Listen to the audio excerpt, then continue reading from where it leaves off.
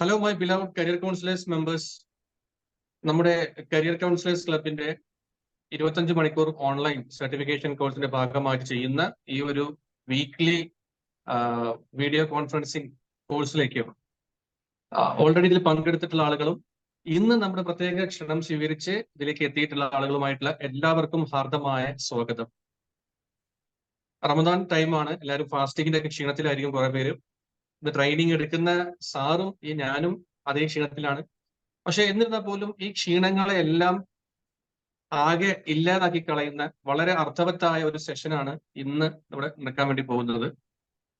കഴിഞ്ഞ 23ഓളം ആഴ്ചകളായിട്ട് നമ്മൾ എല്ലാ വെള്ളിയാഴ്ചകളിലും വിടാതെ നിർത്താതെ ഒരു വെള്ളിയാഴ്ച പോലും മിസ്സാവാതെ ഇങ്ങനെ ഒരു ക്ലാസ് നമ്മളിവിടെ സംഘടിപ്പിച്ചുകൊണ്ടിരിക്കുകയാണ്. എല്ലാ വെള്ളിയാഴ്ചയും 7:30 to 8:30 വളരെ പ്രഗത്ഭരായിട്ടുള്ള ഒരുപാട് ട്രെയിനേഴ്സ് ഈ പ്രോഗ്രാമിൽ പങ്കെടുക്കാൻ വേണ്ടി എത്തിയിട്ടുണ്ടായിരുന്നു. ഒരുപാട് വിലപ്പെട്ട ക്ലാസ്സുകൾ നമുക്ക് തന്നിട്ടുണ്ട്.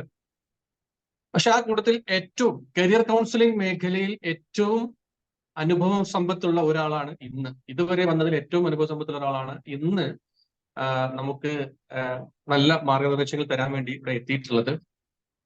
അപ്പോ സാറിന്റെ സെഷനിലേക്ക് നമ്മുടെ സമീർ ഷിക്കെ സാറ്, അദ്ദേഹം ഗവൺമെന്റ് ലെവലിലും നമ്മുടെ സെൻട്രൽ ഗവൺമെന്റ് ലെവലിലും സ്റ്റേറ്റ് ഗവൺമെന്റ് ലെവലിലും ഒക്കെ കരിയർ കൗൺസിലിംഗ് രംഗത്ത് ഒരുപാട് നല്ല പ്രകടനങ്ങൾ കാഴ്ചവെച്ചിട്ടുള്ള ഒരു വ്യക്തിയാണ്. പ്രൈവറ്റ് പ്രാക്ടീസിലും അദ്ദേഹം അതിന് തനതായിട്ടുള്ള വ്യക്തിമുദ്ര പതിപ്പിച്ചൊരു വ്യക്തിയാണ്. അദ്ദേഹത്തിന്റെ പ്രൊഫൈലിൽ വായിക്കാൻ നിൽക്കുകയാണെന്ന് വെച്ചാൽ നമുക്ക് ഈ ഒരു അരമണിക്കൂർ അങ്ങനെ പോകും. അത്രയും സംഭവബഹുലമായ ഒരു ട്രാക്ക് റെക്കോർഡ് സാറിനുണ്ട്. അപ്പൊ അങ്ങനെ ഒരു ട്രെയിനറാണ് ഇന്ന് നമ്മളോട് സംസാരിക്കാൻ വേണ്ടി എത്തിയിട്ടുള്ളത്. അപ്പൊ സാറിന്റെ സെഷനിലേക്ക് നമ്മൾ എല്ലാവരും കടക്കാൻ പോവുകയാണ്. ഒരുപാട് വിലപ്പെട്ട കാര്യങ്ങൾ കരിയർ കൗൺസിലർ എന്ന നിലയ്ക്ക് ഇന്ന് ഏറ്റവും കൂടുതൽ തൊഴിൽ സാധ്യതയുള്ള ഒരു മേഖലയായിട്ട് വളർന്നു വന്നുകൊണ്ടിരിക്കുകയാണ് കരിയർ കൗൺസിലിംഗ് എന്ന് പറയുന്ന ഈ മേഖല. ഗവൺമെന്റ് തലത്തിലായാലും ശരി, പ്രൈവറ്റ് ലെവലിലായാലും ശരി, ഒരുപാട് മേഖലകളിൽ ഇത് വലിയൊരു മാറ്റത്തിന്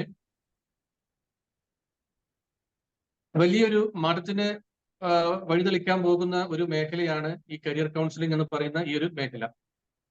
അപ്പോ ഈ ഒരു മേഖലയ്ക്ക് ഇവിടെ വിജയിക്കാൻ ആവശ്യമായിട്ടുള്ള അറിവും അനുഭവ സമ്പത്തും ഒക്കെ അത് ഓൾറെഡി ഉള്ള ഒരാളിൽ നമുക്ക് കിട്ടുക എന്ന് പറയുന്നത് വലിയൊരു ഭാഗ്യമായിരിക്കും. അപ്പോ അങ്ങനെ ഒരു ഭാഗ്യമാണ് നമുക്കിന്ന് കൈവന്നിരിക്കുന്നത്. അപ്പോ നമുക്ക് സമീർ സാറിലേക്ക് പോകുന്നതിന് മുമ്പായിട്ട് ഒരു കാര്യം കൂടി ഞാനിവിടെ അറിയിക്കുകയാണ്.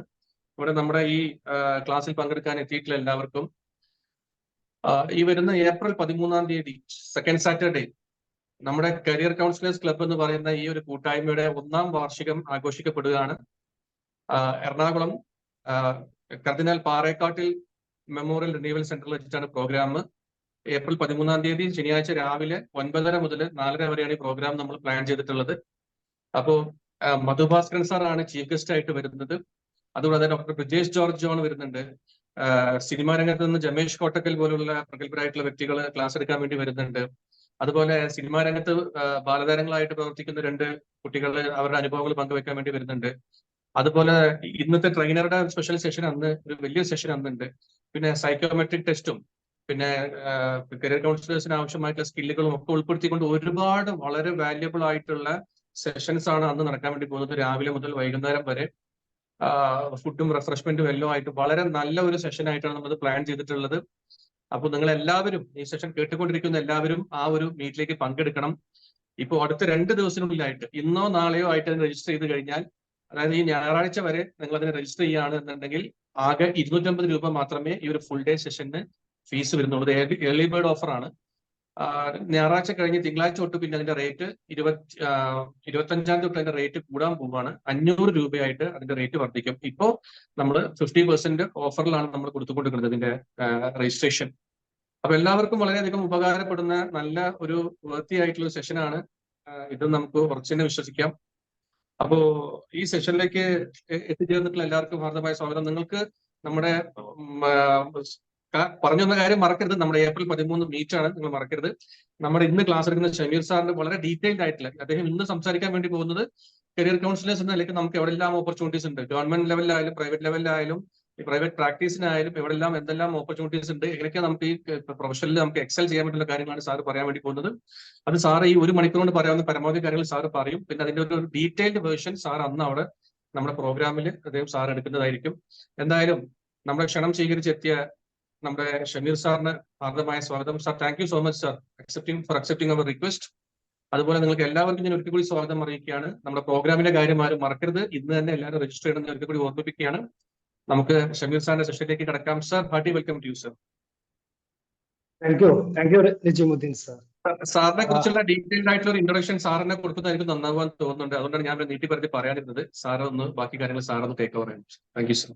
ഈ ഇൻട്രൊഡക്ഷനിലും നമ്മുടെ ബാക്ക്ഗ്രൗണ്ടിലൊന്നും അത്ര കാര്യമുണ്ടെന്ന് ഞാൻ പ്രതീക്ഷിക്കുന്നില്ല. നമുക്ക് നമ്മുടെ ക്ലാസ് കേൾക്കാൻ വന്നിരിക്കുന്ന ആളുകൾക്ക് അവർക്ക് ഇന്ന് ഇവിടെ നിന്ന് എന്താണ് ടേക്ക് അവേ, അവരെന്താണ് എക്സ്ട്രാ പഠിക്കുന്നത്, അതായിരിക്കും കുറച്ചുകൂടി പ്രധാനപ്പെട്ടതെന്നാണ് ഞാൻ കരുതുന്നത്. പിന്നെ ബൈ ദ വേ ഞാൻ കാര്യങ്ങൾ അവതരിപ്പിക്കുമ്പോൾ സ്വാഭാവികമായിട്ടും അവർക്ക് മനസ്സിലാവും ഞാൻ എന്താണ് ചെയ്യുന്നത്, എനിക്ക് എങ്ങനെയാണ് സ്റ്റുഡൻസിനെയും പാരന്റ്സിനെയും അതുപോലെ തന്നെ കരിയർ കൗൺസിലിംഗിലേക്ക് വരാൻ ആഗ്രഹിക്കുന്നവരെയും എങ്ങനെ സഹായിക്കാൻ പറ്റും എന്നുള്ളത് ഞാൻ പറയുന്ന കാര്യങ്ങളിലൂടെ അവർ മനസ്സിലാക്കുമെന്നാണ് ഞാൻ പ്രതീക്ഷിക്കുന്നത്. എങ്കിലും ഒരു സിംഗിൾ ലൈനായിട്ട് പറയുകയാണെങ്കിൽ എൻ്റെ പേര് ഷമീർ CK. ഞാനൊരു എഡ്യൂക്കേഷൻ സൈക്കോളജിസ്റ്റ് ആണ്. കരിയർ കൗൺസിലിംഗിൽ സ്പെഷ്യലൈസേഷൻ ചെയ്ത് കഴിഞ്ഞ 13 വർഷമായിട്ട് കരിയർ കൗൺസിലിംഗ് മേഖലയിൽ പ്രവർത്തിക്കുന്നു. ഗവൺമെന്റ് പ്രൊജക്ടുകളും പ്രൈവറ്റ് സെക്ടറിലും അതുപോലെ തന്നെ സെൽഫ് പ്രാക്ടീസുമായിട്ട് എല്ലാവരുടെയും സഹായത്തോടു കൂടി വളരെ ഭംഗിയായിട്ട് മുന്നോട്ട് പോകുന്നു എന്നാണ് ഞാൻ വിശ്വസിക്കുന്നത്. എനിവേ, നജീമുദ്ദീൻ സാറിനും കരിയർ കൗൺസിലേഴ്സ് ക്ലബിലും ഞാൻ എൻ്റെ വലിയൊരു നന്ദി അറിയിക്കുകയാണ്. ഈ ഒരു ബൃഹത്തായ ഇന്നേ വരെ ഇന്ത്യൻ കരിയർ ഇക്കോ സിസ്റ്റത്തിൽ ഇല്ലാത്ത പുതിയ ഒരു പദ്ധതിയും പ്ലാനും പുതിയൊരു ഐഡിയ ഒക്കെ കൊണ്ടുവന്ന് 25 മണിക്കൂറുകളായിട്ട് കരിയർ കൗൺസിലിംഗിന്റെ വളരെ വിശാലമായ അകത്തളങ്ങളിലേക്ക് നമ്മുടെ കാൻഡിഡേറ്റ്സിനെ നയിക്കുന്ന ഈ ഒരു പ്രോഗ്രാം കൊണ്ടുവന്നതിന്, അതുപോലെ തന്നെ ഇത് ഇൻട്രൊഡ്യൂസ് ചെയ്തതിനും, ഇതിലേക്ക് ഇതിന്റെ 24ാമത്തെ സെഷനിലേക്ക് എന്നെ ക്ഷണിച്ചതിനും നജീമുദ്ദീൻ സാറിന് ഞാൻ വളരെയധികം അകമഴിഞ്ഞ് നന്ദി അറിയിക്കുകയാണ്. ഫോർമാലിറ്റീസിലേക്കൊന്നും അധികം വലിച്ചു നീട്ടാതെ നമുക്ക് നമ്മുടെ പ്രധാനപ്പെട്ട സബ്ജക്റ്റിലേക്ക് കടക്കാമെന്നാണ് ഞാൻ പ്രതീക്ഷിക്കുന്നത്. റൈറ്റ്. സോ നമ്മുടെ ഇന്നത്തെ വിഷയം കരിയർ കൗൺസിലിംഗ് മേഖലയിലെ കരിയർ സാധ്യതകൾ.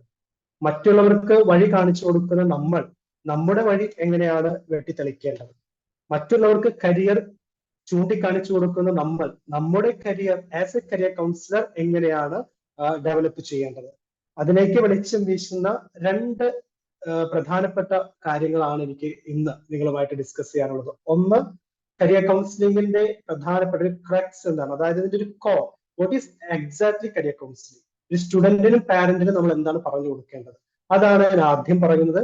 അതിനുശേഷം ഈ മേഖലയിൽ എങ്ങനെയാണ് ഒരു ബ്രാൻഡ് അല്ലെങ്കിൽ നമ്മുടേതായ ഒരു ഇടം എങ്ങനെയാണ് നമുക്ക് ഉണ്ടാക്കിയെടുക്കുവാൻ സാധിക്കുക, പ്രധാനപ്പെട്ട പ്രൊജക്ടുകൾ എങ്ങനെ, അതിലേക്ക് നമുക്ക് എങ്ങനെ കണക്ട് ചെയ്യാൻ സാധിക്കും. ഇനി അതല്ല, സ്വന്തമായിട്ട് കരിയർ കൗൺസിലിംഗ് പ്രാക്ടീസ് ചെയ്യണമെന്നുണ്ടെങ്കിൽ എങ്ങനെയാണ് ക്ലയന്റ് പൂൾ ഉണ്ടാക്കിയെടുക്കേണ്ടത്, ഫസ്റ്റ് ഒരു ഗ്രിപ്പ് എങ്ങനെയാണ് ഉണ്ടാക്കിയെടുക്കേണ്ടത്, ഇതുമായി ബന്ധപ്പെട്ട കാര്യങ്ങളാണ് ഇന്നത്തെ ഒരു മണിക്കൂർ കൊണ്ട് ഞാൻ പറയാനായിട്ട് ഉദ്ദേശിക്കുന്നത്. അതിനേക്കാൾ ഉപരി എനിക്ക് എൻ്റെ ഒരു 13 വർഷമായിട്ട് ഞാൻ വിദ്യാർത്ഥികളുമായിട്ട് എക്സ്ക്ലൂസീവ്ലി ഫോർ കരിയർ മാത്രം കൈകാര്യം ചെയ്തത് കൊണ്ട് കുറച്ചധികം കാര്യങ്ങൾ എനിക്ക് എന്റെ ഓർമ്മകളിൽ നിന്ന് എനിക്ക് പറയാൻ സാധിക്കും. അപ്പൊ നിങ്ങളുടെ ഡൗട്ടുകളും കാര്യങ്ങളൊക്കെ ചോദിക്കുകയാണെങ്കിൽ ഡെഫിനറ്റ്ലി എന്റെ അറിവിന്റെ പരിമിതി ഉള്ള കാര്യമാണെങ്കിൽ തീർച്ചയായിട്ടും അത് കൂടുതൽ നിങ്ങളുടെ ഡൗട്ട്സ് ക്ലാരിഫൈ ചെയ്ത് മുന്നോട്ട് പോവുക എന്നുള്ളതാണ് ഞാൻ കൂടുതൽ പ്രിഫറൻസ് നൽകുന്നത്. അപ്പൊ ആദ്യം കുറച്ച് സമയം, ഒരു 20-25 മിനിറ്റ് ഞാൻ എന്താണ് പറയാൻ ഉദ്ദേശിക്കുന്നത് അത് ഞാൻ പ്രസന്റ് ചെയ്യാം. അതിനുശേഷം അതിന് പുറമേ നിന്നുമുള്ള കരിയറിന്റെ പരിധിയിൽ വരുന്ന ഡൗട്ടുകൾ നിങ്ങൾക്ക് ചോദിച്ച് വളരെ ഹാപ്പി ആയിട്ട് നമുക്ക് ഇന്നത്തെ ദിവസം അവസാനിപ്പിക്കാം എന്ന് ഞാൻ വിചാരിക്കുന്നു. ഞാൻ എന്റെ സ്ക്രീൻ ഷെയർ ചെയ്യുന്നുണ്ട്. സ്ക്രീൻ കാണാൻ സാധിക്കുന്നുണ്ടോ?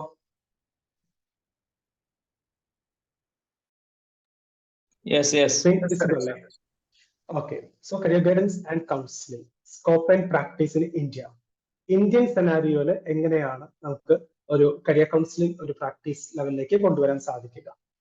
സോ സ്വാഭാവികമായിട്ടും നമ്മളിന്ന് ഡിസ്കസ് ചെയ്യുന്നത് the crux of career counselling practice, Indian scenario, role of career counsellor. നമ്മുടെ റോൾ എന്താണ്? പലപ്പോഴും കരിയർ കൗൺസിലേഴ്സ് അവരുടെ റോള് ഡിഫൈൻ ചെയ്യാത്തത് കൊണ്ടാണ് പലരും സക്സസ്ഫുൾ ആവാത്തത്. അപ്പൊ റോൾ ഓഫ് കരിയർ കൗൺസിലർ എന്താണ്, പ്രൊഫഷണൽ പ്രാക്ടീസ് എങ്ങനെ എസ്റ്റാബ്ലിഷ് ചെയ്യാം, as a career counselling professional എങ്ങനെയാണ് നമ്മുടെ ഫ്യൂച്ചർ എന്താണ്, ഇത്രയും കാര്യങ്ങൾ വളരെ പെട്ടെന്ന് വളരെ വിശാലമായിട്ട് സംസാരിക്കേണ്ട കാര്യമാണ്. പക്ഷെ സമയം പരിമിതിയുണ്ട്, ഓൺലൈനാണ്. അതുകൊണ്ട് തന്നെ ഇതുമായി ബന്ധപ്പെട്ട പ്രധാനപ്പെട്ട കാര്യങ്ങൾ പറഞ്ഞുകൊണ്ട് ഞാൻ നിർത്തുന്നതായിരിക്കും. സ്വാഭാവികമായിട്ടും നമ്മുടെ കരിയർ കൗൺസിലിംഗിന്റെ നീഡ് ആൻഡ് സ്കോപ്പ് എന്ന് പറയുന്നത് നമ്മൾ പല സർവേകളിൽ പല ക്ലാസ്സുകളിൽ ആവർത്തിച്ച് പറയുന്ന കാര്യമാണ്. നമ്മുടെ ഇന്ത്യൻ യൂത്തിന്റെ HR ഹ്യൂമൻ റിസോഴ്സസിന്റെ ഒരു ആധിക്യം, ഏറ്റവും കൂടുതൽ യൂത്ത് ഡെമോഗ്രഫിക്സ് ഇന്ത്യയിലാണ്. മാത്രമല്ല ലാർജ് സൈസ് ഓഫ് മാർക്കറ്റ്, ഏറ്റവും കൂടുതൽ മാർക്കറ്റ് സൈസ് ഇപ്പോൾ ഡെവലപ്പ് ചെയ്തുകൊണ്ടിരിക്കുന്ന ഇക്കോണമി, അതിപ്പോ ഒരു പാരലൽ ഇക്കോണമി ആണെങ്കിലും കൺവെൻഷൻ ഇക്കോണമി ആണെങ്കിലും ഇനി വരാൻ പോകുന്ന ജിഗ് ഇക്കോണമി ആണെങ്കിലും അതിന്റെ സൈസ് വളരെ കൂടുതലാണ്. അതിനെ ബാലൻസ് ചെയ്യുന്ന രീതിയിലുള്ള ഹ്യൂമൻ റിസോഴ്സസ് അല്ലെങ്കിൽ യൂത്ത് കാറ്റഗറി നമുക്ക് ഇന്ന് ഇന്ത്യയിൽ അവൈലബിൾ ആണ്. മാത്രമല്ല പണ്ടത്തേക്കാൾ അപേക്ഷിച്ച് ഇന്ന് ഒരുപാട് ഡൈവേഴ്സിഫൈഡ് ആയിട്ടുള്ള career opportunity, broad career opportunities ഇന്ന് അവൈലബിൾ ആണ്. ഈവൻ അക്കൗണ്ടിങ് സെക്ടറിൽ തന്നെ വ്യത്യസ്തമായ, പണ്ടൊരു ബികോമിൽ ഒതുങ്ങിയിരുന്ന അക്കൗണ്ട്സ് ഇന്ന് വ്യത്യസ്തമായിട്ടുള്ള ഒരുപാട് മേഖലയിലേക്ക് തിരിഞ്ഞിരിക്കുകയാണ്. So every career sector we have a broad career opportunities. പക്ഷെ ഇതെല്ലാം ഹാൻഡിൽ ചെയ്യാനുള്ള കരിയർ കൗൺസിലിംഗ് പ്രൊഫഷണൽസിന്റെ എണ്ണം വളരെ വളരെ തുലം കുറവാണ്. വളരെ മൈക്രോസ്കോപ്പിക് ആയിട്ടുള്ള എസ്റ്റാബ്ലിഷ്ഡ് ആയിട്ടുള്ള കരിയർ കൗൺസിലേഴ്സ് ആണ്. ഇത്രയും വലിയ യൂത്ത് ഇന്ത്യയെ നാളെ നയിക്കേണ്ട, നമ്മുടെ യൂത്തിനെ നയിക്കുവാൻ വേണ്ടി കരിയർ കൗൺസിലേഴ്സിന്റെ എണ്ണം വളരെ കുറവാണ്. So this defines what is the scope and demand for career counselling in India. നമ്മൾ അതിനൊന്നും കൂടി വിശാലമായിട്ട് നോക്കുകയാണെങ്കിൽ നമുക്ക് എല്ലാവർക്കും അറിയാം 66% പല, ഇപ്പോൾ 2011 സെൻസസ് നടന്നിട്ടുള്ളത്, അതിനുശേഷം സെൻസസ് നടന്നിട്ടില്ല. അതുകൊണ്ട് തന്നെ പല സെർച്ചുകളിലും വ്യത്യസ്തമായ കണക്കുകളാണ് കാണാൻ സാധിക്കുന്നത്. കുറച്ചുകൂടി വിശ്വസനീയമായിട്ടൊരു കണക്ക് വെച്ച് നോക്കുമ്പോൾ 66%, ഓൾമോസ്റ്റ് 8 മില്യൺ ആളുകൾ ഇന്ത്യൻസ് ബിലോ 35 ഏജ് ആണ്. ബിലോ 35 ഏജ് എന്ന് പറയുമ്പോൾ നമ്മുടെ ടാർഗറ്റ് ഗ്രൂപ്പാണ് ഇന്ന് ഇന്ത്യയിൽ ഏറ്റവും കൂടുതൽ ഉള്ളത്. Definitely they all require right career choice. അവർക്ക് കൃത്യമായ കരിയർ ചോയ്സ് ആവശ്യമാണ്. അപ്പൊ ഈ ഇത്രയും വലിയൊരു ഡെമോഗ്രഫിക് ഡിവിഡന്റിനെ ഹാൻഡിൽ ചെയ്യണമെന്നുണ്ടെങ്കിൽ അത്രയും ക്വാളിഫൈഡ് ആയ എക്സ്പീരിയൻസ്ഡ് ആയ നമ്പർ ഓഫ് കരിയർ കൗൺസിലേഴ്സിന്റെ എണ്ണം ആവശ്യമാണ്. Most employable age group 63%. അതുകൊണ്ടാണ് ഞാൻ ഈ 66 നേരത്തെ മെൻഷൻ ചെയ്തത്. ഇത് India skill report latest 2024 India skill report പ്രകാരം 63.58% യുവാക്കൾ അല്ലെങ്കിൽ യുവജനങ്ങൾ ഈ പറയുന്ന കരിയർ സെക്ടറിലേക്ക് കാലെടുത്ത് വെക്കുവാൻ കാത്തിരിക്കുന്ന ആളുകളാണ്. മാത്രമല്ല ഇനി സ്റ്റേറ്റ് വൈസ് നോക്കുകയാണെങ്കിൽ ഇതിന്റെ എല്ലാം വിശദമായിട്ടുള്ള റിപ്പോർട്ട് ഡീറ്റെയിൽസ് നിങ്ങൾക്ക് ഇന്ത്യ സ്കിൽ റിപ്പോർട്ട് ഒന്ന് മറിച്ചു നോക്കിക്കഴിഞ്ഞാൽ കാണാൻ സാധിക്കും. എസ്പെഷ്യലി ഞാനിത് സ്റ്റേറ്റ് വൈസ് ഇമ്പോർട്ടൻസ് പറയാൻ കാരണം വി ബിലോങ്സ് ടു കേരള, നമ്മൾ മലയാളികളാണ്, കേരളത്തിൽ നിന്നാണ്. കേരളം അടക്കമുള്ള ചുരുക്കം ചില സംസ്ഥാനങ്ങളിലാണ് ഈ പറയുന്ന യുവാക്കളുടെ എണ്ണം ഓൾ ഇന്ത്യ ലെവലിൽ കൂടുതലായിട്ട് കാണുന്നത്. അപ്പൊ സ്വാഭാവികമായിട്ടും ഇവരുടെ കരിയർ നീഡ്സ് അഡ്രസ് ചെയ്യാനുള്ള ഒരു വർക്ക് ഫോഴ്സിന്റെ ആവശ്യകത വളരെ കൂടുതലാണ്. Almost 92% of students in India do not get career guidance. ഇത് പറഞ്ഞ് പഴകിയ ഒരു സെന്റൻസ് ആണ്. 92 എന്നതിനേക്കാൾ ഉപരി ഞാൻ പറയും 100% കുട്ടികൾക്കും ഇന്ന് പ്രോപ്പർ ഗൈഡൻസ് സ്കൂളുകളിൽ കിട്ടുന്നില്ല. സ്വാഭാവികമായിട്ടും ഇതിന്റെ റിസൾട്ട് എന്താണ്? എല്ലാവർക്കും ജോലി കിട്ടും, ആർക്കും ജോലി കിട്ടില്ല എന്ന് ഞാൻ പറയുന്നില്ല, എല്ലാവർക്കും ജോലി കിട്ടുമായിരിക്കും. പക്ഷേ most of our youngsters are in regretful career.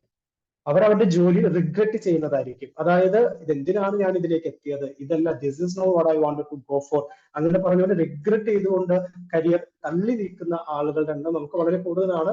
ഈ പറഞ്ഞ കൂട്ടത്തിൽപ്പെട്ട ആളുകൾ നമ്മുടെ കുടുംബങ്ങളിൽ ഉണ്ടാവും, നമ്മുടെ റിലേഷൻസിലുണ്ടാവും, അയൽപ്പക്കങ്ങളിൽ ഉണ്ടാവും. ഈ ഇന്ത്യൻ കരിയർ ഇക്കോസിസ്റ്റം, നമ്മുടെ ഒരു ഇക്കോസിസ്റ്റം എന്താണെന്ന് വെച്ച് കഴിഞ്ഞാൽ ഇറ്റ്സ് വെരി എന്താണ്, വളരെ ഫണ്ണാണിത്. അതായത് ഇന്നൊരു ആവറേജ് ഒരു സ്റ്റുഡന്റിനോട് ചോദിച്ചു കഴിഞ്ഞാൽ 7 മുതൽ 10 വരെ കരിയർ ഓപ്ഷൻസ്. ഇപ്പോൾ ഈ ഡിജിറ്റൽ ജനറേഷൻ വന്നപ്പോൾ അതൊരു 25 വരെ എത്തിയിട്ടുണ്ട്. അപ്പൊ നമുക്ക് 25 തന്നെ പറയാം. ഒരു 25, മാക്സിമം 25 കൺവെൻഷണൽ കരിയർ ഓപ്ഷൻസ് ആണ് ഇന്നത്തെ വിദ്യാർത്ഥികൾക്കും രക്ഷിതാക്കൾക്കും അറിയുന്നത്. ഡെഫിനറ്റ്ലി അതിൽ medical engineering, accounts, teaching, government job, finance, accounts പോലെയുള്ള കൺവെൻഷണൽ ആയിട്ടുള്ള കരിയർ ഓപ്ഷൻസിനെ കുറിച്ചാണ് പലപ്പോഴും നമ്മുടെ കുട്ടികൾ അവെയർ ആകുന്നത്.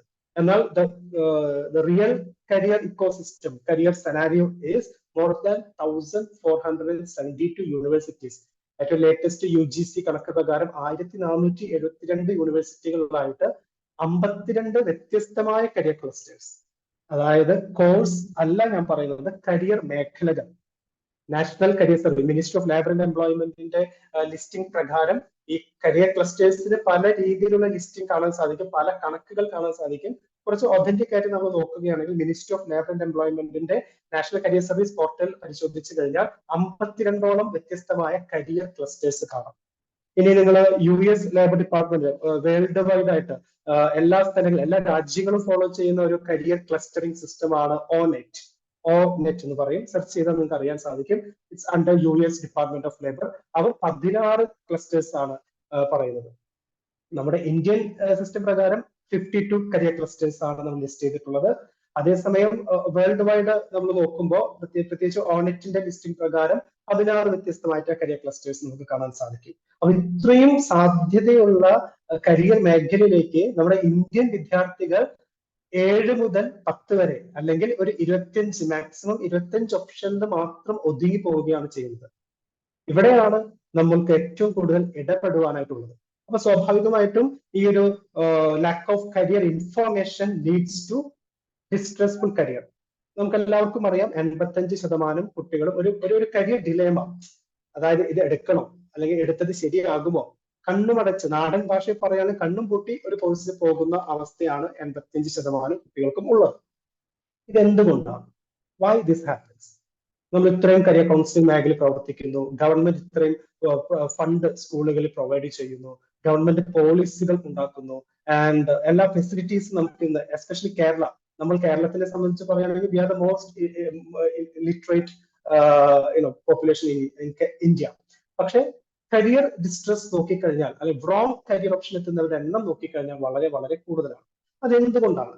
അതിന്റെ ഒരു പ്രധാനപ്പെട്ട റീസൺ എന്ന് പറയുന്നത് പലപ്പോഴും നമ്മൾ പല റീസൺസ് പറയും. പ്രോപ്പർ ഗൈഡൻസ് കൊടുക്കാത്തത് കൊണ്ടാണ്, എക്സ്പോഷർ ഇല്ലാത്തത് കൊണ്ടാണ്, തൊഴിൽ സാധ്യതകൾ എംപ്ലോയബിലിറ്റി കുറവ് ഉള്ളത് കൊണ്ടാണ്, അല്ലെങ്കിൽ ഇന്നത്തെ പൊളിറ്റിക്കൽ ജിയോ പൊളിറ്റിക്കൽ അല്ലെങ്കിൽ ഇക്കോണമിക് റിഫോംസ് അല്ലെങ്കിൽ ഈ പറയുന്ന ഒരു പൊളിറ്റിക്കൽ ഇക്കോസിസ്റ്റം അതിന്റെ പ്രശ്നമാണ്. അതൊക്കെ പറയുമെങ്കിലും ആക്ച്വലി അതൊന്നുമല്ല വിഷയം. വിഷയം ഗൈഡൻസ്, അതായത് ഒതന്റിക് ആയിട്ടുള്ള കൃത്യമായിട്ടുള്ള ടാർഗറ്റഡ് ആയിട്ടുള്ള ഒരു ഗൈഡൻസ് സിസ്റ്റം ഇല്ലാത്തതാണ് പ്രശ്നം. മാത്രമല്ല നമ്മുടെ കുട്ടികളും രക്ഷിതാക്കളും സമൂഹവും ഈ കരിയർ സെലക്ഷനിൽ അനുവർത്തിച്ചു പോരുന്ന ചില കീഴ്വഴക്കങ്ങളുണ്ട്, അല്ലെങ്കിൽ ചില എന്താ പറയുന്ന കസ്റ്റംസ് ഉണ്ട്. അത് ബ്രേക്ക് ചെയ്യാത്തിടത്തോളം കാലം നിങ്ങൾ എത്ര കോഴ്സുകൾ പറഞ്ഞിട്ടും കാര്യമില്ല. അപ്പോൾ ഞാൻ എൻ്റെ എക്സ്പീരിയൻസിലും ഞാൻ വായിച്ച് മനസ്സിലാക്കിയതിലും പല പഠനങ്ങളിലൂടെ കടന്നു പോയതിലും ഞാൻ നേരിട്ട് എൻ്റെ കുട്ടികൾ കണ്ടതുമായി ബന്ധപ്പെട്ട് 4 പ്രധാനപ്പെട്ട പ്രോബ്ലംസ് ആണ് ഏറ്റവും കൂടുതലായിട്ട് കണ്ടിട്ടുള്ളത്. ആ 4 പ്രോബ്ലംസിനുള്ള ആൻസർ, സൊല്യൂഷൻ നിങ്ങൾക്ക് കൊടുക്കാൻ സാധിക്കുകയാണെങ്കിൽ നേരത്തെ പറഞ്ഞ ഈ 85% കരിയർ ഡിസ്ട്രെസ് നമുക്ക് മാറ്റി 100% ഹാപ്പി കരിയേഴ്സിലേക്ക് നമുക്ക് ആളുകളെ എത്തിക്കുവാൻ സാധിക്കും. അപ്പോൾ what are those 4 pressing reasons behind wrong career selection? First, ഞാൻ അതിന്റെ പ്രശ്നവും പറയാം, അതിനുള്ള സൊല്യൂഷനും പറയാം. നിങ്ങൾ അത് നിങ്ങളുടെ പ്രാക്ടീസിൽ കൊണ്ടുവരാനായിട്ട് ശ്രമിക്കണം. ഒന്ന്, the first issue is nothing but നമ്മുടെ കുട്ടികൾ ഒരു കരിയർ ഡിസിഷൻ എടുക്കുന്നത് ഏത് പ്രായത്തിലാണ്? അവരുടെ ടീനേജ് ടൈമിലാണ്. May be 8th standard 9th standard, ഒരു 8ാം ക്ലാസ്സിനും +2-നും ഇടയിലാണ് പലപ്പോഴും നമ്മുടെ കുട്ടികൾ ഡിസിഷൻ എടുക്കുന്നത്. ഈ പ്രായത്തിന്റെ പ്രത്യേകത നമുക്ക് എല്ലാവർക്കും അറിയാം. ഇപ്പൊ സൈക്കോളജി ഫീൽഡിലുള്ളവരായാലും അച്ഛനമ്മമാർ, സൈക്കോളജിക്കാരൊന്നും ചോദിക്കണ്ട, അച്ഛനമ്മമാരോട് ചോദിച്ചു കഴിഞ്ഞാൽ അറിയാൻ പറ്റും. സാധാരണ +2 അച്ഛനമ്മമാരൊക്കെ വന്ന് പറയും, സാറേ ഞങ്ങൾ ആകെ പെട്ടുപോയി, ഞങ്ങൾക്കൊരു തീരുമാനം എടുക്കാൻ പറ്റുന്നില്ല, ഞങ്ങൾ എന്നും തീരുമാനമെടുക്കും, നാളെ വന്ന് അവൻ ആ തീരുമാനം മാറ്റും. ഇന്ന് അവനൊരു കോഴ്സ് പറയും, നാളെ വേറെ കോഴ്സ് പറയും, മറ്റന്നാൾ വേറെ കോഴ്സാണ്. ബിക്കോസ് കുട്ടികൾ കരിയർ ഡിസിഷൻ എടുക്കേണ്ട പ്രായം അവരുടെ ടീനേജ് ടൈം, സ്കൂൾ ടൈം. ആ ടൈം എന്ന് പറയുന്നത് അവരുടെ ടീനേജ് ടൈം ആണ്. ഇമ്പൾസീവ് ആയിട്ടുള്ള ഒരു സിറ്റുവേഷൻ ആണ്. അതുപോലെ തന്നെ അവർ വളരെ ഒരു എന്താ പറയുന്ന ഒരു ഹീറോയിസത്തിലേക്കും ഒരു ഫെയറി ടൈലിലേക്കും ഫാന്റസിയിലൊക്കെ മുന്നോട്ട് പോകുന്ന സമയമാണ്. ആ സമയത്താണ്, അതായത് ആവറേജിൽ 15 വയസ്സിലാണ് ഒരു വിദ്യാർത്ഥി അവന്റെ ജീവിതകാലം മുഴുവൻ ചെയ്യേണ്ട കരിയർ ഡിസിഷൻ എടുക്കുന്നത്. എന്നാൽ ഈ കുട്ടി കരിയറിലേക്ക് എത്തുന്നത് എപ്പോഴാണ്? വളർന്ന് വലുതായി മാനസികമായും ശാരീരികമായും ഇമോഷണലി എല്ലാ രീതിയിലും ഒരു പൂർണ്ണ യുവതി ആയതിനു ശേഷം, അതായത് ഒരു 22, 23, 24 വയസ്സിൽ, ആവറേജ് 23 വയസ്സിലാണ് നമ്മുടെ കുട്ടികൾ കരിയറിലേക്ക് അവരുടെ ജോലി അല്ലെങ്കിൽ അവരുടെ പ്രൊഫഷണൽ ലൈഫ് സ്റ്റാർട്ട് ചെയ്യുന്നത്. അതായത് ചിന്തിക്കണം, 23 വയസ്സ് മുതൽ മരണം വരെ, റിട്ടയർമെന്റ് കഴിഞ്ഞാലും മരണം വരെ അവൻ ചെയ്യേണ്ട അല്ലെങ്കിൽ മുന്നോട്ട് കൊണ്ടുപോകേണ്ട, പെർഫോം ചെയ്യേണ്ട ഒരു ജോലി അവൻ തീരുമാനിക്കുന്നത് ഒന്നും അറിയാത്ത ഈ 10-15 വയസ്സിൽ ഫാന്റസ്റ്റിക് ആയിട്ടുള്ള ആ വയസ്സിലാണ് അവൻ ഡിസിഷൻ എടുക്കുന്നത്. അപ്പൊ സ്വാഭാവികമായിട്ടും ആ സമയത്ത് ഉള്ള ഡിസിഷൻ മേക്കിംഗ് കറക്റ്റ് ആവണമെന്നില്ല. എങ്ങനെയാണ് ഈ പ്രായത്തിൽ നമ്മുടെ കുട്ടികൾ ഈ എഞ്ചിനീയറിംഗും സർജറിയും അക്കൗണ്ട്സും ഓഡിറ്റിങ്ങും ആസ്ട്രോണമിയും അതുപോലെ തന്നെ ഡിസൈനും ഒക്കെ ഇതാണ് എന്റെ ലൈഫ് എന്ന് അവരെങ്ങനെ ഡിസൈഡ് ചെയ്യുന്നത്? ആ ഡിസിഷൻ കറക്റ്റ് അല്ല എങ്കിൽ ഒന്നുകിൽ രണ്ടാമത്തെ പിക്ചറിൽ കാണുന്ന പോലെ ഒരു സാഡ്, സന്തോഷമില്ലാത്ത മുഖത്തോടു കൂടി ആ കുട്ടി ജോലി ചെയ്യേണ്ടതായിട്ട് വരും. ഫോർച്ചുനേറ്റ്ലി ഭാഗ്യവശാൽ അവൻ എടുത്ത ഡിസിഷൻ കറക്റ്റ് ആണെങ്കിൽ, അത് വളരെ ചെറിയ പെർസെന്റേജ് ആണ്, കറക്റ്റ് ആണെങ്കിൽ ലെഫ്റ്റ് സൈഡിൽ കാണുന്ന ഹാപ്പി കരിയേഴ്സിൽ അവർക്ക് വർക്ക് ചെയ്യാനായിട്ട് പറ്റും. എന്താണ് ഈ പ്രായത്തിൽ കുട്ടികൾ എക്സൈറ്റിംഗ് ടൈമിലാണ് ഇരിക്കുന്നത്. സ്വാഭാവികമായിട്ടും അവർക്ക് ഒരുപാട് ബിലീഫ് സിസ്റ്റംസ് ഉണ്ടാവും. നമ്മളിത് എങ്ങനെയാണ് ബ്രേക്ക് ചെയ്യേണ്ടത്? അവരുടെ കരിയർ ബിലീഫ്സ് ടീനേജ് ടൈമിൽ അവർ കേൾക്കുകയും കാണുകയും മനസ്സിലാക്കുകയും ചെയ്തിട്ടുള്ള ഒരുപാട് കരിയർ ബിലീഫ്സ് ഉണ്ടായിരിക്കും. ആ ബിലീഫ്സ് റൈറ്റ് ബിലീഫ്സ് ആണെങ്കിൽ മാത്രമേ 23-24 വയസ്സിൽ അവർ അവരുടെ ജോലി ആരംഭിക്കുമ്പോൾ അവർക്ക് അതിൽ സിങ്ക് ആയിട്ട് മുന്നോട്ട് പോകാൻ സാധിക്കുള്ളൂ. കരിയർ ബിലീഫ്സ് എന്ന് പറയുമ്പോൾ ഈ കരിയർ ബിലീഫ്സ് ആണ് പലപ്പോഴും കുട്ടികളെ എക്സൈറ്റ്മെന്റിലേക്ക് എത്തിക്കുന്നത്, അല്ലെങ്കിൽ ഒരു കോഴ്സ് സെലക്ഷനിലേക്ക് അവരുടെ ഡിസിഷൻ മേക്കിങ്ങിനെ എത്തിക്കുന്നത് ഈ പറയുന്ന കരിയർ ബിലീഫ്സ് ആണ്. What are they? ഉദാഹരണം പറയുകയാണെങ്കിൽ അതിൽ കരിയർ ബിലീഫ്സിൽ തന്നെ നമുക്ക് ഒരുപാട് വ്യത്യസ്തമായിട്ടുള്ള ബിലീഫ്സ്. ഇപ്പോൾ belief of proficiency, belief caste and common practice belief എന്ന് പറയും. അതായത് എല്ലാവരും ചെയ്യുന്നത് ഞാനും ചെയ്യും. അല്ലെങ്കിൽ പ്രൊഫിഷ്യൻസി എന്ന് പറയുമ്പോൾ എനിക്ക് അതിൽ എക്സ്ട്രാ കഴിവുണ്ട് എന്ന് അസ്യൂം ചെയ്തിട്ട് ഒരു കരിയർ സെലക്ട് ചെയ്യുന്നു. അതുപോലെ തന്നെ പെസിമിസ്റ്റിക് കരിയർ ബിലീഫ്സ് ഉണ്ട്. അതായത് എന്നെ കൊണ്ടൊന്നും പറ്റില്ല, അതുകൊണ്ട് വലിയ വലിയ കോഴ്സ് ഒന്നും ഞാൻ ചിന്തിക്കേണ്ട, ചെറിയ ചെറിയ കോഴ്സുകളൊക്കെ നോക്കിയിട്ട് തൽക്കാലം തട്ടിമുട്ടി പോയാൽ മതി, അങ്ങനെ ചിന്തിക്കുന്ന കരിയർ ബിലീഫ് സിസ്റ്റം ഉണ്ട്. അതുപോലെ തന്നെ ഡോമിനന്റ് കരിയർ ബിലീഫ്സ് ഉണ്ടായിരിക്കും. അതായത് കുടുംബത്തിന്റെ മൊത്തം ഭാരം എന്റെ തോളത്താണ്, ഞാൻ വേണം കുടുംബത്തെ നേരെയാക്കാം, അപ്പൊ അതുകൊണ്ട് എനിക്ക് പെട്ടെന്ന് ജോലി വേണം. അപ്പൊ പെട്ടെന്ന് ജോലിക്ക് വേണ്ടി അവൻ ഏതെങ്കിലും ഒരു തരികിട തട്ടിക്കൂട്ട് അല്ലെങ്കിൽ പെട്ടെന്ന് ജോലിക്ക് ചെറിയ കോഴ്സ്, ഡിപ്ലോമ അല്ലെങ്കിൽ സർട്ടിഫിക്കറ്റ് കോഴ്സുകൾക്ക് പോയി അവന്റെ ലൈഫ് ഒരു പക്ഷേ സ്ട്രഗിൾ ചെയ്യുന്ന സാഹചര്യത്തിലേക്ക് എത്തും. അപ്പൊ ഈ career beliefs, different type of career beliefs നമ്മുടെ കുട്ടികൾ വെച്ച് പുലർത്തുന്നുണ്ട്. അതിൽ കേരളത്തിലെ കുട്ടികളിൽ കാണുന്ന പ്രധാനപ്പെട്ട കരിയർ ബിലീഫ്സ് എന്ന് പറയുന്നത് ഒന്ന് ബിലീഫ് ഓഫ് പ്രൊഫിഷ്യൻസി, അതായത് എനിക്കിത് ചെയ്യാൻ സാധിക്കും, ആ ഒരു എക്സ്ട്രാ കോൺഫിഡൻസ് എന്ന് വേണമെങ്കിൽ പറയാം. അതിന് നമ്മുടെ വിദ്യാഭ്യാസ രീതിക്കും പരീക്ഷാ സമ്പ്രദായത്തിനും A+കൾ വാരിക്കൊരി കൊടുക്കുന്നതിനൊക്കെ അതിനൊരു വലിയൊരു അതൊരു ഇൻഫ്ലുവൻസിങ് ഫാക്ടറാണ്. ഓവർ എസ്റ്റിമേറ്റഡ് ആയിട്ട് അവർ അവരുടെ കരിയർ ഡിസിഷൻസ് എടുക്കും. അതുപോലെ തന്നെ ഈ കോമൺ പ്രാക്ടീസ് ബിലീഫ്, എല്ലാവരും ചെയ്യുന്നത് ഞാനും ചെയ്യുന്നു. സയൻസ് പഠിച്ചു അതുകൊണ്ട് മെഡിക്കൽ എഞ്ചിനീയറിംഗ്, കൊമേഴ്സ് ആണ് അതുകൊണ്ട് ബികോം, അങ്ങനെ ഒരു കോമൺ പ്രാക്ടീസ് ബിലീഫ് സിസ്റ്റം ഉണ്ടായിരിക്കും. അതുപോലെ തന്നെ ഈ പ്രൊഫിഷ്യൻസി ഡോമിനൻസ് ബിലീഫ് ഉണ്ടാവും. അതായത് പെട്ടെന്ന് ജോലി വേണം, പെട്ടെന്ന് സെറ്റിൽ ആവണം. അപ്പൊ ഇങ്ങനെയുള്ള ആഗ്രഹത്തോട് കൂടിയിട്ടായിരിക്കാം മേ ബി അവനൊരു കോഴ്സ് ഡിസിഷൻ 15 വയസ്സിൽ എടുക്കുന്നത്. പക്ഷെ ഈ ബിലീഫ് സിസ്റ്റം ഒക്കെ 18, 19, 20 വയസ്സാകുമ്പോൾ മാറും. അതുകൊണ്ടാണ് പല കുട്ടികളും ഡിഗ്രി സെക്കൻഡ് ഇയർ എത്തുമ്പോൾ പറയുന്നത് കേൾക്കാം, ഈ കോഴ്സ് വേണ്ടായിരുന്നു, ഇതല്ല ഞാൻ ഉദ്ദേശിച്ചത്, ഒന്നുകൂടി ആലോചിച്ച് വേറെ കോഴ്സ് എടുത്താൽ മതിയായിരുന്നു എന്ന് അവർ പരിതപിക്കുന്നത് കൃത്യമായി നിങ്ങൾ ഒബ്സർവ് ചെയ്താൽ കാണാൻ സാധിക്കും. അവര് +2 കഴിഞ്ഞ് ഒരു ഡിഗ്രി സെക്കൻഡ് ഇയറോ തേർഡ് ഇയറോ, അതായത് ആ കരിയറിന്റെ കൃത്യമായ ആക്ടിവിറ്റീസിലേക്ക് കടക്കുന്ന പ്രായം എത്തുമ്പോൾ വീട്ടിൽ നിന്നും അച്ഛനും അമ്മയിൽ നിന്നും ടീച്ചേഴ്സിൽ നിന്നും യൂണിഫോമിൽ നിന്നും ഒക്കെ അവര് രക്ഷപ്പെട്ട് സമൂഹത്തിലേക്ക് ഇറങ്ങി അവരുടെ സോഷ്യൽ കോഗ്നിഷൻ ഡെവലപ്പ് ചെയ്യുമ്പോഴാണ് കൃത്യമായ കരിയർ ബിലീഫ്സും കൃത്യമായ കരിയർ ചോയ്സും വരുന്നത്. അപ്പോ +2 കാലഘട്ടത്തിൽ, ഹൈസ്കൂൾ കാലഘട്ടത്തിൽ തന്നെ കൃത്യമായി ഇത് അഡ്രസ് ചെയ്തില്ല എന്നുണ്ടെങ്കിൽ നമ്മുടെ മക്കൾ എത്തുന്നത് റോങ് കരിയർ ഓപ്ഷനിലായിരിക്കും. അപ്പൊ ഇതിനെക്കുറിച്ച് ഞാൻ ഈ പറഞ്ഞ കരിയർ ബിലീഫ്സ് അത് വലിയൊരു വിഷയമാണ്. കൗൺസിലിംഗ് സമയത്ത് നമ്മൾ കുട്ടികളുമായിട്ട് റാപ്പോ ബിൽഡ് ചെയ്യുന്ന സമയത്ത് ഈ കരിയർ ബിലീഫ്സ് പിക്ക് ചെയ്യാൻ പറ്റുന്ന കാര്യങ്ങൾ നമ്മളോട് ചോദിക്കണം. അതിനെയാണ് കരിയർ പ്രിപ്പറേഷൻ ക്വസ്റ്റ്യൻസ് എന്ന് പറയുന്നത്. നമ്മൾ ചുമ്മാ നിനക്ക് ഏത് കോഴ്സാണ് പഠിക്കാൻ ഇഷ്ടം എന്നാൽ നീ പോയി പഠിച്ചോ, അങ്ങനെയല്ല നമ്മൾ കൗൺസിലിംഗ് ചെയ്യേണ്ടത്. അവനുമായി സംസാരിക്കുക. ആദ്യത്തെ ആ റാപ്പോ ബിൽഡിങ്ങിൽ ഈ പറയുന്ന ബിലീവിൽ ഏതെങ്കിലും നെഗറ്റീവ് ബിലീഫ്സ് ഉണ്ടോ എന്നുള്ളത് നമ്മൾ എന്ത് ചെയ്യണം, ഇങ്ങനെ ചുരണ്ടി എടുക്കുക എന്ന് പറയുന്നത്. അതുപോലെ കൃത്യമായിട്ട് നമ്മളത് പിക്ക് ചെയ്തെടുക്കണം. അപ്പൊ ഈ കരിയർ ബിലീഫ്സിനെ കുറിച്ച് കൂടുതൽ നിങ്ങൾക്ക് പഠിക്കണമെന്നുണ്ടെങ്കിൽ ജോൺ ക്രുംബോൾട്ടിന്റെ സ്റ്റഡീസ്, ഒരുപാട് അദ്ദേഹത്തിന്റെ കുറെ റെഫറൻസസ് നിങ്ങൾക്ക് വായിക്കുവാനായിട്ട് ഓൺലൈനിൽ വായിക്കുവാനായിട്ട് സാധിക്കും. ജോൺ ക്രുംബോൾട്ട് ഇദ്ദേഹമാണ് ഈ കരിയർ ബിലീഫ്സിനെ കുറിച്ച് കൃത്യമായിട്ടൊക്കെ പഠിച്ചത്. ഈ ഇന്ത്യൻ ഈ ബിലീഫ് സിസ്റ്റം കുറച്ച് കൾച്ചറൽ ഡെമോഗ്രഫിക് ഡിഫറൻസ് ഉള്ള കാരണം ജോൺ ട്രുംബോൾട്ടിന്റെ പല സ്റ്റഡീസും വെസ്റ്റേൺ രീതിയിലാണ്. അപ്പൊ നമ്മൾ നമ്മുടെ മക്കളുടെ ഒരു ബിലീഫ് സിസ്റ്റംസ് ഒക്കെ അറിയണമെന്നുണ്ടെങ്കിൽ നിങ്ങൾ ചെയ്യേണ്ടത് ഗിഡിയൻ അരുൾമണി, ഒരു ഇന്ത്യൻ കരിയർ സൈക്കോളജിസ്റ്റ് ആണ്. Is from Bangalore. Is one of my very close, എന്റെ ഒരു ഗുരുനാഥൻ എന്ന രീതിയിൽ ഞാൻ എപ്പോഴും മനസ്സിൽ കാണുന്ന ഒരു വ്യക്തിയാണ് മിസ്റ്റർ ഗിഡിയൻ അരുൾമണി. അദ്ദേഹത്തിന്റെ കരിയർ സ്റ്റഡീസിനെ കുറിച്ച് ഒന്ന് നിങ്ങൾ ഗൂഗിൾ ചെയ്ത് കഴിഞ്ഞാൽ ഇതിനെക്കുറിച്ച് കൂടുതൽ അറിയാൻ സാധിക്കും. ബിലീഫ് സിസ്റ്റംസ് എങ്ങനെ ബ്രേക്ക് ചെയ്യാം, കൗൺസിലിംഗിൽ ഈ ബിലീഫ് സിസ്റ്റംസ് എങ്ങനെയാണ് നമ്മൾ ഐഡന്റിഫൈ ചെയ്യുന്നത്, ഇതൊക്കെ കൃത്യമായിട്ട് മനസ്സിലാക്കാൻ പറ്റും. അപ്പൊ ഞാൻ പറഞ്ഞു വരുന്നത് വേറൊന്നുമല്ല, കരിയർ ഡിസിഷനിലേക്ക് എത്തുമ്പോൾ ഒരു എക്സ്പ്ലോറിംഗ് ഏജില് ഇമ്പൾസീവ് ആയിട്ട് നമ്മുടെ കുട്ടികൾ പറയുന്ന കരിയർ ഡിസിഷൻ റൈറ്റ് ആണോ റോങ് ആണോ എന്നുള്ളത് നിങ്ങൾ ചെക്ക് ചെയ്യണം. അപ്പോഴാണ് നിങ്ങളൊരു സൂപ്പർ കരിയർ കൗൺസിലർ ആവുന്നത്. അല്ലാതെ അവർ പറയുന്നത് കേട്ടുകൊണ്ട് കുറെ കോളേജുകളും കോഴ്സുകളും പറഞ്ഞു കൊടുത്താൽ you won't become a good career counsellor, right? അപ്പോ കരിയർ ഒന്നാമത്തെ കാര്യം എന്താണ്? First issue is you have to break career beliefs.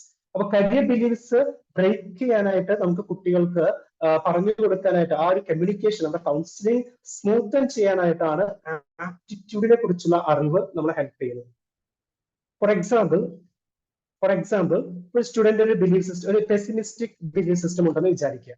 അതായത് ഞാൻ സാമ്പത്തികമായിട്ട് വളരെ പുറകിലാണ്, എന്റെ അച്ഛൻ അമ്മയൊന്നും നന്നായിട്ട് പഠിച്ചിട്ടൊന്നുമില്ല, ഞാനൊരു നാട്ടിൻപുറത്തുകാരനാണ്, അതുകൊണ്ട് എനിക്ക് വലിയ വലിയ കോഴ്സുകളും വലിയ വലിയ ജോലികളൊന്നും എനിക്ക് സ്വപ്നം കാണാൻ പറ്റില്ല, തൽക്കാലം അത്യാവശ്യം ശമ്പളമൊക്കെ കിട്ടുന്ന ഒരു ജോലി മതി.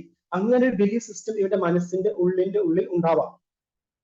അതേസമയം നമ്മൾ ഈ കുട്ടിയെ കൗൺസിൽ ചെയ്യുമ്പോൾ നമുക്ക് മനസ്സിലാക്കാൻ പറ്റുകയാണ് ഇവന് അപാരമായ ലോജിക്കൽ എബിലിറ്റി ഉണ്ട്, അപാരമായ ന്യൂമറിക്കൽ ആപ്റ്റിറ്റ്യൂഡ് ഉണ്ട്. ഈ ലോജിക്കൽ ന്യൂമറിക്കൽ ആപ്റ്റിറ്റ്യൂഡ് പ്ലസ് അവനൊരു സ്പേഷ്യൽ ആപ്റ്റിറ്റ്യൂഡ്, കാര്യങ്ങൾ മനസ്സിൽ കാണുവാനുള്ള ആപ്റ്റിറ്റ്യൂഡ്, സ്പേഷ്യൽ വിഷ്വലൈസേഷൻ എബിലിറ്റി, ഇതൊക്കെ ഉണ്ട് എന്ന് നമ്മൾ കൗൺസിലിംഗ് മനസ്സിലാക്കുകയാണെങ്കിൽ ഈ 3 ആപ്റ്റിറ്റ്യൂഡ് ഇൻഡിക്കേറ്റ് ചെയ്യുന്നത് റിസർച്ച് മേഖലയിലെ കരിയേഴ്സ് ആണ്. അപ്പൊ അവന് ഇഷ്ടമുള്ള ഒരു മേഖലയിൽ നല്ലൊരു റിസർച്ചർ ആവാനുള്ള അഭിരുചി ആ കുട്ടിക്കുണ്ടാവും. പക്ഷെ മേ ബി അവനത് ഉപയോഗപ്പെടുത്താത്തത് അവന്റെ ബിലീഫ് സിസ്റ്റം കാരണമായിരിക്കും.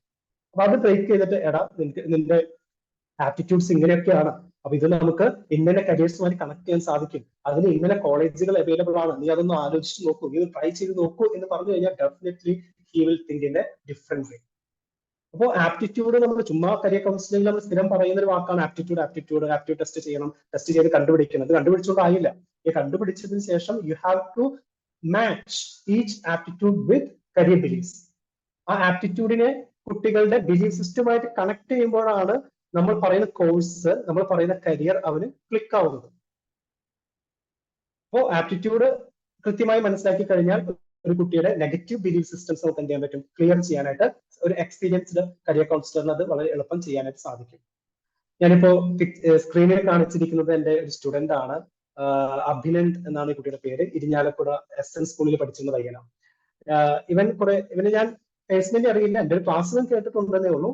കുറെ നാളുകൾക്ക് ശേഷം ഈ കുട്ടിയെ ഫോണിൽ വിളിച്ചിട്ട് പറഞ്ഞു, സാർ ഞാൻ ഇന്ന ആളാണ്, ഇന്ന സ്കൂളിലാണ് പഠിച്ചിരുന്നത്, സാർ അവിടെ ക്ലാസ്സിൽ വന്നപ്പോൾ ഞാൻ ക്ലാസ് കേട്ടിട്ടുണ്ട്. ഓക്കെ, ഞാനിപ്പോ ഐസറിലാണ് പഠിക്കുന്നത്, Indian Institute of Science Education Research ഭോപ്പാലിലെ ഐസറിൽ പഠിച്ചുകൊണ്ടിരിക്കുന്നത്. അപ്പൊ അവൻ പറഞ്ഞ കാര്യം എന്താണെന്ന് വെച്ച് കഴിഞ്ഞാൽ അവൻ ഒരു സാധാരണ കൂലിപ്പണി, എന്താണ് അവന്റെ അച്ഛൻ്റെ അമ്മയിലൊക്കെ ഞാൻ നേരത്തെ പറഞ്ഞ ആ ഒരു പെസിമിസ്റ്റിക് ബിലീഫ് സിസ്റ്റത്തിലൂടെ വന്നിരുന്ന പയ്യനാണ്. അവൻ ആ ക്ലാസ് കേട്ട ആപ്റ്റിറ്റ്യൂഡിനെ കുറിച്ചും കരിയേഴ്സിനെ കുറിച്ചും കരിയർ പ്ലാനിങ്ങിനെ കുറിച്ചൊക്കെയുള്ള കാര്യങ്ങൾ കേട്ടപ്പോൾ അവന്റെ ആ നെഗറ്റീവ് ബിലീഫ് സിസ്റ്റം മാറി, അവൻ പഠിക്കാൻ തുടങ്ങി, ശ്രദ്ധിക്കാൻ തുടങ്ങി. ഇന്ന് അതായത് തട്ടിമുട്ടി പാസ്സായിക്കൊണ്ടിരുന്ന അഭിനന്ദ് ഇന്ന് 3ാം വർഷം BSMS കോഴ്സ് ഐസർ ഭോപ്പാലിൽ പഠിച്ചുകൊണ്ടിരിക്കുകയാണ്. അപ്പൊ നമ്മൾ അവിടെ ഞാൻ അവന് ഗൈഡൻസ് കൊടുത്തിട്ടില്ല, ഞാൻ കരിയർ പറഞ്ഞു കൊടുത്തിട്ടില്ല, ഞാൻ കോഴ്സ് പറഞ്ഞു കൊടുത്തിട്ടില്ല. അവിടെ അവന്റെ ബിലീഫ് സിസ്റ്റത്തെ ടച്ച് ചെയ്യുന്ന എന്തെങ്കിലും ഒരു കാര്യം ഞാൻ ആ ക്ലാസ്സിൽ പറഞ്ഞിട്ടുണ്ടാവണം. അതായിരിക്കണം അവൻ. അപ്പൊ അവൻ സ്വയം കണ്ടുപിടിച്ചതാണ് ഈ വഴികളൊക്കെ. അപ്പൊ കരിയർ കൗൺസിലിംഗ് എന്ന് പറയുമ്പോൾ കോഴ്സ് പറഞ്ഞു കൊടുക്കുക എന്നതിനേക്കാളൊക്കെ ഉപരി ഒരു കുട്ടിക്ക് അവന്റെ വഴി കണ്ടെത്താനുള്ള ഒരു ട്രിഗറിംഗ് പോയിന്റ് ഇട്ട് കൊടുക്കണം. അവിടെയാണ് അഭിരുചിയെ കുറിച്ചുള്ള കൃത്യമായ അറിവും അതുപോലെ തന്നെ ഈ പറയുന്ന കരിയർ ബിലീഫ് സിസ്റ്റംസ് മനസ്സിലാക്കി കുട്ടികളുമായിട്ട് ഇന്ററാക്ട് ചെയ്യുന്നതും ഹെൽപ്പ് ചെയ്യുന്നതും. ഓക്കെ, അപ്പൊ ഒന്നാമത്തെ വിഷയം നമുക്ക് മനസ്സിലായി. അപ്പൊ നിങ്ങൾ എന്താ ചെയ്യേണ്ടത്? ടീനേജിലെ ആ ഒരു എക്സൈറ്റിംഗ് ആയ ഓപ്ഷൻസിനേക്കാൾ ഉപരി കൃത്യമായി ബിലീഫ് സിസ്റ്റംസ് മനസ്സിലാക്കി ഗൈഡ് ചെയ്യാനായിട്ട് ശ്രമിക്കണം. രണ്ടാമത്തെ പ്രശ്നം, എന്തുകൊണ്ട് നമ്മുടെ കുട്ടികൾ റോങ് കരിയറിലേക്ക് എത്തുന്നു? അതിന് രണ്ടാമത്തെ പ്രശ്നം എന്ന് പറയുന്നത് we are more into course focus. കോഴ്സുകൾക്കാണ് നമ്മൾ ഇമ്പോർട്ടൻസ് കൊടുക്കുന്നത്, നോട്ട് ഫോർ കരിയർ. നമ്മൾ ഇമ്പോർട്ടൻസ് കൊടുക്കുന്നത് കോളേജുകൾക്കാണ്, not for the career situation. നമ്മൾ ഇമ്പോർട്ടൻസ് കൊടുക്കുന്നത് സ്കോപ്പിനാണ്. ഇപ്പൊ കരിയർ കൗൺസിലിംഗ് ഉള്ള ആളുകൾ സ്വാഭാവികമായിട്ടും ഞാനിപ്പോ സ്ക്രീനിൽ കാണിക്കുന്ന പോലുള്ള ഒരുപാട് ചോദ്യങ്ങൾ പലപ്പോഴും കേട്ടിട്ടുണ്ടായിരിക്കും അല്ലെ. ഒരുപക്ഷെ നജീമുദ്ദീൻ സാറിന് ഇത് സാറിന് അനുഭവം ഉണ്ടാവുമല്ലോ. നമ്മുടെ കുട്ടികളെ വിളിച്ച് എന്താ ചോദിക്കുക മെയിനായിട്ട്? സാറ് കേൾക്കുന്നുണ്ടോ?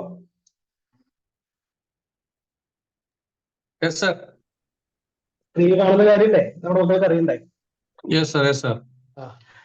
ഇതിപ്പോ എന്റെ ചാറ്റ് ബോക്സിൽ സ്ഥിരം വരുന്ന ചാറ്റുകളാണ്. ആ കോഴ്സ്, ഈ കോഴ്സ്, അതിന്റെ സ്കോപ്പ് എന്താണ്, ഇതിന്റെ സ്കോപ്പ് എന്താണ്? കുട്ടികളെക്കാൾ കൂടുതൽ അച്ഛനമ്മമാരാണ് വിളിച്ച് ചോദിക്കുക, സാർ അത് പഠിച്ചിട്ട് വല്ല കാര്യമുണ്ടോ, എന്താ, അങ്ങനെ നല്ല രസകരമായിട്ടൊക്കെ ചോദിക്കും. ആക്ച്വലി അപ്പൊ ഇവിടെ നമ്മൾ ഏറ്റവും കൂടുതൽ ഇമ്പോർട്ടൻസ് കൊടുക്കുന്നത് കുട്ടിക്കോ അവന്റെ കഴിവിനോ അവന്റെ കരിയർ സ്യൂട്ടബിലിറ്റിക്കോ ഒന്നുമല്ല, അതിന് കോഴ്സിനാണ്. അപ്പൊ കോഴ്സ് ഫോക്കസ് ചെയ്തുകൊണ്ടാണ് പലപ്പോഴും നമ്മുടെ പ്ലാനിങ് ആരംഭിക്കുന്നത്. അതായത് ഒറ്റ വാക്കിൽ പറയുകയാണെങ്കിൽ, പോകേണ്ട സ്ഥലം തീരുമാനിക്കാതെ ബസ് സ്റ്റാൻഡിൽ പോയിട്ട് ഭംഗിയുള്ള സൗകര്യങ്ങളുള്ള ബസ് സെലക്ട് ചെയ്ത് കഴിഞ്ഞാൽ എങ്ങനെയുണ്ടാവും?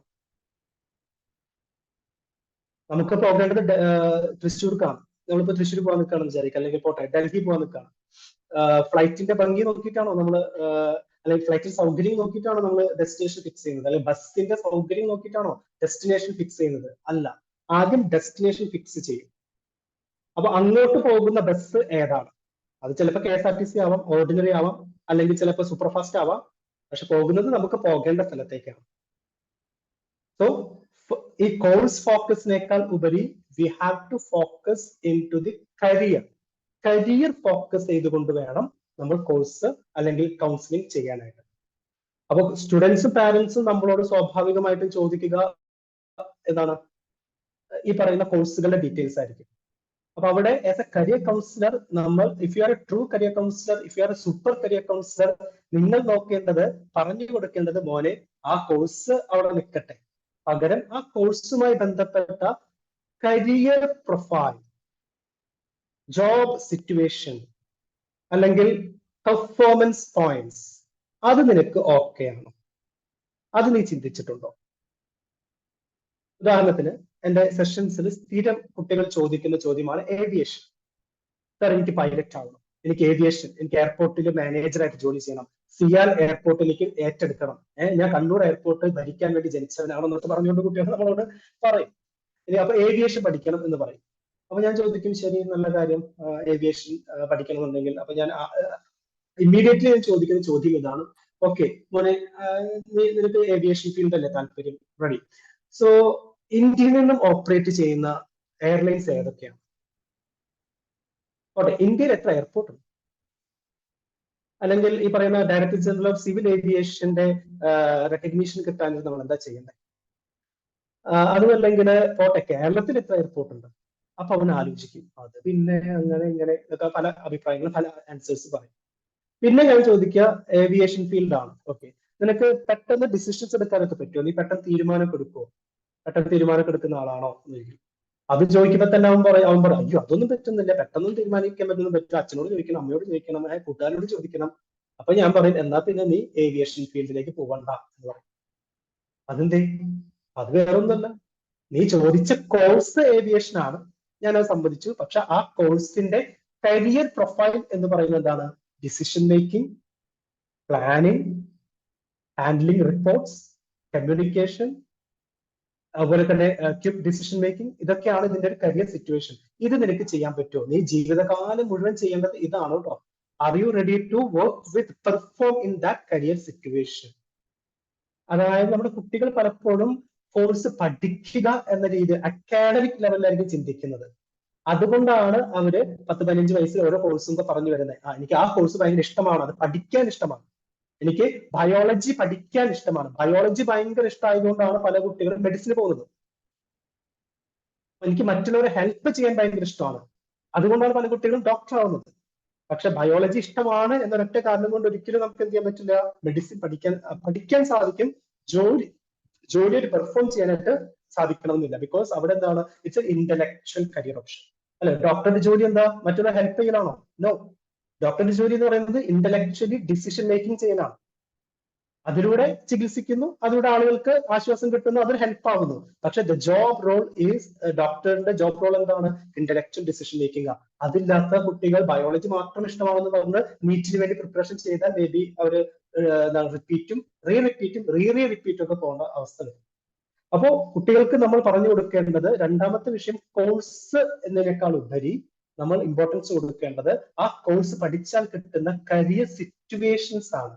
അതായത് നമ്മൾ നോക്കേണ്ടത് കുട്ടികളുടെ ജനറൽ ഇൻട്രസ്റ്റ് അല്ല. കുട്ടികൾ പലപ്പോഴും ജനറൽ ഇൻട്രസ്റ്റ് ആണ് പറയുക. എന്തുകൊണ്ട് നിനക്ക് പൈലറ്റ് ആവണം? എനിക്ക് എയർപോർട്ട് ഭയങ്കര ഇഷ്ടമാണ്, വിമാനം ഭയങ്കര ഇഷ്ടമാണ്, യാത്ര ചെയ്യാൻ ഭയങ്കര ഇഷ്ടമാണ് എന്നൊക്കെ പറയും. അത് അവരുടെ ജനറൽ ഇൻട്രസ്റ്റ് ആണ്.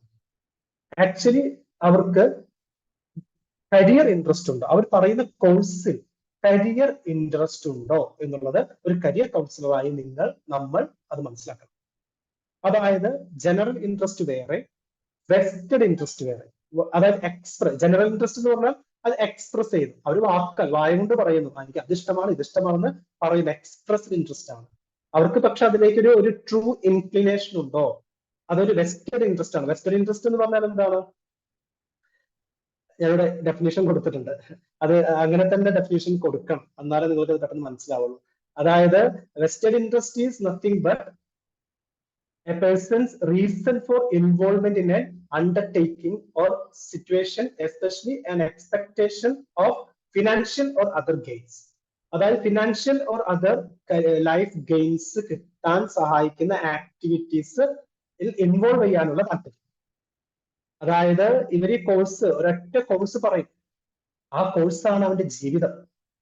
ആ കോഴ്സിൽ നിന്നാണ് അവന് സാമ്പത്തികമായിട്ടും സാമൂഹികമായിട്ടും വ്യക്തിപരമായിട്ടൊക്കെ അവന്റെ ലൈഫ് ഡെവലപ്പ് ചെയ്യാൻ പോകുന്നത്. അപ്പൊ അവിടെ ജനറൽ ഇൻട്രസ്റ്റ് പോരാ, അവിടെ നമുക്ക് വേണ്ടത് എന്താണ്, കരിയർ ഇൻട്രസ്റ്റ് ആണ്, വെസ്റ്റഡ് ഇൻട്രസ്റ്റ് ആണ്. അതിന് നമുക്കൊന്നുകൂടി ലഘൂകരിച്ച് പറയുകയാണെങ്കിൽ ജനറൽ ഇൻട്രസ്റ്റിനേക്കാൾ ഉപരി തൊഴിൽപരമായ ഇൻട്രസ്റ്റ് നമ്മുടെ കുട്ടികൾക്ക് ഉണ്ടാവണം. നമ്മൾ എത്ര പേരാണ് നമ്മുടെ അടുത്ത് വരുന്ന കുട്ടികളുടെ ഈ തൊഴിൽപരമായ ഇൻട്രസ്റ്റ് ചെക്ക് ചെയ്യുന്നത്? അവർ പറയുന്നത് കേട്ടിട്ടല്ലേ പലപ്പോഴും നമ്മൾ ഡിസിഷൻസിലേക്ക് എത്തുന്നത്. അവിടെയാണ് കരിയർ കൗൺസിലിംഗ് ഫെയിൽ ആവുന്നത്, അവിടെയാണ് പല കുട്ടികളുടെയും ഡിസിഷൻ തെറ്റിപ്പോകുന്നത്.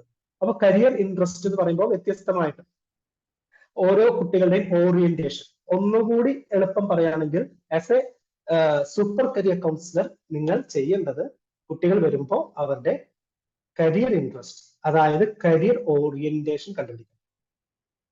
ടെക്നിക്കൽ ഓറിയന്റേഷൻ ആണോ, ഇൻവെസ്റ്റിഗേറ്റീവ് എക്സ്പെരിമെന്റൽ ഓറിയന്റേഷൻ ആണോ, ക്രിയേറ്റീവ് ഓറിയന്റേഷൻ ആണോ, അല്ലെങ്കിൽ clerical, number, data, file, clerical, desk job, അങ്ങനത്തെ ആ രീതിയിലുള്ള ഓറിയന്റേഷൻ ആണോ?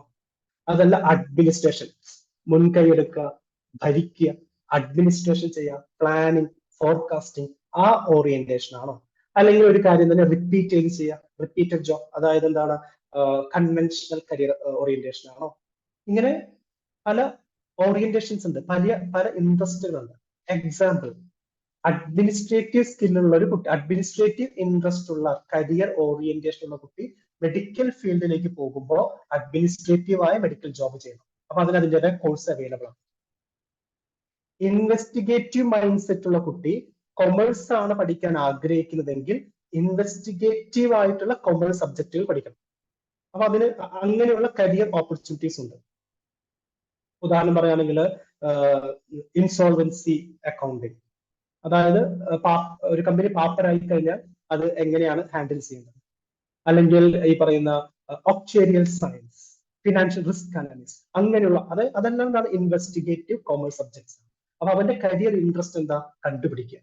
അപ്പൊ അവന് കണ്ടുപിടിക്കുക എന്ന് പറയുമ്പോൾ സയൻസിന് മാത്രമല്ല കണ്ടുപിടുത്തം, എല്ലാ ഫീൽഡിലും കണ്ടുപിടുത്തമുണ്ട്. അപ്പൊ കൊമേഴ്സ് ആണ് പഠിക്കുന്നത്. അപ്പൊ അവന് നമ്മൾ എന്ത് ചെയ്യണം, അവന്റെ കരിയർ ഇൻട്രസ്റ്റിൽ ആയ ഇൻവെസ്റ്റിഗേഷനിലേക്ക് നമ്മൾ എന്ത് ചെയ്യണം, കൊമേഴ്സിനെ കണക്ട് ചെയ്യണം. അങ്ങനെയുള്ള കോഴ്സുകൾ അവൈലബിൾ ആണ്, അത് കാണിച്ചു കൊടുക്കുക. ഈ രീതിയിൽ വ്യത്യസ്തമായ കരിയർ ഓറിയന്റേഷൻസ് അവൈലബിൾ ആണ്. അപ്പൊ ഈ പറയുന്ന കരിയർ ഓറിയന്റേഷൻസിന്റെ പ്രബലമായിട്ട് നമ്മൾ ഈ കരിയർ ഓറിയന്റേഷൻസ് മനസ്സിലാക്കാൻ ഫോളോ ചെയ്യുന്ന ഒരു തിയറി എന്ന് പറയുന്നത് ഹോളണ്ടിന്റെ ടൈപ്പ് തിയറിയാണ്. അതായത് പൊതുവെ പറയുന്ന റിയാസിക് മോഡൽ. കരിയർ കൗൺസിലിംഗ് മേഖലയിൽ പ്രവർത്തിക്കുന്ന പലർക്കും ഈ ഒരു വാക്ക് കേൾക്കുകയോ ഉപയോഗിക്കുകയോ ചെയ്തിട്ടുണ്ടാവണം. റിയാസെക് മോഡൽ, അതായത് John Holland's theory of career choices. അപ്പോൾ അദ്ദേഹം ചിരിച്ചിരിക്കുന്നതാണ് mister John Holland. Career counselling മേഖലയിൽ ഒരുപാട് സംഭാവന നൽകിയിട്ട് ഒരു വ്യക്തിയാണ്. അദ്ദേഹത്തെ കുറിച്ചൊക്കെ ഒന്ന് പഠിക്കുന്നത് കൂടുതൽ നമുക്ക് അറിവ് നൽകും. അപ്പൊ അദ്ദേഹം കൊണ്ടുവന്ന ഒരു തിയററ്റിക്കൽ മോഡലാണ് റിയാസെക് മോഡൽ. അതായത് 6 വ്യത്യസ്തമായ വെസ്റ്റഡ് ഇൻട്രസ്റ്റുകൾ, 6 വ്യത്യസ്തമായ കരിയർ ഇൻട്രസ്റ്റുകൾ. ഇത് ഐഡന്റിഫൈ ചെയ്ത് ഒരു കുട്ടിക്ക് നിങ്ങൾ ഗൈഡൻസ് കൊടുത്തു നോക്കൂ. കൃത്യമായി എന്താണ്, തലനാരിഴ കീറി പരിശോധിക്കുന്ന പോലെ വളരെ പിൻ പോയിന്റഡ് ആയിട്ട് നമുക്ക് കുട്ടിക്ക് കരിയർ പറഞ്ഞു കൊടുക്കാനായിട്ട് സാധിക്കും. അതായത് രണ്ടാമത്തെ വിഷയം എന്തായിരുന്നു? നമ്മൾ കോഴ്സിന് ഇമ്പോർട്ടൻസ് കൊടുക്കുന്നു. അപ്പൊ കോഴ്സിനല്ല ഇമ്പോർട്ടൻസ് കൊടുക്കേണ്ടത്. Course it's A part of the academics. Course വേണം, ഇമ്പോർട്ടന്റ് ആണ്. അതിനേക്കാൾ ഉപരി എന്താണ് നമ്മൾ ഇമ്പോർട്ടൻസ് കൊടുക്കേണ്ടത്? ആ കരിയർ ഇൻട്രസ്റ്റ് അനുസരിച്ചുള്ള വർക്ക് സിറ്റുവേഷൻ. കുട്ടി ആ വർക്ക് സിറ്റുവേഷനിൽ സ്യൂട്ടബിൾ ആകുമോ? അപ്പൊ ഇവിടെ നമ്മൾ ഗൈഡ് ചെയ്യേണ്ടത് കുട്ടിയുടെ കരിയർ ഇൻട്രസ്റ്റിലേക്കാണ്. അപ്പൊ ജോൺ ഹോളണ്ട് പറഞ്ഞിരിക്കുന്നത് 6 വ്യത്യസ്തമായ ഇൻട്രസ്റ്റുകൾ ഉണ്ടെന്നാണ്. ഒന്ന് ടെക്നിക്കൽ, റിയലിസ്റ്റിക് എന്ന് പറഞ്ഞാൽ സാങ്കേതികപരമായ ഇൻട്രസ്റ്റ്. ഇൻവെസ്റ്റിഗേറ്റീവ് എന്ന് വെച്ചാൽ എക്സ്പെരിമെന്റൽ ആയ ഇൻട്രസ്റ്റ്. ക്രിയേറ്റീവ് ഇൻട്രസ്റ്റ്, സാമൂഹികമായിട്ടുള്ള ഇന്ററാക്റ്റീവ് ആയ ഇൻട്രസ്റ്റ്. അഡ്മിനിസ്ട്രേഷൻ എന്താണ്, എന്റർപ്രൈസിങ്, അഡ്മിനിസ്ട്രേറ്റീവ് ആയ ഇൻട്രസ്റ്റ്. കൺവെൻഷണൽ, അതായത് റുട്ടീൻ ജോബുകൾ, എന്താണ് ഒരു പ്രാക്ടിക്കൽ പ്രോസസ് ജോബ്സ്. അങ്ങനെയുള്ള വ്യത്യസ്തമായ 6 ഓപ്ഷൻസ് ആണ് റിയാസെക് മോഡലിൽ വരുന്നത്. അപ്പൊ ഈ രീതിയിൽ നമ്മുടെ അടുത്ത് വരുന്ന കുട്ടികളുടെ ഇത് നമ്മൾ ചെക്ക് ചെയ്യണം. അതിനുള്ള ഫ്രീ അസസ്മെന്റ് ടൂൾസ് ഒക്കെ അവൈലബിൾ ആണ്, പെയ്ഡ് അസസ്മെന്റ് ടൂളുകളും അവൈലബിൾ ആണ്. അപ്പൊ അത് ഉപയോഗിച്ചുകൊണ്ട് കുട്ടിയുടെ കൃത്യമായ കരിയർ ഇൻട്രസ്റ്റ് മനസ്സിലാക്കിയാൽ കോഴ്സിനേക്കാൾ ഉപരി അവന് സ്യൂട്ടബിൾ ആയ തൊഴിൽ മേഖല ഏതാണ് എന്നുള്ളത് നമുക്ക് കണ്ടുപിടിക്കാനായിട്ട് സാധിക്കും. ഞാനിത് സ്റ്റുഡന്റിന്റെ സ്റ്റോറി പറയാൻ നിങ്ങൾക്ക് പെട്ടെന്ന് മനസ്സിലാവും. അനഘ എന്ന് വളരെ ഹാപ്പി ആയിട്ട് കോഴ്സ് പഠിച്ചുകൊണ്ടിരിക്കുന്നു. ഈ കുട്ടി പഠിക്കുന്ന കോഴ്സ് റീറ്റെയിൽ മാനേജ്മെന്റ് ആണ്, BBA റീറ്റെയിൽ മാനേജ്മെന്റ്. നമ്മുടെ കൺസിഡേഴ്സിന് ആരെങ്കിലും ഒരാളൊന്ന് പറയാം, റീറ്റെയിൽ മാനേജ്മെന്റ് എന്താണ്? BBA MBA കോഴ്സിൽ അറിയാമല്ലോ, ഫിനാൻസ്, അക്കൗണ്ട്സ്, ഓപ്പറേഷൻ, മാർക്കറ്റിംഗ്, അങ്ങനെ ഒരുപാട് കേട്ട് പരിചയിച്ച കോഴ്സ് ചെയ്യും. പക്ഷെ she is going for BBA.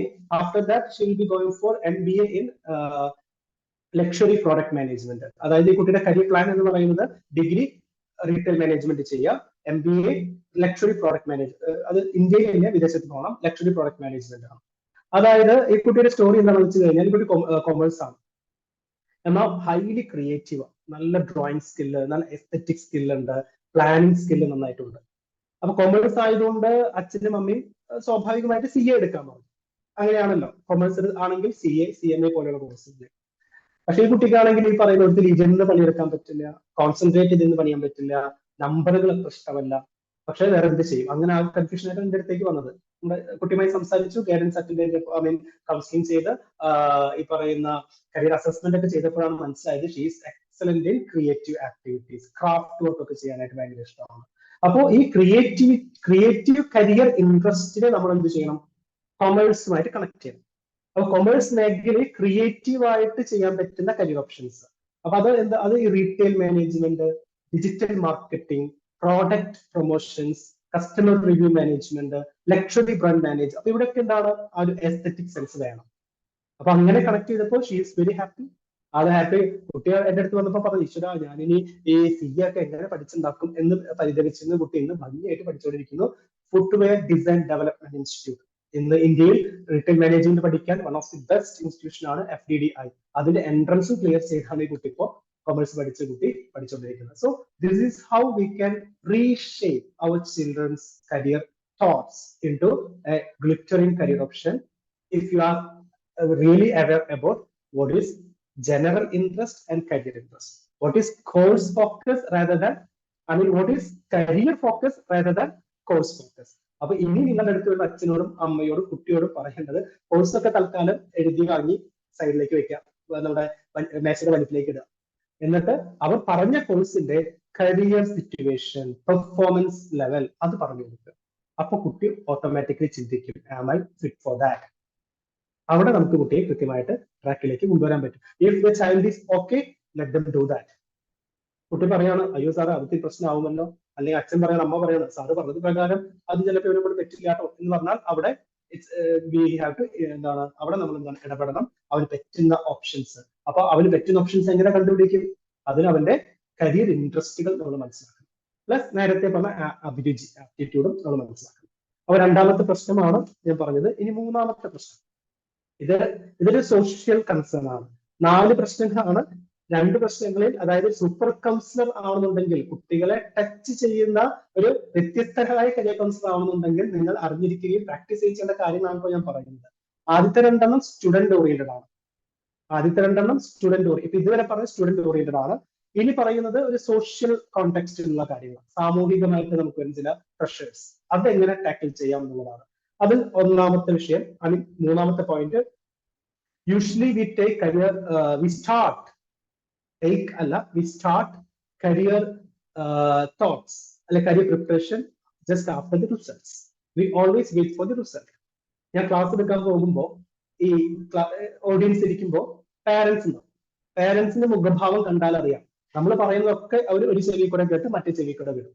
കാരണം അവരെ മനസ്സ് ഓൾറെഡി അവർ ഫിക്സ് ചെയ്തിട്ടുണ്ട്, സാറ് പറയുന്നതൊന്നും ഞങ്ങൾ ഇപ്പൊ ചെയ്യില്ല, ആദ്യം ഇവന് എത്ര A+ കിട്ടും നോക്കട്ടെ, ആദ്യം പാസ്സാവോ നോക്കട്ടെ, ആദ്യം ഇവന് എത്ര പെർസെന്റേജ് കിട്ടും നോക്കട്ടെ, പരീക്ഷ കഴിയട്ടെ, റിസൾട്ട് വരട്ടെ, എന്നിട്ട് ആലോചിക്കാം എന്ന് പറയും. ഈ പറയുന്ന എന്താണ് വൈകി കരിയർ പ്ലാനിങ് ചെയ്യുന്നത് കൊണ്ടാണ് ഒരു വിഭാഗം കുട്ടികൾക്ക്, കഴിവുള്ള കുട്ടികളാണെങ്കിൽ പോലും നല്ല അവസരങ്ങൾ കിട്ടാതെ പോകുന്നത്. അതായത് we are very late in career planning. ഞാൻ അതിന്റെ ഒരു ചെറിയ എക്സാമ്പിൾ പറയാം. കേരളത്തില് ഏറ്റവും നല്ല സ്ഥാപനങ്ങൾ, സ്റ്റേറ്റിന്റെ കീഴിൽ ഒരുപാട് കോളേജുകളുണ്ട്, സെൻട്രൽ ഗവൺമെന്റ് അല്ലെങ്കിൽ ഈ പറയുന്ന സെൻട്രലി ഫണ്ടഡ് ആയിട്ടുള്ള, അതുമല്ലെങ്കിൽ പ്രീമിയർ ഇൻസ്റ്റിറ്റ്യൂട്ട്സ്. ഏറ്റവും കൂടുതൽ പ്രീമിയർ ഇൻസ്റ്റിറ്റ്യൂട്ട്സ് ഉള്ള ജില്ല, കേരളത്തിൽ ജില്ല ഏതാണെന്ന് അറിയുന്നത്? പറയാം, ആരെങ്കിലും ഒരാളെന്ന് പറയാം.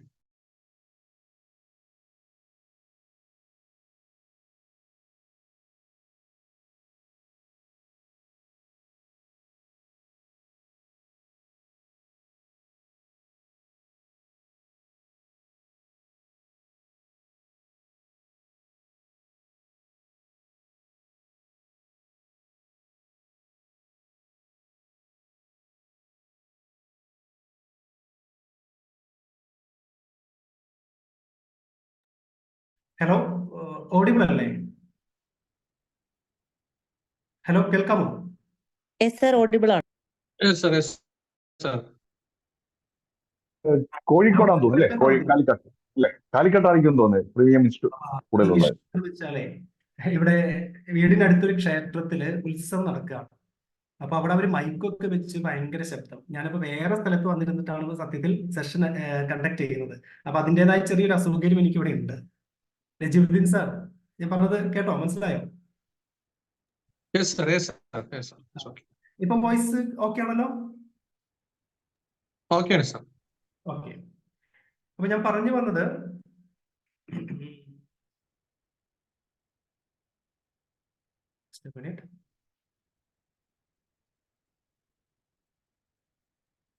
Okay, so we are very late four career planning. അപ്പൊ ഈ കേരളത്തിൽ ഏറ്റവും കൂടുതൽ പ്രീമിയർ ഇൻസ്റ്റിറ്റ്യൂട്ടുകളുള്ള ജില്ല കോഴിക്കോടാണ്. കോഴിക്കോട് ഇപ്പോ NIT ഉണ്ട്, അതുപോലെ തന്നെ NIIT, national institute of electronics and information technology ഉണ്ട്, അതുപോലെ തന്നെ IIM കോഴിക്കോടാണ് പ്രവർത്തിക്കുന്നത്. പിന്നെ Indian Institute of spices research, Indian mathematical ഇൻസ്റ്റിറ്റ്യൂട്ടിന്റെ ഒരു ചാപ്റ്റർ, അങ്ങനെ ഒരുപാട് സ്ഥാപനങ്ങൾ എന്താണ് കോഴിക്കോട് റീജിയനിൽ നമുക്ക് അവൈലബിൾ ആണ്. ഇപ്പൊ കാസർഗോഡ് നോക്കുകയാണെങ്കിൽ Indian Institute of Handloom Technology, അതുപോലെ central university of Kerala Kasaragod campus available ആണ്. NIFT, national institute of fashion technology കണ്ണൂരുണ്ട്, ഐസർ ട്രിവാൻഡ്രത്തുണ്ട്, IIT പാലക്കാടുണ്ട്. അതായത് കേരളത്തിലെ ഈ പറയുന്ന പ്രധാനപ്പെട്ട പല നാഷണൽ ലെവൽ ഇൻസ്റ്റിറ്റ്യൂട്ടുകളിലും നിങ്ങൾ ക്യാമ്പസിൽ പോയി കഴിഞ്ഞാൽ അവിടെ 90% നിങ്ങൾക്ക് നോർത്ത് ഇന്ത്യൻ വിദ്യാർത്ഥികൾ അല്ലെങ്കിൽ അന്യ സംസ്ഥാന വിദ്യാർത്ഥികളെ കാണാൻ പറ്റും. നമ്മുടെ മക്കൾ കുറവാണ്. നമ്മുടെ കുട്ടികളുടെ എണ്ണം ഈ പറയുന്ന അത് കേരളത്തിലെ നാഷണൽ ഇൻസ്റ്റിറ്റ്യൂട്ടുകളിൽ കുറവാണ്. കാരണം എന്താണെന്ന് വെച്ചാൽ നമ്മുടെ മക്കൾ മോശക്കാരായത് കൊണ്ടല്ല. ഈ പറയുന്ന സ്ഥാപനങ്ങളിലേക്ക് എത്തണമെന്നുണ്ടെങ്കിൽ ഏർലി പ്ലാനിങ് അത്യാവശ്യമാണ്. അപ്പൊ ഏർലി കരിയർ പ്രിപ്പറേഷൻ ചെയ്യണം. റിസൾട്ട് വന്ന് അമ്മാവന്റെ വീട്ടിൽ ടൂറും പോയി അവൻ ട്രിപ്പൊക്കെ കഴിഞ്ഞ് വന്നിട്ടല്ല, അല്ലെങ്കിൽ അക്ഷയ സെന്ററിൽ പോയിരുന്നിട്ടല്ല ഇവർ തീരുമാനം എടുക്കേണ്ടത്. അൺഫോർച്ചുനേറ്റ്ലി നമ്മുടെ കുട്ടികൾ അങ്ങനെയാണ് ഫോളോ ചെയ്യുന്നത്. അവിടെയാണ് ഈ പ്രശ്നം വരുന്നത്. അപ്പൊ ഇവിടെ ചെയ്യേണ്ട കാര്യം നേരത്തെ ഏർലി പ്ലാനിങ് ആവശ്യമാണ്. ഈ ഏർലി പ്ലാനിങ് ചെയ്യുമ്പോൾ ഒരു ഗുണം എന്താണെന്ന് വെച്ച് കഴിഞ്ഞാൽ നമ്മുടെ കുട്ടികൾക്ക് നേരത്തെ കാര്യം മനസ്സിലാക്കുവാനും നല്ല ഇൻസ്റ്റിറ്റ്യൂഷൻസിലേക്ക് എത്തുവാനും സാധിക്കും. ഫോർ എക്സാമ്പിൾ, ഞാനിപ്പോ സ്ക്രീനിൽ കാണിച്ചിരിക്കുന്ന പ്ലേസ്മെന്റ് റെക്കോർഡ്, അതിൽ ഹയസ്റ്റ് സാലറി 35 lakhs ആണ് കാണിച്ചിരിക്കുന്നത്. ഇത് ഏത് യൂഷ്വലി ഈ പറയുന്ന രീതിയിലുള്ള റേഞ്ച് ഓഫ് പ്ലേസ്മെന്റ്സ് കിട്ടുന്ന കോഴ്സ് ഏതായിരിക്കും? എന്ന് പറയും. കമ്പ്യൂട്ടർ സയൻസ് ആയിരിക്കും. Computer science may be computer science ആവാം, അല്ലെങ്കിൽ ഈ പറയുന്ന എന്താണ് സ്റ്റെം കോഴ്സുകൾ, സയൻസ്, ടെക്നോളജി, എഞ്ചിനീയറിംഗ്, മെഡിസിൻ പോലെയുള്ള മേഖലയിലാണ് അല്ലെ. IITസിലൊക്കെ ഇത്രയും ലക്ഷങ്ങൾ, IIT മദ്രാസ്, IIT ഗോർഗനിലും IIT ഡൽഹിയിലൊക്കെ ഇത്രയും സാലറി കൊടുക്കുന്ന നമ്മൾ കേൾക്കാറുണ്ട്. എന്നാൽ യു വിൽ ബി അമേസ്ഡ്. ഞാനിപ്പോ സ്ക്രീനിൽ കാണിച്ചിരിക്കുന്നത് IIT അല്ല, NIT അല്ല, ഐസർ അല്ല, നൈസർ അല്ല, ഒരു സയൻസ് സബ്ജക്ട് പഠിപ്പിക്കുന്ന സ്ഥാപനമല്ല, വെറും BCom പഠിപ്പിക്കുന്ന കോളേജാണ്. ഡൽഹി യൂണിവേഴ്സിറ്റിക്ക് കീഴിലുള്ള Shriram college of commerce. Shriram college of കൊമേഴ്സിന്റെ ഏറ്റവും ലേറ്റസ്റ്റ് പ്ലേസ്മെന്റ് റെക്കോർഡാണ് ഈ കാണുന്നത്. അതായത് BCom ഓണേഴ്സും BA ഓണേഴ്സ് ഇക്കണോമിക്സും പഠിക്കുന്ന കുട്ടികൾക്ക് കിട്ടുന്ന സാലറി പാക്കേജ് ആണ് ഈ കാണുന്നത്. അപ്പൊ അവിടെ സീറ്റ് കിട്ടണം എന്നുണ്ടെങ്കിൽ നമ്മുടെ മക്കൾ +2 കഴിഞ്ഞ് ഡിഗ്രി, അതായത് റിസൾട്ട് വന്ന് ആലോചിച്ചിട്ട് കാര്യമില്ല. ചിലപ്പോൾ നമ്മുടെ മക്കൾ ഇതിനുവേണ്ടി തയ്യാറെടുത്താലും അച്ഛനമ്മമാർ ചിലപ്പോൾ പറയും തൽക്കാലം റിസൾട്ട് വരട്ടെ. അപ്പുറത്തെ വീട്ടിലത്തെ ജാനു ചേച്ചി അല്ലെങ്കിൽ അമ്മണി ചേച്ചി, അതുമല്ലെങ്കിൽ ഗൾഫിലുള്ള അമ്മാവൻ ചിലപ്പോൾ പറയും എന്തിനാ ഇപ്പോ ഇതൊക്കെ നോക്കുന്നത്, തൽക്കാലം പരീക്ഷയ്ക്ക് നന്നായി പഠിക്കുമെന്ന് പറയും. ശരി തന്നെ, പരീക്ഷയ്ക്ക് പഠിക്കണം. പക്ഷെ അതിനൊപ്പം തന്നെ ഏർലി പ്ലാനിങ് ആവശ്യമാണ്. അതായത് ഹൈസ്കൂൾ തലം മുതൽ ഒരു കുട്ടിക്ക് എത്തിച്ചേരാൻ സാധിക്കുന്ന ഉന്നത സ്ഥാപനങ്ങളെ കുറിച്ചും പരീക്ഷാ രീതികളെ കുറിച്ചും കരിയർ സാധ്യതകളെ കുറിച്ചും കൃത്യമായ ഒരു അവബോധം നമ്മുടെ കുട്ടികൾക്ക് നേരത്തെ കൊടുക്കണം. അപ്പൊ ഇത് ആരുടെ ഉത്തരവാദിത്തമാണ്? കുട്ടികളുടെ ഉത്തരവാദിത്തമാണോ? ആണോ? Yes or no? കുട്ടികളുടെ ഉത്തരവാദിത്തമാണോ അത്? അല്ല. അല്ല, അത് നമ്മൾ പാരന്റ്സിന്റെ ഉത്തരവാദിത്തമാണ്. അത് നമ്മളുടെ രക്ഷിതാക്കളാണ് അത് ചെയ്യേണ്ടത്. അപ്പൊ നമ്മളിവിടെ ശരിക്കും ഗൈഡൻസ് കൊടുക്കേണ്ടത് ആർക്കാണ്? പാരന്റ്. പക്ഷെ നമ്മൾ ഇത്രയും കാലം ഗൈഡൻസ് കൊടുത്തുകൊണ്ടിരുന്നത് ആർക്കാ? കുട്ടികൾക്ക്. അപ്പോ നമുക്ക് വേണ്ടത് കരിയർ പാരന്റിംഗ് ആണ്. അതായത് കൗൺസിലിംഗിന് വരുമ്പോൾ നമ്മൾ കുട്ടികളോട് സംസാരിക്കുന്നതിനേക്കാൾ അതേ തുല്യതയിൽ തന്നെ നമ്മൾ രക്ഷിതാക്കളോട് സംസാരിക്കണം. രക്ഷിതാക്കൾക്കാണ് കൃത്യമായിട്ട് നമ്മൾ ഗൈഡൻസ് കൊടുക്കേണ്ടത്. നിങ്ങളുടെ കുട്ടിയുടെ ആപ്റ്റിറ്റ്യൂഡ്, കരിയർ ഇൻട്രസ്റ്റ്, ഓറിയന്റേഷൻ അനുസരിച്ച് ഏതെല്ലാം മേഖലയിലേക്ക് ആ കുട്ടിക്ക് എത്തുവാൻ സാധിക്കും, നിങ്ങളുടെ കുട്ടിയെ നിങ്ങൾക്ക് ബൂസ്റ്റപ്പ് ചെയ്യാൻ പറ്റുന്ന മേഖലകൾ ഏതൊക്കെയാണ്, അതിനെക്കുറിച്ച് കൃത്യമായ ധാരണ വേണ്ടത് അച്ഛനും അമ്മയ്ക്കാണ്. അപ്പൊ അച്ഛനും അമ്മയെയും നമുക്ക് ക്ലോസ് ചെയ്യാൻ സാധിച്ചു കഴിഞ്ഞാൽ ക്ലയൻസിനെ ഉണ്ടാക്കുക എന്ന് പറയുന്നത് ബുദ്ധിമുട്ടുള്ള കാര്യം അല്ല. അതായത് ഒരു കരിയർ കൗൺസിലർ, ഒരു ഏർലി കരിയർ കൗൺസിലർ ചെയ്യേണ്ടത് നിങ്ങൾ ക്ലയൻസിനെ കിട്ടാൻ വേണ്ടി കുട്ടികളുടെ അടുത്തേക്കല്ല നിങ്ങൾ പോകേണ്ടത്. നിങ്ങൾ പോകേണ്ടത് രക്ഷിതാക്കളുടെ അടുത്തേക്കാണ്. രക്ഷിതാക്കൾക്കാണ് നിങ്ങൾ ഗൈഡൻസ് കൊടുക്കേണ്ടത്. അതായത് മൂന്നാമത്തെ പ്രശ്നം, ഏർലി ഇന്റർവെൻഷൻ ആവശ്യമാണ്. നമ്മുടെ മക്കൾ നാളെ നല്ല ജോലിയിലേക്ക് എത്തണമെന്നുണ്ടെങ്കിൽ ഏർലി ഇന്റർവെൻഷൻ മസ്റ്റ് ആണ്. അപ്പൊ അതിന് നമ്മൾ കരിയർ കൗൺസിലേഴ്സും ചെയ്യാൻ പറ്റുന്ന കാര്യം എന്താണ്? Proper guidance. ആർക്ക്? രക്ഷിതാക്കൾക്ക്. അപ്പൊ നമ്മുടെ ടാർഗറ്റ് ഗ്രൂപ്പ് എന്ന് പറയുന്നത് നമ്മളുടെ നമുക്ക് ഒരു ഫിനാൻഷ്യൽ ഫ്ലോ വരുന്നത് കുട്ടികളുടെ കയ്യിൽ നിന്നല്ല. പൈസ നമുക്ക് ഫീസ് തരുന്നത് രക്ഷിതാക്കളാണ്. അപ്പോൾ കൺവിൻസ് ചെയ്യേണ്ടതും സ്വപ്നം കാണാൻ പഠിപ്പിക്കേണ്ടതും ആദ്യം രക്ഷിതാക്കളെയാണ്.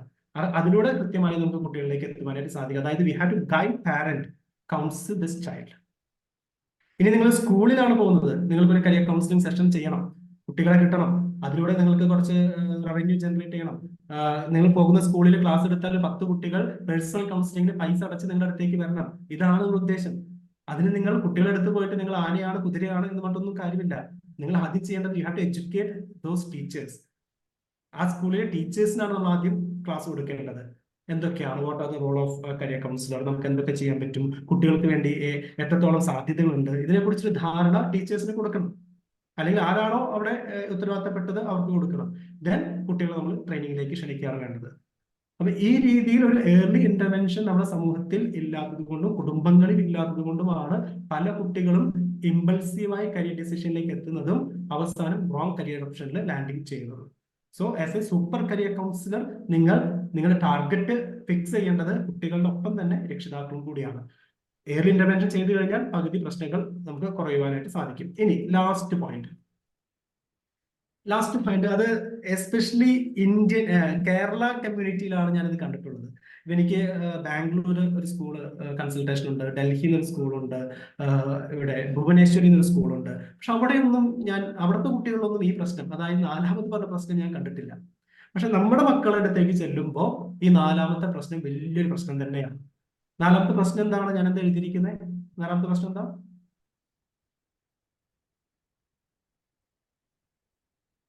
നാലാമത്തെ പ്രശ്നം എന്താണ്? ഒന്ന് പെട്ടെന്ന് വായിക്കും. അതായത് നമ്മുടെ മക്കള് പഠിക്കാൻ മിടുക്കരാ, A+ ഒക്കെ വാങ്ങാൻ ഭയങ്കര മിടുക്കരാ. പക്ഷെ കരിയർ ഹണ്ടിങ് അല്ലെങ്കിൽ ടാർഗറ്റഡ് കരിയർ പ്ലാനിങ്ങിലേക്ക് എത്തുമ്പോൾ അവർ പറയും, ഓ കരിയറോ ജോലിയോ അതൊക്കെ ഭാഗ്യം ഉണ്ടെങ്കിലല്ലേ കിട്ടും. അല്ലെങ്കിൽ ഈ പറയുന്ന ഒരു ചാൻസ്, ബൈ ചാൻസ് കിട്ടേണ്ട ഒരു കാര്യമാണ് നല്ല കരിയർ എന്നൊരു ധാരണ ഇന്നത്തെ കുട്ടികളുടെ ഇടയിലും ആദ്യമേ ഉണ്ട്. അത് നമ്മുടെ ഒരു കൾച്ചറൽ ഷോക്കിന്റെ പ്രശ്നം കൊണ്ട് വരുന്നതാണ്. അത് പക്ഷേ കരിയർ സെലക്ഷനിൽ മാത്രമുള്ളൂ കേട്ടോ. ജീവിതത്തിലെ മറ്റു തീരുമാനം എടുക്കാൻ, മറ്റു സെലക്ഷൻസ് ചെയ്യാൻ ഈ പറയുന്ന ബൈ ചാൻസ് അവർ നോക്കാറില്ല. ഉദാഹരണം പറയുകയാണെങ്കിൽ സ്ക്രീനിൽ കാണുന്ന ഒരു ഗാഡ്ജറ്റ്, നമ്മുടെ കുട്ടിയോട് ഈ ഗാഡ്ജറ്റ് വാങ്ങാൻ നിങ്ങൾ പറയാണ്, വേണേ നമുക്ക് ഈ ഫോൺ വാങ്ങണം എന്ന് പറഞ്ഞു കഴിഞ്ഞാൽ അടുത്ത നിമിഷം ആ ഫോണിന്റെ A to Z ഡീറ്റെയിൽസ് അവൻ നിങ്ങൾക്ക് കൊണ്ടുതരും. അവന് ബൈക്ക് വേണം, ഭാവിയിൽ അവൻ വാങ്ങാൻ ഉദ്ദേശിക്കുന്ന ബൈക്കിന്റെ A to Z സ്പെസിഫിക്കേഷൻ അവൻ അറിയാം. അവന് സ്കൂളിൽ നിന്നും അടുത്ത വർഷം ട്രിപ്പ് പോകണം, സ്റ്റഡി ടൂർ പോകണം. അത് എങ്ങോട്ടാണ് പോവേണ്ടത് അതിനുള്ള പെട്ടി വരെ ചിലപ്പോൾ അവൻ റെഡിയാക്കി വെച്ചിട്ടുണ്ടാവും. പക്ഷെ അവൻ ജീവിതകാലം മുഴുവൻ ചിലവഴിക്കേണ്ട കരിയറിനെ കുറിച്ച് കൃത്യമായ ധാരണയില്ല. അത് കിട്ടുന്നത് മതി, ഏതെങ്കിലും മതി, വരുന്നത് പോലെ, വിധി പോലെ, ഭാവി എങ്ങനെയാണോ തലവര. ചില അച്ഛനമ്മമാർ വന്ന് പറയും, സാർ എന്ത് പറഞ്ഞ എന്താ കാര്യം സാറേ, അവന്റെ തലവര നന്നാവണ്ടേ എന്ന് പറയും. No, that is wrong actually. അതായത് കരിയർ ബൈ ചാൻസ് അല്ല, career by chance versus career by choice. Career should be your choice. അപ്പൊ എപ്പോഴാണ് കരിയർ നമ്മുടെ ചോയ്സ് ആവുന്നത്? ആദ്യം പറഞ്ഞ 3 പോയിന്റ്സ് ക്ലിയർ ചെയ്ത് കഴിഞ്ഞാൽ കരിയർ നമ്മളുടെ ചോയ്സിലേക്ക് വരും. അതായത് ടീനേജ് ടൈമിൽ അവന്റെ അഭിരുചിയും അതുപോലെ തന്നെ നെഗറ്റീവ് കരിയർ ബിലീഫ്സും ക്രാക്ക് ചെയ്ത് കൃത്യമായി അവന് സ്യൂട്ടബിൾ ആയ ഒരു കരിയർ സെക്ടർ നമ്മൾ ഐഡന്റിഫൈ ചെയ്ത് കൊടുക്കുന്നു. കോഴ്സിനേക്കാൾ ഉപരി ലൈഫ് ലോങ് അവൻ അവിടെ പെർഫോം ചെയ്യേണ്ടത് എങ്ങനെയാണ് എന്നുള്ളത്, അതുമായി ബന്ധപ്പെട്ട കൃത്യമായ എഡ്യൂക്കേഷൻ നമ്മൾ കുട്ടിക്ക് കൊടുക്കുന്നു. അതിൽ നിന്നും വ്യത്യസ്തമായ ഓപ്ഷൻസ് മനസ്സിലാക്കി അവൻ ഒരു തീരുമാനമെടുക്കുന്നു. അതിന് വേണ്ട പ്ലാനിങ് നേരത്തെ തുടങ്ങുന്നു. അതായത് നേരത്തെ ഇൻ ദ സെൻസ് എത്രയും നേരത്തെയാണോ അത്രയും നല്ലത്. ഇങ്ങനെ ഒരു മാസ്റ്റർ പ്ലാൻ ഉണ്ടെങ്കിൽ പിന്നെ ബൈ ചാൻസ് കരിയറിന് വേണ്ടി നമ്മൾ കാത്തിരിക്കേണ്ട ആവശ്യമുണ്ടോ? ഉണ്ടോ? ഇല്ല. അവിടെയാണ് വ്യത്യാസം. അപ്പൊ അതിന് നമുക്ക് എന്ത് ചെയ്യാൻ പറ്റും? ഈ പറയുന്ന കുട്ടികളുടെ ഇതൊരു ബിലീഫ് സിസ്റ്റമാണ്. ഈ ബിലീഫ് സിസ്റ്റം മാറ്റി അവർക്കൊരു ബൈ ചോയ്സ് ചെയ്യണമെന്നുണ്ടെങ്കിൽ ദേ ഷുഡ് എക്സ്പീരിയൻസ് ദാറ്റ്. അവർ പഠിക്കാൻ പോകുന്ന സാഹചര്യം അവർ എക്സ്പീരിയൻസ് ചെയ്യണം. So it's the duty of parent, it's the duty of we career counselors to provide an avenue for them to experience their career. ഈ resort ആരെങ്കിലും കാണുകയോ പോവുകയോ ചെയ്തിട്ടുണ്ടോ? ഉണ്ടോ? ഇത് വളരെ വൈറൽ ആയിട്ടുള്ള ഒരു റിസോർട്ടിന്റെ ചിത്രമാണ്. എന്റെ ജിബിൻ സാർ കണ്ടിട്ടുണ്ടോ? ഹലോ ഹലോ, ഈ ചിത്രത്തിൽ കാണുന്ന റിസോർട്ട് സാറ് ശ്രദ്ധിച്ചിട്ടുണ്ടോ? കണ്ടിട്ടുണ്ടോ? ഇല്ല സർ. വളരെ ഫേമസ് ആയിട്ടുള്ള റിസോർട്ടാണ്. ആക്ച്വലി മോക്കിംഗ്, ഇത് റിസോർട്ടല്ല, ഇത് തിരുവനന്തപുരം വലിയമലയിലുള്ള Indian Institute of IISER, Indian Institute of Science Education റിസർച്ചിന്റെ ക്യാമ്പസാണ്.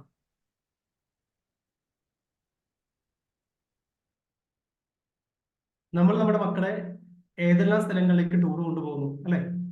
Ooty, Mysore, Wonderla, Delhi, Finland, America, US, UK. എപ്പോഴെങ്കിലും അവന്റെ തൊഴിൽ മേഖലയുമായി ബന്ധപ്പെട്ട രാജ്യത്തെ ഒരു പ്രമുഖ സ്ഥാപനത്തിലേക്ക് നമ്മൾ അവനെ വിസിറ്റിന് കൊണ്ടുപോയിട്ടുണ്ടോ? ദൂരെ എവിടെ പോകണ്ട, നമ്മുടെ തൊട്ടടുത്ത് തന്നെ എത്രയോ സ്ഥാപനങ്ങളുണ്ട്. ഒരു +2 കാരന് അവന്റെ മേഖലയുമായി ബന്ധപ്പെട്ട ഉദാഹരണം പറയുകയാണെങ്കിൽ സയൻസ് പഠിക്കാൻ ആഗ്രഹിക്കുന്ന കുട്ടി, സയന്റിസ്റ്റ് ആവാൻ ആഗ്രഹിക്കുന്ന ഒരു കുട്ടിക്ക് നമ്മൾ തിരുവനന്തപുരം ഐസറിൽ കൊണ്ടുപോയി ഒന്ന് വിസിറ്റ് ചെയ്ത് അവിടുത്തെ ലബോറട്ടറി ഫെസിലിറ്റീസ് ഒക്കെ ഒന്ന് കാണിച്ചു കൊടുത്തു കഴിഞ്ഞാൽ അവൻ അതിനുവേണ്ടി മരിച്ചു പണിയെടുക്കുമെന്നുള്ള കാര്യത്തിൽ ഒരു തർക്കവുമില്ല. അപ്പൊ പിന്നെ കരിയർ സെലക്ഷൻ ബൈ ചാൻസ് ആവോ, വിധി പോലെയാണോ? അല്ല, അത് അവന്റെ ചോയ്സ് ആയിട്ട് വരും. മാനേജ്മെന്റ് പഠിക്കാൻ ആഗ്രഹിക്കുന്ന ഒരു വിദ്യാർത്ഥി ഉണ്ടെങ്കിൽ കോഴിക്കോട് IIM കൊണ്ടുപോയി കാണിച്ചു കൊടുക്കണം. ഇന്ന് ഇന്ത്യയിലെ ഏറ്റവും എന്താണ് സൊഫിസ്റ്റിക്കേറ്റഡ് ആയിട്ടുള്ള ഒരു ബിസിനസ് മ്യൂസിയം പ്രവർത്തിക്കുന്നത് ഈ പറയുന്ന IIM കോഴിക്കോടാണ്. അവൻ അതൊക്കെ പോയി കാണട്ടെ. പിന്നെ അവൻ അതിനുവേണ്ടി പണിയെടുക്കില്ല എന്ന് പറയാൻ പറ്റുമോ? തീർച്ചയായും രാവും പകലും അവന്റെ ബ്രെയിൻ ഓട്ടോമാറ്റിക്കലി അതിനുവേണ്ടി പണിയെടുക്കും. അപ്പൊ കരിയർ എന്താകും? കരിയർ ബൈ ചാൻസ് അല്ല, കരിയർ ബൈ ചോയ്സ് ആണ്. ഇതും നമ്മൾ കരിയർ കൗൺസിലേഴ്സിന്റെ ഉത്തരവാദിത്തമാണ്. ഒരു കുട്ടിയെ കരിയർ ഗൈഡൻസിന് കൊണ്ടുവന്നു, റിപ്പോർട്ടൊക്കെ തയ്യാറാക്കി, ടെസ്റ്റ് ഒക്കെ ചെയ്ത് റിപ്പോർട്ടൊക്കെ തയ്യാറാക്കി, കോഴ്സ് പറഞ്ഞു കൊടുത്ത് കാശ് വാങ്ങി പെട്ടിക്കിട്ടോണ്ടായില്ല. You should follow them. അവന് പോവാൻ പറ്റുന്ന ഇൻസ്റ്റിറ്റ്യൂഷൻസ് ലിസ്റ്റ് ഔട്ട് ചെയ്ത് കൊടുത്ത് you should make sure that their parents take them to that institution. അപ്പൊ ഈ രീതിയിലൊരു സിസ്റ്റം, ഈ രീതിയിലുള്ള കൾച്ചർ നമ്മൾ ഉണ്ടാക്കിയെടുക്കണം. ഇതൊക്കെ വിദേശത്തുണ്ട്. അതുകൊണ്ടാണ് നോർത്ത് ഇന്ത്യയിലുണ്ട്, വിദേശത്തേക്ക് പോകണ്ട. നിങ്ങൾ ഏതൊരു കോമ്പറ്റേറ്റീവ് എക്സാമിന്റെ റിസൾട്ട് നോക്കിയാലും ആദ്യത്തെ റാങ്കുകൾ വരുന്നത് നോർത്ത് ഇന്ത്യൻസ് ആണ്. നീറ്റ് 2023 റിസൾട്ട് പരിശോധിച്ചു കഴിഞ്ഞാൽ നമ്മുടെ പെർസെൻറ്റേജ് 63% ആണ്. നീറ്റ് പാസ്സായ മലയാളി വിദ്യാർത്ഥികളുടെ എണ്ണം 63%. അതേസമയം ഡൽഹി നമ്മളെക്കാൾ വളരെ 3-1 കുട്ടികൾ എഴുതിയ ഡൽഹിയിൽ ആണ് ഏറ്റവും കൂടുതൽ, 74 മേലെ പാസ് റേറ്റ് ഉണ്ട്. വെസ്റ്റ് ബംഗാളുണ്ട്, ഹരിയാനയുണ്ട്. റൈറ്റ്. അപ്പോൾ AP ആന്ധ്രാപ്രദേശും ഉണ്ട്. അപ്പൊ ഇവിടെ നമ്മളുടെ മക്കളെക്കാളും അണ്ടർ പ്രിവിലേജ്ഡ് ആയിട്ട് ഉള്ള പല മേഖലയിലുള്ള കുട്ടികൾ നീറ്റ് പരീക്ഷ ക്ലിയർ ചെയ്യുന്നത് എന്തുകൊണ്ടാണെന്ന് വെച്ച് കഴിഞ്ഞാൽ അവർ ഏർലി പ്ലാനിങ് ചെയ്യുന്നു. എന്താണ് നമ്മൾ ഈ ട്രെയിനിങ് സെഷനിലൊക്കെ പറയാറില്ലേ, എന്താണ് മാനിഫെസ്റ്റേഷൻ എന്ന് പറയുന്നത്. They manifest themselves into their career option. അതിനിങ്ങനെയുള്ള കരിയർ വിസിറ്റുകൾ, ഇൻസ്റ്റിറ്റ്യൂഷൻ വിസിറ്റുകൾ, അതൊക്കെ അവരെ ഹെൽപ്പ് ചെയ്യും. അപ്പോൾ ഈ ഒരു ബിലീഫ് സിസ്റ്റം നമുക്ക് ക്ലിയർ ചെയ്യാൻ പറ്റും. Career should be based on our choice. ചോയ്സിലേക്ക് വരണമെന്നുണ്ടെങ്കിൽ യു ഷുഡ് എക്സ്പീരിയൻസ് ദാറ്റ്. അപ്പൊ കരിയർ നമ്മൾ എന്ത് ചെയ്യണം? കുട്ടികളെ സംബന്ധിച്ചിടത്തോളം പറ്റുമെങ്കിൽ ഇൻസ്റ്റിറ്റ്യൂഷണൽ വിസിറ്റ് അല്ലെങ്കിൽ ഇൻഡസ്ട്രിയൽ വിസിറ്റ് നിർബന്ധമായി നമ്മൾ കുട്ടികൾക്ക് ചെയ്തു കൊടുക്കണം.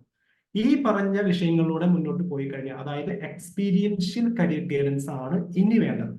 കൺവെൻഷണൽ ഗൈഡൻസ് പോരാ. ഒരുപക്ഷെ നമ്മുടെ അടുത്തേക്ക് വരുന്ന ഇന്നത്തെ കുട്ടികൾ ഈ പറയുന്ന നെറ്റിലൊക്കെ നോക്കി എല്ലാ കാര്യങ്ങളും മനസ്സിലാക്കിയിട്ടുണ്ടായിരിക്കും.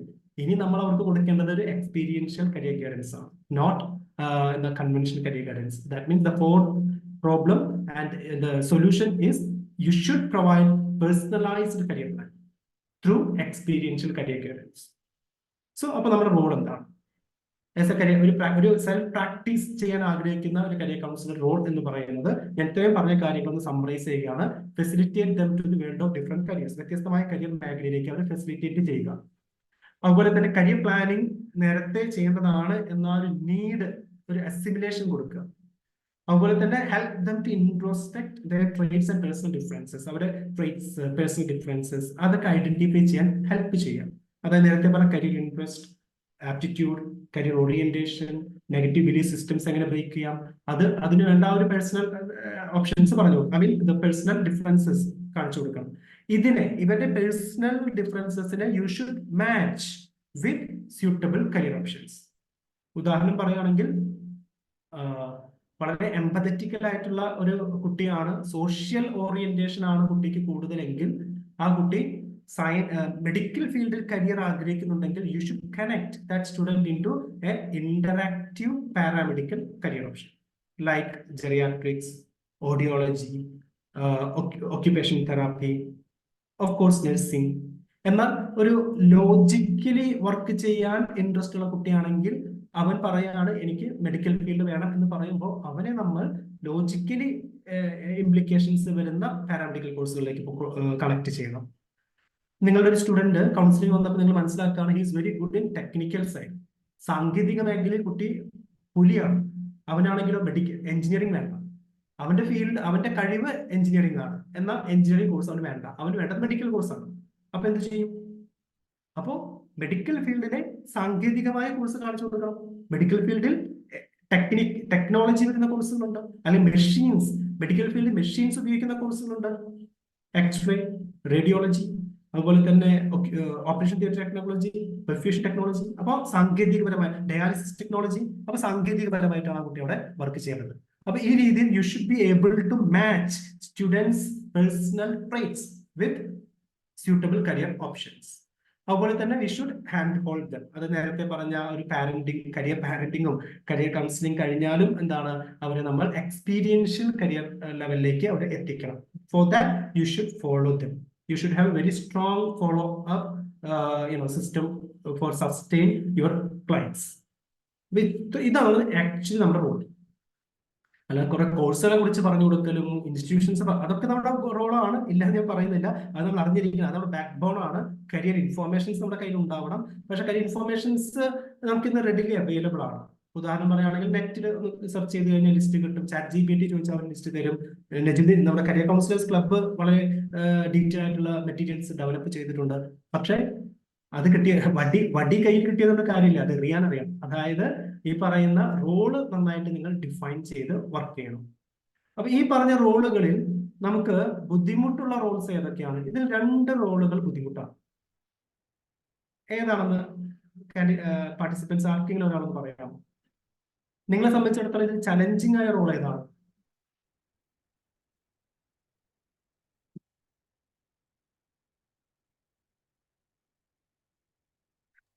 Match profile with the suitable career options. Exactly, very good. അതായത് നമുക്ക് കുട്ടിയുടെ അഭിരുചി കിട്ടി, കരിയർ ഇൻട്രസ്റ്റ് മനസ്സിലായി, ഇതെങ്ങനെയാ നമ്മളിനി കോഴ്സിലേക്ക് കണക്ട് ചെയ്യുന്നത്? അതൊരു പ്രശ്നമാണ്. പിന്നെ ഒന്നുകൂടി, അതായത് ഈ പറയുന്ന പേഴ്സണൽ ട്രേറ്റ്സ് എങ്ങനെ കണ്ടുപിടിക്കും? അതൊരു പ്രശ്നമല്ലേ? അപ്പൊ അവിടെ നമ്മൾ ടൂൾസ് ഉപയോഗിക്കേണ്ടി വരും, സൈക്കോമെട്രിക് തിയറികൾ അറിഞ്ഞിരിക്കേണ്ട ആവശ്യം വരും. അതുപോലെ മാഡം നേരത്തെ പറഞ്ഞതുപോലെ തന്നെ അതിനെങ്ങനെ മാച്ച് ചെയ്യണം, അതിന് സ്ട്രോങ് കരിയർ ഇൻഫോർമേഷൻസ് നമ്മുടെ കയ്യിലുണ്ടാവണം. അവിടെയാണ് നമ്മളുടെ പ്രാക്ടീസ്, നമ്മൾ എത്രത്തോളം ഇതിലേക്ക് ഇൻവോൾവ് ആണ് എന്നുള്ളത് നമ്മളെ ഹെൽപ്പ് ചെയ്യുന്നത്. സ്വാഭാവികമായിട്ടും കൗൺസിലിംഗിന്റെ ഭാഗം, counselling how to perform the role, different ജോലികൾ എങ്ങനെയാണ് പെർഫോം ചെയ്യേണ്ടത് എന്നുള്ളതിനെ കുറിച്ച് കൃത്യമായിട്ടൊരു ധാരണ വേണം. അത് കൃത്യമായി നമ്മുടെ കൗൺസിലിംഗ് ടെക്നിക്സിലൂടെ പറഞ്ഞു കൊടുക്കാൻ പറ്റും. ഒരു സർജൻ, അവന്റെ കരിയർ റോൾ എന്താണ്? ഒരു ഒക്യുപേഷൻ തെറാപ്പിസ്റ്റ് എന്താണ് ചെയ്യുന്നത്? ഒരു ജെറിയാട്രിക് നഴ്സ് എന്താണ് ചെയ്യുന്നത്? ഒരു കോർപ്പറേറ്റ് കമ്മ്യൂണിക്കേഷൻ സ്പെഷ്യലിസ്റ്റിന്റെ ജോബ് പ്രൊഫൈൽ എന്താണ്? ഒരു പൈലറ്റ് ഒരു എയർ ഹോസ്റ്റസ് എന്താണ് ചെയ്യുന്നത്? ഒരു സോഷ്യൽ സയന്റിസ്റ്റിന്റെ ജോബ് എന്താണ്? ഒരു എന്റമോളജിസ്റ്റ് ആളുടെ വർക്ക് ലൈഫ് എങ്ങനെയാണ്? ഒരു ക്രിമിനോളജിസ്റ്റ് ആളെങ്ങനെയാണ് വർക്ക് ചെയ്യുന്നത്? ആ രീതിയിലുള്ള വർക്ക് പ്രൊഫൈൽസ് നമ്മുടെ കൗൺസിലിങ്ങിലൂടെ കൃത്യമായി കുട്ടികളെ എത്തിക്കാൻ സാധിക്കും, കുട്ടികളിലേക്ക് എത്തിക്കുവാനായിട്ട് നമുക്ക് സാധിക്കണം. അതിനെന്താ വേണ്ടത്? ഡെയിലി ഓരോ കരിയേഴ്സിനെ കുറിച്ച് പഠിച്ചുകൊണ്ടിരിക്കുക. No other option. Very simple. ഒരു ദിവസം ഒരു കരിയറിനെ കുറിച്ച് വായിക്കുക. അത് നമുക്ക് സ്വാഭാവികമായിട്ട് നിങ്ങൾ ഇതിന് ഇൻട്രസ്റ്റ് ഉള്ള ആളുകളല്ലേ, ഒരു വട്ടം വായിച്ചാൽ മതി, അത് നിങ്ങളുടെ മനസ്സിൽ നിൽക്കും. അപ്പൊ നമുക്ക് ഒരു മാസം 30 കരിയേഴ്സ് ആയി, ഒരു വർഷം 365 കരിയേഴ്സ് നമുക്ക് കിട്ടും, റൈറ്റ്? അതുപോലെ തന്നെ കൃത്യമായിട്ട് ട്രെയിനിങ് കൊടുക്കണം. കൃത്യമായി നമ്മൾ കുട്ടികൾക്ക് എങ്ങനെയാണെന്ന് മാച്ച് ചെയ്യേണ്ടതുണ്ട്. അതിന് ചില സിസ്റ്റംസ് ഉണ്ട്, അത് നമ്മൾ പറഞ്ഞു കൊടുക്കണം. പിന്നെ സൈക്കോമെട്രി, സ്വാഭാവികമായിട്ടും സൈക്കോമെട്രിക് ടെസ്റ്റുകൾ നമ്മൾ ചിലപ്പോൾ ഉപയോഗിക്കേണ്ടതായിട്ട്, ചിലപ്പോഴല്ല ഓൾമോസ്റ്റ് നമ്മൾ ഉപയോഗിക്കേണ്ടതായിട്ട് വരും. അപ്പൊ ഡിഫറെന്റ് സൈക്കോമെട്രിക് ടെസ്റ്റുകളെ കുറിച്ചും അതിന്റെ അഡ്മിനിസ്ട്രേഷൻ, അതിന്റെ കുറെ ടെക്നിക്കാലിറ്റി ഉണ്ട്. അതുപോലെ തന്നെ കുറച്ച് ലൈസൻസിങ്, അല്ലെങ്കിൽ ഈ പറയുന്ന അത് പർച്ചേസ് ചെയ്യണം, പൈസ മുടക്കി നമ്മൾ വാങ്ങേണ്ടതായിട്ടൊക്കെ വരും. അപ്പൊ അതെല്ലാം ഇൻകോർപ്പറേറ്റ് ചെയ്തുകൊണ്ട് നമ്മൾ മുന്നോട്ട് പോകേണ്ടതാണ്. പ്രധാനപ്പെട്ട മറ്റൊരു കാര്യം കരിയർ ഇൻഫോർമേഷൻ. കരിയർ പ്രൊഫൈൽസ് കൗൺസിലിംഗിൽ നമ്മൾ ഉപയോഗിക്കണമെങ്കിൽ കൃത്യമായ ഇൻഫോർമേഷൻസ് വേണം. അതിന്റെ കരിയർ ഇൻഫോർമേഷൻസ് നമ്മുടെ കയ്യിൽ ഉണ്ടാവണം. ഇൻഫോർമേഷൻ മാനേജ്മെന്റ്, കൃത്യമായി കോഴ്സുകളെ നമുക്ക് സെഗ്രിഗേറ്റ് ചെയ്ത് സൂക്ഷിക്കാൻ അറിയാം. അതിനുള്ള എളുപ്പ വഴി എന്ന് പറയുന്നത് ഞാൻ ആദ്യം പറഞ്ഞ കരിയർ ഇൻട്രസ്റ്റ്, ജോൺ ഹോളൻഡിന്റെ റിയാസെക് മോഡൽ, ആ റിയാസെക് മോഡലിൽ കരിയേഴ്സിനെ ക്ലാസിഫൈ ചെയ്യാം. അതായത് മെഡിക്കൽ ഫീൽഡിലെ ടെക്നിക്കൽ കോഴ്സുകൾ ഏതൊക്കെ, മെഡിക്കൽ ഫീൽഡിലെ എക്സ്പെരിമെന്റൽ കോഴ്സുകൾ ഏതൊക്കെ, മെഡിക്കൽ ഫീൽഡിലെ അഡ്മിനിസ്ട്രേറ്റീവ് കോഴ്സുകൾ ഏതൊക്കെ, അങ്ങനെ ഓരോ ക്രൈറ്റീരിയ വെച്ചുകൊണ്ട് നമ്മൾ എന്ത് ചെയ്യണം, കോഴ്സുകളെ സെഗ്രിഗേറ്റ് ചെയ്ത് ഒന്ന് നിങ്ങളതൊരു ഒരു പ്രാക്ടീസ് ചെയ്യുകയാണെങ്കിൽ സ്വാഭാവികമായിട്ടും ഈ പറയുന്ന റോൾസ് പെർഫോം ചെയ്യാൻ ഒരു ബുദ്ധിമുട്ടും ഉണ്ടാവില്ല. അതായത് പ്രധാനപ്പെട്ട വിഷയങ്ങൾ കരിയർ ഇൻട്രസ്റ്റിനെ കുറിച്ച് നമ്മൾ അറിഞ്ഞിരിക്കണം. അത് ഈ പറയുന്ന പാരാമീറ്റേഴ്സിനെയാണ് കരിയർ സൈക്കോമെട്രി എന്ന് പറയുന്നത്. ഇത് ഒരു 10 ദിവസം പറഞ്ഞാലും തീരാത്ത ഒരു മേഖലയാണ്. ഒന്നാമത്തത് കരിയർ ഇൻട്രസ്റ്റ്, കുട്ടികളുടെ തൊഴിൽപരമായ കഴിവ്. 2, കുട്ടികളുടെ പഠനപരമായിട്ടും തൊഴിൽപരമായിട്ടും പെർഫോം ചെയ്യാനുള്ള എബിലിറ്റി. ദെൻ അവരെ മോട്ടിവേറ്റ് ചെയ്യുന്ന ഘടകങ്ങൾ, കരിയർ മോട്ടിവേഷൻ എന്താണ്, പിന്നെ അവരുടെ പേഴ്സണാലിറ്റി, അവരുടെ സിറ്റുവേഷൻ, അവരെങ്ങനെ ഒരു കരിയർ സിറ്റുവേഷനിൽ സ്റ്റിക്ക് ഓൺ ചെയ്യും, അത് വളരെ പ്രധാനപ്പെട്ടതാണ്. പിന്നെ പഠന ശൈലി, എഴുതി പഠിക്കുന്നവനാണോ, വായിച്ചു പഠിക്കുന്നവനാണോ, കേട്ട് പഠിക്കുന്നവനാണോ, അങ്ങനെ കണ്ടു പഠിക്കുന്നവനാണോ, എക്സ്പീരിയൻഷ്യൽ ലേണറാണോ. സോ നമ്മളത് സൈക്കോളജി ഫീൽഡിലൊക്കെ ഒരുപാട് സംസാരിക്കുന്ന ഒരു വിഷയമാണത്. ലേണിംഗ് സ്റ്റൈൽ, ഇത്രയും കാര്യങ്ങൾ നമ്മൾ അസസ്മെന്റുകളിലൂടെയും ഒബ്സർവേഷനിലൂടെയും ഇന്ററാക്ഷനിലൂടെയും റാപ്പോ ബിൽഡ് ചെയ്യുന്ന സമയത്തൊക്കെ ഇതിനുള്ള ഇൻഫോർമേഷൻസ് നമുക്ക് കിട്ടിയിരിക്കണം. ദെൻ ഇൻഫോർമേഷൻസ് എങ്ങനെ മാനേജ് ചെയ്യണം? സ്വാഭാവികമായിട്ടും ഇന്ന് റൈറ്റ് കരിയർ ഇൻഫോർമേഷൻസ് കിട്ടാനായിട്ട് AI ടൂളുകൾ അവൈലബിൾ ആണ്. ഇന്റർനെറ്റ് കരിയർ ഇൻഫോർമേഷൻ ഡെപ്പോസിറ്ററീസ് ഉണ്ട്. ഒന്ന് ഏറ്റവും പ്രധാനപ്പെട്ടത്, നമുക്ക് കേരള ഗവൺമെന്റിന്റെ മിനിസ്ട്രി ഓഫ് ലേബർ ആൻഡ് എംപ്ലോയ്മെന്റിന്റെ വെബ്സൈറ്റിൽ കയറി കഴിഞ്ഞാൽ 52 ക്ലസ്റ്റേഴ്സും അതിൽ വരുന്ന കരിയേഴ്സിന്റെ ഫുൾ ഡീറ്റെയിൽസ് നിങ്ങൾക്ക് കിട്ടും. അല്ലെങ്കിൽ labour department of labour, US labour ഡിപ്പാർട്ട്മെന്റിന്റെ കരിയർ ഇൻഫോർമേഷൻ സൈറ്റ് ആയിട്ടുള്ള ഇതൊക്കെ ഓപ്പൺ ഫ്രീ സോഴ്സ് സൈറ്റുകളാണ് കേട്ടോ. ഒരു 10 പൈസ നിങ്ങൾ കൊടുക്കേണ്ടതില്ല. എന്താണ് ഓണെറ്റ് കയറി കഴിഞ്ഞാൽ കൃത്യമായി കരിയർ വീഡിയോസ് അടക്കം ആ ജോലി എന്താണ് എന്നുള്ളത് പറഞ്ഞു തരുന്ന, ഞാൻ നേരത്തെ പറഞ്ഞ കരിയർ പ്രൊഫൈലിംഗ് വരെ പറഞ്ഞു തരുന്ന വീഡിയോസ് നിങ്ങൾക്ക് കാണുവാനായിട്ട് സാധിക്കും. ഇനി ഇതൊക്കെ ഉപയോഗിച്ചുകൊണ്ട് എങ്ങനെ നമുക്ക് എസ്റ്റാബ്ലിഷ്ഡ് ആവാം നമ്മുടെ കരിയർ സാധ്യതകൾ. ഞാൻ ഇത്രയും സംസാരിച്ചത് ഒരു നോർമൽ കരിയർ കൗൺസിലറിൽ നിന്നും ഒരു പ്രൊഫഷണൽ, ഒരു സൂപ്പർ കരിയർ കൗൺസിലറിലേക്ക് എത്താൻ ഏത് രീതിയിൽ നിങ്ങൾ എക്യുപ്ഡ് ആവണം എന്നുള്ളതാണ് ഞാൻ ഇത്രയും നേരം സംസാരിച്ചത്. ഇനി എങ്ങനെയാണ് നമ്മുടെ ഒരു സാധ്യത സ്വന്തമായിട്ട് എങ്ങനെ എസ്റ്റാബ്ലിഷ്ഡ് ആവാം? ഓൾറെഡി അവൈലബിൾ ആയ ഗവൺമെന്റ് തലത്തിലൊക്കെ ചുരുക്കം ചില ഓപ്ഷൻസ് അവൈലബിൾ ആണ്. അത് ടാർഗറ്റ് ചെയ്തത്, അതായത് ഞാൻ ഇത്രയും നേരം പറഞ്ഞ കാര്യങ്ങൾ നമ്മൾ നമ്മുടെ കരിയറിൽ അപ്ലൈ ചെയ്യാം. ഏർലി പ്ലാനിങ് ചെയ്യുക, വാക്കൻസികൾ എവിടെ വരും, ഏതൊക്കെ പ്രൊജക്ടുകൾ വരാൻ സാധ്യതയുണ്ട്, ഏതൊക്കെ ഡിപ്പാർട്ട്മെന്റുകൾ വാക്കൻസി ലിസ്റ്റ് ചെയ്യാൻ സാധ്യതയുണ്ട് എന്നുള്ളത് ഇപ്പോഴേ മനസ്സിലാക്കി അതിനുവേണ്ട തയ്യാറെടുപ്പ് നിങ്ങൾ നടത്തി കഴിഞ്ഞാൽ നിങ്ങൾക്ക് വളരെ സെക്യൂർഡ് ആയിട്ട് തന്നെ കരിയർ കൗൺസിലിംഗ് മേഖലയിൽ നിങ്ങളുടെ കരിയർ സ്റ്റാർട്ട് ചെയ്യാനായിട്ട് സാധിക്കും. അതിൽ ഒന്നാമത്തെ 4 കാര്യങ്ങളാണ്. ഒന്ന്, എല്ലാവർക്കും അറിയാം NEP 2020. NEP മുന്നോട്ട് വെക്കുന്ന ഒരു പഠന സമ്പ്രദായം എന്ന് പറയുന്നത് ഈ പറയുന്ന കരിയർ കൗൺസിലിംഗിന് ഏറ്റവും കൂടുതൽ സാധ്യത വരുന്നൊരു സിറ്റുവേഷൻ ആണ്. അതായത് skill based national skill qualification ഫ്രെയിംവർക്കിന്റെ ഒക്കെ അടിസ്ഥാനത്തിൽ സ്കിൽ ബേസ്ഡ് ആയിട്ടുകൊണ്ട് വൊക്കേഷൻ ബേസ് ചെയ്തുകൊണ്ടാണ് നമ്മുടെ കരിക്കുലം ഇനി മാറാൻ പോകുന്നത്. അപ്പൊ അവിടെ സ്കൂൾ തലത്തിൽ തന്നെ കരിയർ ആപ്റ്റിറ്റ്യൂഡും ഇൻട്രസ്റ്റും ഒക്കെ ഐഡന്റിഫൈ ചെയ്യേണ്ട സാഹചര്യം വരും. ഡെഫിനറ്റ്ലി സ്കൂൾ തലത്തിൽ ഇപ്പൊ നിലവിൽ ഇല്ല, പക്ഷെ വെരി ഫ്യൂച്ചറിൽ തന്നെ സ്കൂൾ തലങ്ങളിൽ കരിയർ കൗൺസിലിംഗിന്റെ ഒരു സാധ്യത വരുന്നുണ്ട്. ഇനി വരുന്ന ഇപ്പൊ നമ്മുടെ ഇപ്പോഴത്തെ ഇലക്ഷൻ ടൈം കഴിഞ്ഞ് അടുത്ത ഒരു പീരീഡിലേക്ക് വരുമ്പോൾ നാഷണൽ യൂത്ത് പോളിസി ഇംപ്ലിമെന്റ് ആയിപ്പെടും. ഇന്ത്യയിലെ 2ാമത്തെ യൂത്ത് പോളിസി ആണെന്നാണ് എന്റെ ഓർമ്മ. നാഷണൽ യൂത്ത് പോളിസി, പുതിയ നാഷണൽ യൂത്ത് പോളിസിയിൽ പറയും, മിനിസ്ട്രി ഓഫ് യൂത്ത് അഫയേഴ്സിന്റെ കീഴിൽ നാഷണൽ യൂത്ത് പോളിസിയിൽ പറയുന്നത് എല്ലാ ജില്ലകളിലും യൂത്ത് ഡെവലപ്മെന്റ് സെന്ററുകൾ ആരംഭിക്കുമെന്നാണ്. അതിനുള്ള ബഡ്ജറ്റ് അലോക്കേഷൻ ഒക്കെ പോയിട്ടുണ്ട്. അതൊക്കെ സജഷൻസ് പോയിട്ടുണ്ട്. അപ്പോൾ ഡെഫിനറ്റ്ലി അത് വരും വർഷങ്ങളിൽ വരും.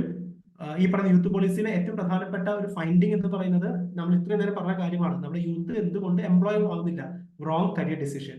അപ്പോൾ യൂത്ത് ഡെവലപ്മെന്റ് സെന്ററുകളിൽ ഒരു പ്രധാനപ്പെട്ട ആക്ടിവിറ്റി കരിയർ കൗൺസിലിംഗ് ആയിരിക്കും. ഡെഫിനറ്റ്ലി ഗവൺമെന്റ് പോസ്റ്റ് വരാൻ സാധ്യതയുണ്ട്. ഈ പറഞ്ഞ ഇപ്പൊ പറഞ്ഞ NEP നാഷണൽ യൂത്ത് പോളിസി പ്രകാരം നിലവിൽ വേക്കൻസികൾ ഇല്ല, പക്ഷെ വേക്കൻസികൾ വരും. ഇനി നിലവിൽ വേക്കൻസി അല്ലെങ്കിൽ നിലവിൽ ഒരു ഗവൺമെന്റ് എൻട്രി കരിയർ കൗൺസിലിംഗിൽ ഉള്ളത് national and state level career service സെന്ററുകളിലാണ്. കേന്ദ്ര ഗവൺമെന്റിന്റെ കീഴിലും സ്റ്റേറ്റ് ഗവൺമെന്റിന്റെ കീഴിലും കരിയർ ഡെവലപ്മെന്റിന് വേണ്ടി തുടങ്ങിയിരിക്കുന്ന 1-2 ഇനിഷ്യേറ്റീവ്സ് ഉണ്ട്. അപ്പൊ അവിടെ ലൈവ് വേക്കൻസികളുണ്ട്, ഫ്യൂച്ചർ വേക്കൻസികളും വരുന്നുണ്ട്. ഞാൻ ഇപ്പോ എൻഗേജ് ചെയ്തിരിക്കുന്നത്, എനിക്ക് പ്രൈവറ്റ് പ്രാക്ടീസും ഉണ്ട്, അതിൻ്റെ ഒപ്പം ഞാൻ ഇപ്പോൾ എൻഗേജ് ചെയ്തിരിക്കുന്നത് ഈ പറയുന്ന നാഷണൽ ലെവൽ കരിയർ സർവീസ് പ്രൊജക്റ്റിലാണ്. വഴിയെ പറയാം. ഇനി അടുത്ത 2 പോയിന്റ് ഞാൻ പറയുന്നത് പ്രൈവറ്റ് പ്രാക്ടീസിലാണ്. അതായത് COVID-19 ഒരു ഗ്ലോബൽ സെനാരിയോ. COVID-19 ശേഷം ഈ പറയുന്ന ഓൺലൈൻ സംവിധാനത്തിലേക്കൊക്കെ ആളുകൾ വന്നപ്പോൾ കരിയർ കൗൺസിലിംഗ് കുറച്ചുകൂടി ജനകീയമായി. അതായത് ഇത് നീഡ് ആളുകളിലേക്ക് എത്തി. പണ്ടത്തെ പോലെയല്ല പെട്ടെന്ന് പണി പോയി കഴിഞ്ഞാൽ 8ന്റെ പണി കിട്ടും എന്ന് എല്ലാവർക്കും അറിയാം. അതുകൊണ്ട് തന്നെ ഇപ്പോൾ COVID-19 ശേഷം കുറച്ചുകൂടി കരിയർ കുറച്ചുകൂടി കരിയർ ഫോക്കസ്ഡ് ആയിട്ടാണ് ഇപ്പോൾ കുട്ടികളും രക്ഷിതാക്കളും മുന്നോട്ട് പോകുന്നത്. പക്ഷെ അവരുടെ അന്വേഷണങ്ങൾ ശരിയായ വഴിയിലല്ല. അവരുടെ ആവശ്യം ജെന്യുവിനാണ്, കൃത്യമായ കരിയർ കിട്ടണം. അതുകൊണ്ടാണ് സ്കോപ്പ് ഒക്കെ അന്വേഷിച്ച് ഇവരിങ്ങനെ അലഞ്ഞു തിരിഞ്ഞ് നടക്കുന്നത്. പക്ഷെ അവരുടെ വഴി, അവർ പോകുന്ന വഴി ശരിയല്ല. പക്ഷെ അവരുടെ ആ നീഡിനെ നമുക്ക് ബിസിനസ് ആക്കി മാറ്റുവാൻ സാധിക്കും. അതായത് നിങ്ങളുടെ ചുറ്റുമുള്ള ഒരു +2 കാരന് നിങ്ങളുടെ സർവീസ് ആവശ്യമാണ്. പക്ഷെ നിങ്ങൾ എന്ന് പറയുന്ന വ്യക്തി അവിടെ ഉണ്ട്, നിങ്ങളുടെ അടുത്ത് വന്നു കഴിഞ്ഞാൽ ഇന്നത്തെ കാര്യങ്ങൾ ചെയ്യാൻ പറ്റുമെന്നുള്ളത് അവർക്ക് അറിയാത്തതിന്റെ പ്രശ്നമാണ്. അപ്പോൾ അത് സ്വാഭാവികമായിട്ടും ടാപ്പ് ചെയ്യാനായിട്ട് നിങ്ങൾക്ക് സാധിക്കണം. ഒരു പ്രൈവറ്റ് ആയിട്ടൊക്കെ നിങ്ങൾ പ്രാക്ടീസ് ചെയ്യാൻ ഉദ്ദേശിക്കുന്നുണ്ടെങ്കിൽ ഡെഫിനറ്റ്ലി ക്ലയൻസിനെ കിട്ടാൻ ബുദ്ധിമുട്ടില്ല. ഞാൻ മൂന്നാമത് പറഞ്ഞ വിഷയം കരിയർ പാരന്റിങ്. നിങ്ങളുടെ അടുത്തുള്ള പാരന്റ്സിനെ മീറ്റ് ചെയ്താൽ തന്നെ നിങ്ങൾക്ക് ആദ്യത്തെ 10 ക്ലയൻസിനെ ഉണ്ടാക്കിയെടുക്കാനായിട്ട് സാധിക്കും. അടുത്ത ഒരു കാറ്റഗറി വരുന്നത്, പോസിബിലിറ്റി വരുന്നത് നമുക്ക് എല്ലാവർക്കും അറിയാം, AI, ആർട്ടിഫിഷ്യൽ ഇന്റലിജൻസ്. ഇപ്പൊ ChatGPT ഒക്കെ എന്താണ് പല ജോലികളും ഇല്ലാതെയാക്കുമെന്നാണ് പറയുന്നത്. അപ്പോൾ നമുക്ക് കരിയർ കൗൺസിലിംഗിന്റെ ഒരു സാധ്യത എങ്ങനെയാണെന്നുള്ളത് അത് വലിയൊരു ചർച്ചാ വിഷയമാണ്. പറ്റുമെങ്കിൽ ഞാൻ 13-ാം തീയതി നമ്മുടെ ഇവന്റിന് വരുമ്പോൾ ഈ ഒരു വിഷയം പ്രത്യേകം സംസാരിക്കാനായിട്ട് ഉദ്ദേശിക്കുന്നുണ്ട്. AI-യുടെ കാലഘട്ടത്തിൽ നമ്മളുടെ ഒരു സാധ്യത എന്താണ്? കരിയേഴ്സ് ഒക്കെ ഇന്ന് ChatGPT വരെ പറഞ്ഞു കൊടുക്കുന്നുണ്ട്. ChatGPT വരെ എന്ത് ചെയ്യുന്നുണ്ട്? കൃത്യമായ കരിയർ അസസ്മെന്റുകൾ ഒരു കുട്ടിയുടെ ഓൺലൈൻ ഇന്ററാക്ഷൻസ് പരിശോധിച്ചിട്ട് അവന് പറ്റുന്ന കരിയേഴ്സ് ഏതാണെന്ന് പറഞ്ഞു കൊടുക്കുന്നുണ്ട്. അപ്പൊ പിന്നെ നമ്മൾ ഈ പാനും പേപ്പറും ഓഫീസും വെച്ചിരുന്നിട്ട് എന്താണ് കാര്യം എന്നൊരു ചോദ്യം വരും. പക്ഷെ ഡോണ്ട് വറി, AI അല്ലെങ്കിൽ ജനറേറ്റീവ് ടൂൾസ് വന്നാൽ നമ്മളുടെ ആവശ്യകത കൂടുകയുള്ളൂ.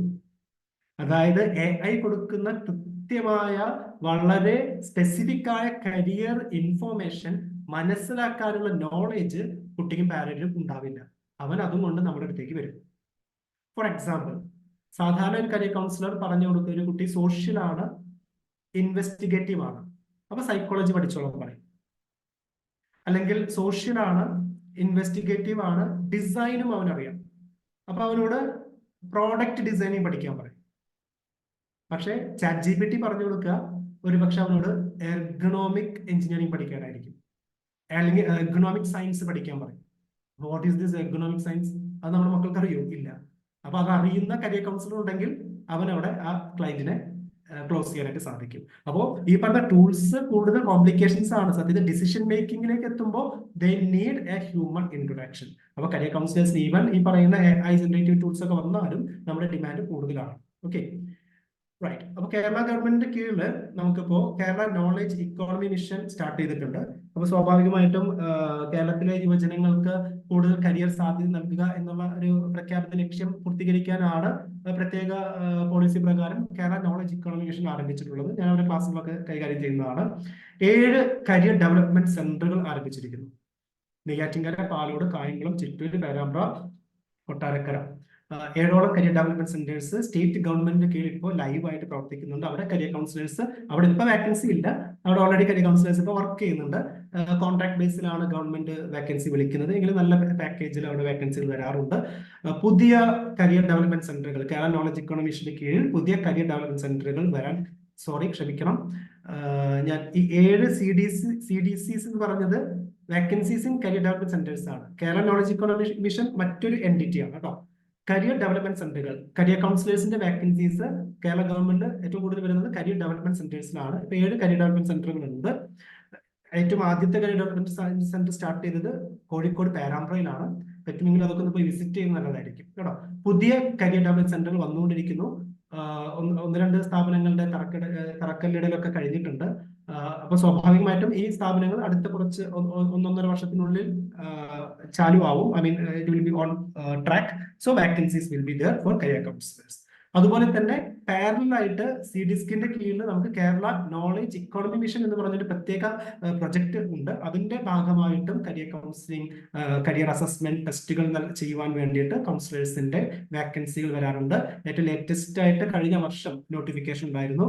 50,000 മാനേജർ കരിയർ കൗൺസിലിംഗ് സർവീസ് എന്ന തസ്തികയ്ക്ക് 50,000 രൂപയാണ്, 50,000 പ്ലസ് മറ്റു ആനുകൂല്യങ്ങളുമാണ് സാലറി പറഞ്ഞിട്ടുള്ളത്. So such A very lucrative, very demanding opportunities ആണ് കരിയർ ഡെവലപ്മെന്റ് സെന്ററുകൾ വരാനിരിക്കുന്നത്, വന്നുകൊണ്ടിരിക്കുന്നത്. അപ്പൊ അത് നിങ്ങൾ എന്ത് ചെയ്യണം? അത് ലക്ഷ്യം വെച്ചുകൊണ്ട് കാര്യങ്ങൾ പ്ലാൻ ചെയ്യണം. പിന്നെ വരുന്നത് കേന്ദ്ര ഗവൺമെന്റിന് കീഴിലാണ് നാഷണൽ കരിയർ സർവീസ് പ്രോജക്ട്. ഞാനിപ്പോ ആ പ്രൊജക്ടിന്റെ ഭാഗമായി ട്രിവാൻഡ്രത്താണ് ഇപ്പോൾ ഉള്ളത്. Ministry of labour and employment, അതായത് നമ്മുടെ ഇന്ത്യൻ യൂത്തിന്റെ എംപ്ലോയബിലിറ്റി ഡെവലപ്പ് ചെയ്യാൻ വേണ്ടി കരിയർ സേവനങ്ങൾ നൽകാൻ കേന്ദ്ര ഗവൺമെന്റ് കോടികൾ മുടക്കിയിട്ടാണ് അക്രോസ് ഇന്ത്യയുടെ എല്ലാ സ്ഥലങ്ങളിലും ഇപ്പോൾ ഓൾമോസ്റ്റ് 400-ലധികം ഈ പറയുന്ന മോഡൽ കരിയർ സെന്ററുകൾ പ്രവർത്തിക്കുന്നുണ്ട്.